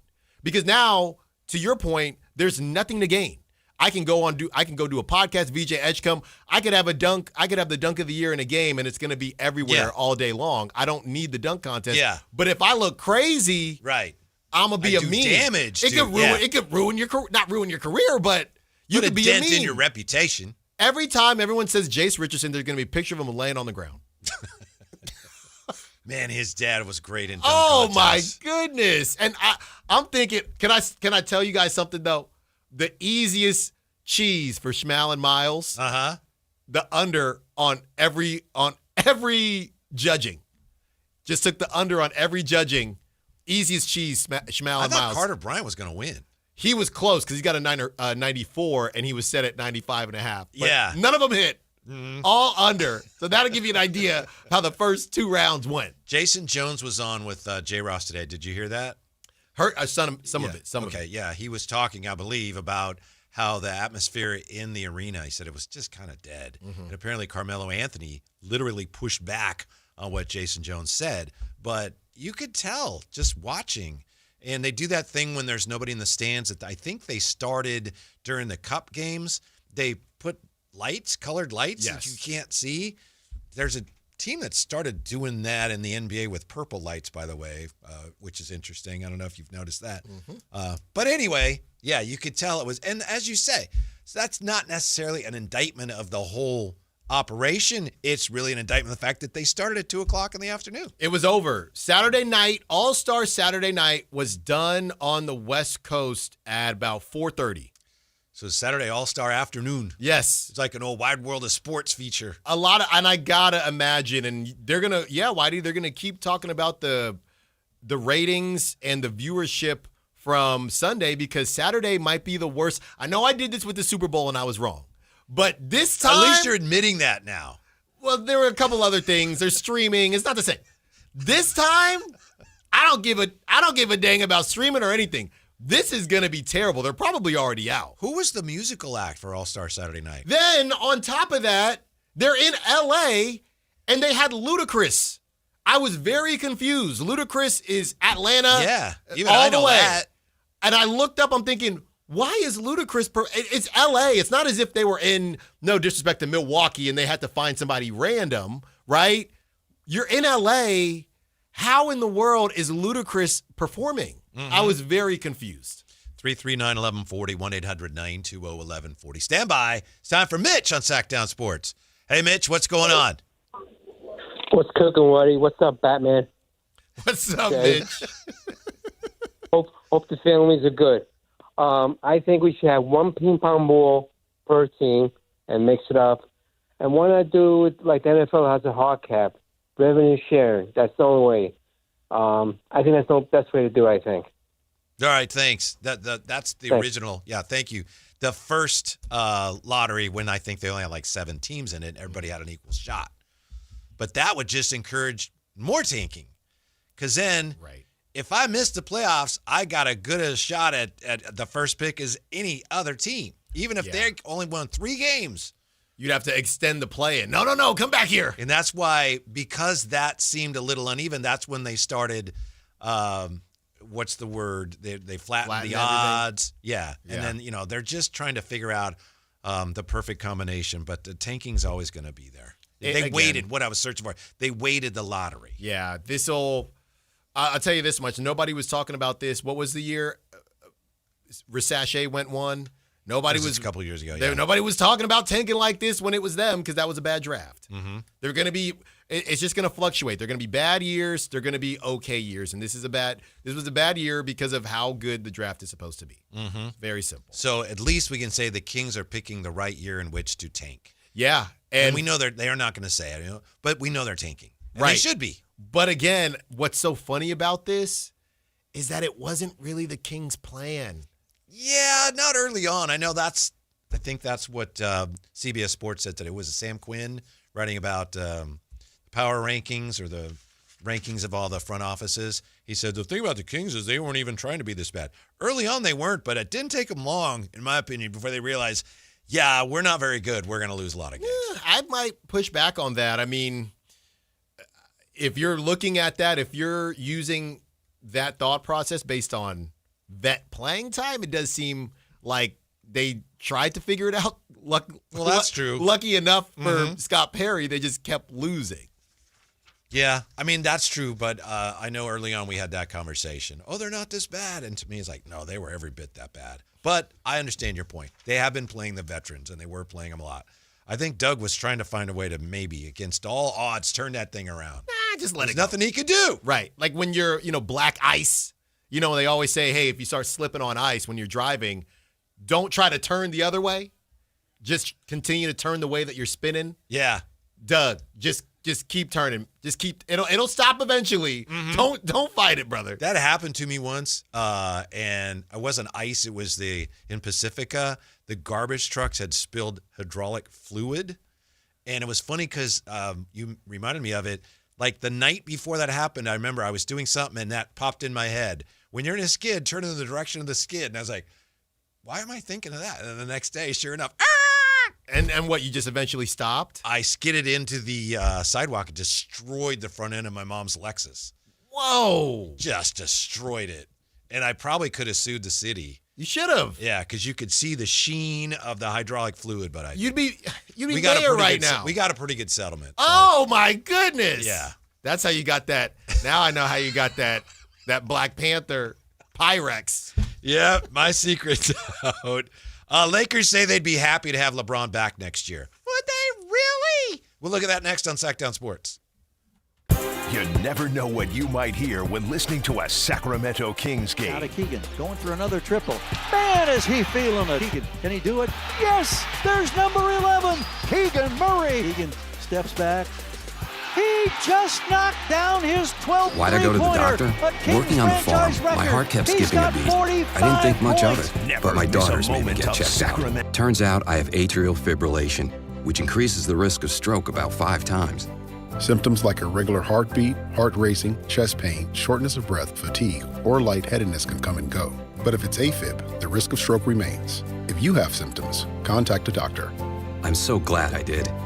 Visit notimetowait.com. Sponsored by Bristol-Myers Squibb and Pfizer. Wesley Financial Group is not a law firm, and Chuck McDowell definitely not an attorney. This is Chuck. If someone talked you into buying something really silly and you want to get out of that silly little thing, my advice, get the facts. Call me and I'll send you our timeshare exit kit absolutely free. Inside, you'll learn how timeshare works and all your options for cancellation. Call Wesley now for your free exit info kit. 800-290-7100. That's 800-290-7100. 890-7100. Hurry in and save big during Honda's President's Day sales event at Folsom Lake Honda, your one-stop Honda shop. Hurry in and save on our best selection of new Hondas. Each is priced to sell now. Folsom Lake Honda is your one-stop Honda shop for great pricing on a giant selection of new CRVs, HRVs, Civics, and Accords with low finance and lease options. Plus, get an instant cash offer for your trade. Get to Folsom Lake Honda or go to FolsomLakeHonda.com. Folsom Lake Honda, yeah, your one-stop Honda shop. Never have I ever called my sister from the finish line of my first marathon. Hello? You won't believe where I am. Are you running? Mile 26. I'm gonna make it. Switch to T-Mobile's 55 Plus plan and get iPhone 16e with its advanced camera system on us. Plus, 2 lines for just $30 a line. Guys, I can't believe it. I knew you could do it, babe. That was amazing. Mom, how do you feel? I feel great. I can't feel my feet. Let's take a picture, and then you may carry me to the car. Share every stride, every mile, every memory on America's best network. Switch to T-Mobile's 55 Plus plan and get iPhone 16e on us and 2 lines for just $30 a line.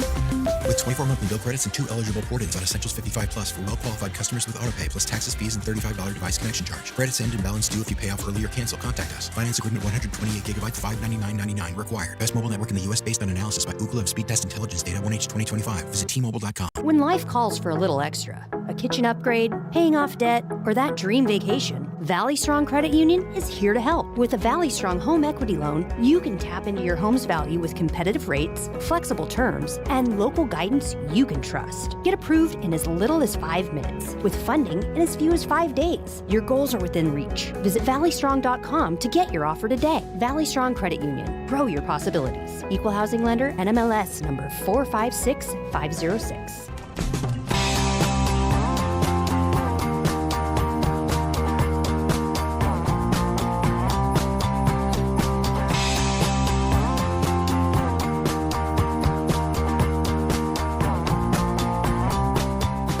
Download the app and listen to The Drive Guys. The Drive Guys with Kevin Gleason and Alan Stiles. On Sactown Sports 1140.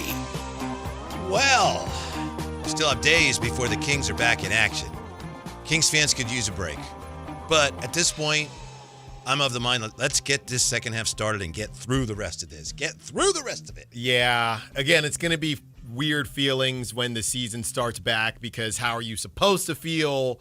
I think real quick, especially with Zach LaVine out, and I know we're not officially doing the looking into the second half of the season thing, which we'll do probably as we get closer, but I do wonder, Whitey, some of the conversations about are we going to see Keegan again? Are we going to see Domantas Sabonis again? In what capacity? Because clearly the safest way to avoid the league cracking down, and I don't think the league would take away somebody's ping pong ball this season, but the easiest way to avoid stuff like that is sitting these dudes down for the rest of the season. So if you don't really want Domantas Sabonis to possibly get injured, do you shut him down? I don't know if you can shut guys down without surgeries, though. Like how easy it is to just say somebody's done without surgery. Yeah, you got to have some medical reason. Yeah, you can't just decide that. Or you incur a fine. Or worse, looks like, with the commissioner rattling his saber and warning Utah. Yeah. I'll actually take the other side of this, and we'll do a deeper dive here. I'll take the other side of this and say that I need Keegan Murray to come back because this is the type of basketball that he needs to be playing. You have 2-3 months left. I know people have said maybe you shut him down. You're not playing for anything. We need Keegan Murray to start cooking here and giving him an opportunity. I agree with that. A limited Westbrook, maybe a limited DeMar DeRozan, and Zach LaVine now not playing. I think I was first in the camp of, hey, shut him down, whatever.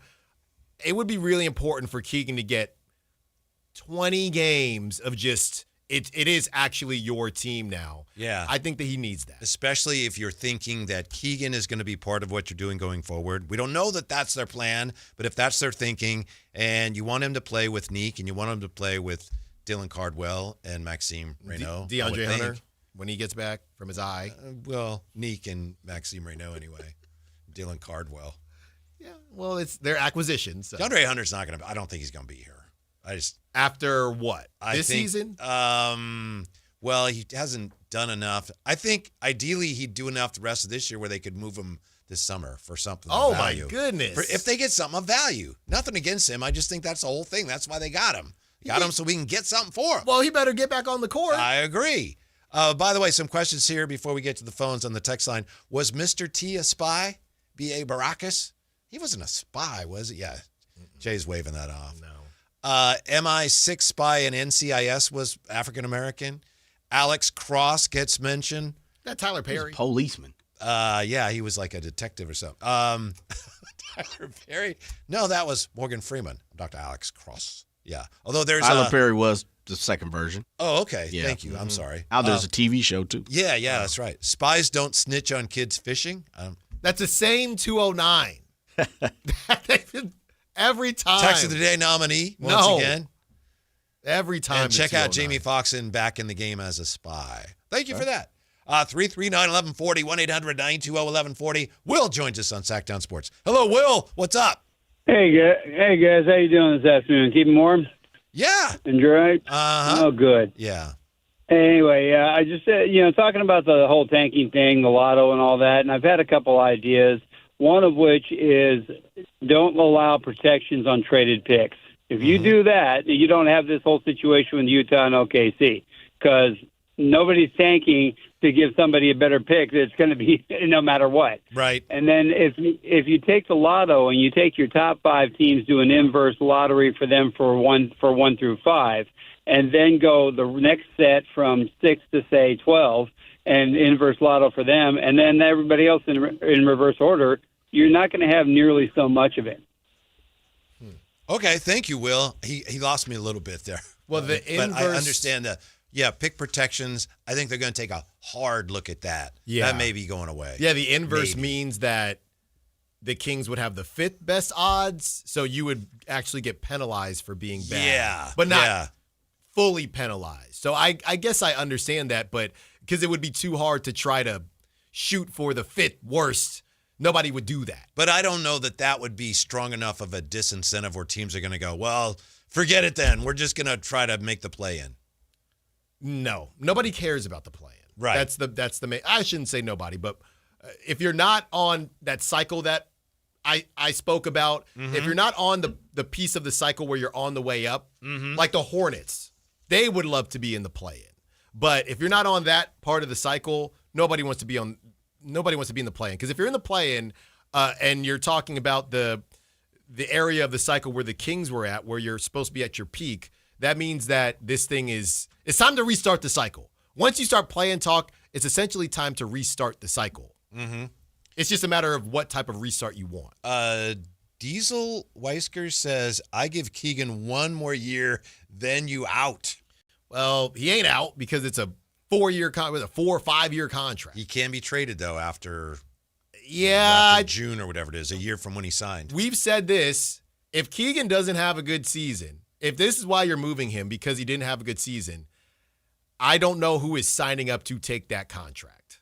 And if he does have a good season, you're probably going to hold on to him. So I don't see a world where Keegan leaves because there was a bit of a Sacramento tax in what the Kings offered Keegan Murray. And there have been some rumblings as to why they felt like they needed to give him a bit of a Sacramento tax. By the way, Smoke and Q's Eric says Clooney was bad. I guess there's some conversation here about the worst Batman, Alan, and I guess your boy, well, I wouldn't know anything about that. Clooney is getting some run. He was not that bad. Y'all just jealous of my boy George. For those who missed it earlier, we somehow started talking about Batman and Robin, the movie, and Alan loved that movie, and we found out. We looked into it. We tried to tell him it wasn't that good. It's considered one of the worst movies ever made. So, in addition to being widely regarded as the worst Batman movie. In some way, that's why we're still talking about Batman to a degree. Somebody asked me, I think it was Kimberly on the text line, what would you rather watch, The Kings or Batman and Robin? Ooh, Kimberly, that's a good one. No, that's not. That's an easy one for me. It's Batman and Robin. That's it. For me, it's easy. Even I have to admit, that's a tough one. But what about who are the Kings playing, Kimberly? Is it the answer the Kings? Is Domas playing that Well, night? I'm saying is the answer the Kings now because at least you're looking towards the future. Like, not this version of the Kings. You have to watch the vet-heavy Kings. Not this, because a lot of people will say, well, I get to watch the young guy. No. You got to watch 40 minutes of DeMar and Russ. Just like the good old days. I think I'm taking the Kings. No, I did you're have not. to think about it. I did honestly have to think about it. But I'm going Sacramento Kings basketball. Give me Poison Ivy. LeBron somehow found a way to make part of the All-Star weekend about himself, believe it or not. The Lakers say they'd be happy to have him back next year. He says, I have no idea. I think he literally said, I just want to live. I don't have any idea if I'll be back. Do you think the Lakers really would be happy to have him back? Or would they just assume I think he's a free agent, go somewhere else and then free up $52 million? No, they're banking on him going. I think the rumor is he's going to go back to Cleveland one more time. Yeah, they're banking on that, and those situations where. So they don't want him back, right? But they have to say. They have to say that. You're. Oh, we want him to retire as a Laker. Yeah, I'm not going to say my in-laws, but somebody's in-laws. They come over. Yo, you can stay here. There's a really nice hotel down the street, but you can stay here if you want. Wow. I'm not saying me. I'm saying that's how Schmallen? people feel. Is it Schmallen? Schmallen's in-laws. No, I'm just saying in general, that's what people would do. Huh. I wouldn't do that. My in-laws are fun. That touched a nerve, huh, Jay? No, my in-laws are in-laws fun. don't like him to stay with them. So no, I'm saying when they come to my place. They give him that fake invite. Oh, I'm saying. You're the one giving the fake invite. It's not a fake invite. They always stay with us. I'm just saying there was somebody out there. Hey, I'd like for you to stay at a hotel, but you can stay here if you want. You just say stuff like it's in, Do you even say the hotel part, or do you say, you can stay here? You say the hotel thing, it's you can stay here, but, we got the newborn and things are messy and there's really not a lot of space, but we could squeeze you in. That's what you say. I don't say that, though. Uh-huh. My in-laws are fun. All right. So the Lakers don't want the in-laws staying. They do not, but they have to say you can stay here if you want. They also want to build around Luka. LeBron's getting in the way. They got a new tenant. That's right. Thank you, Alan. Thank you, Jay. Thank you. Thank you for being with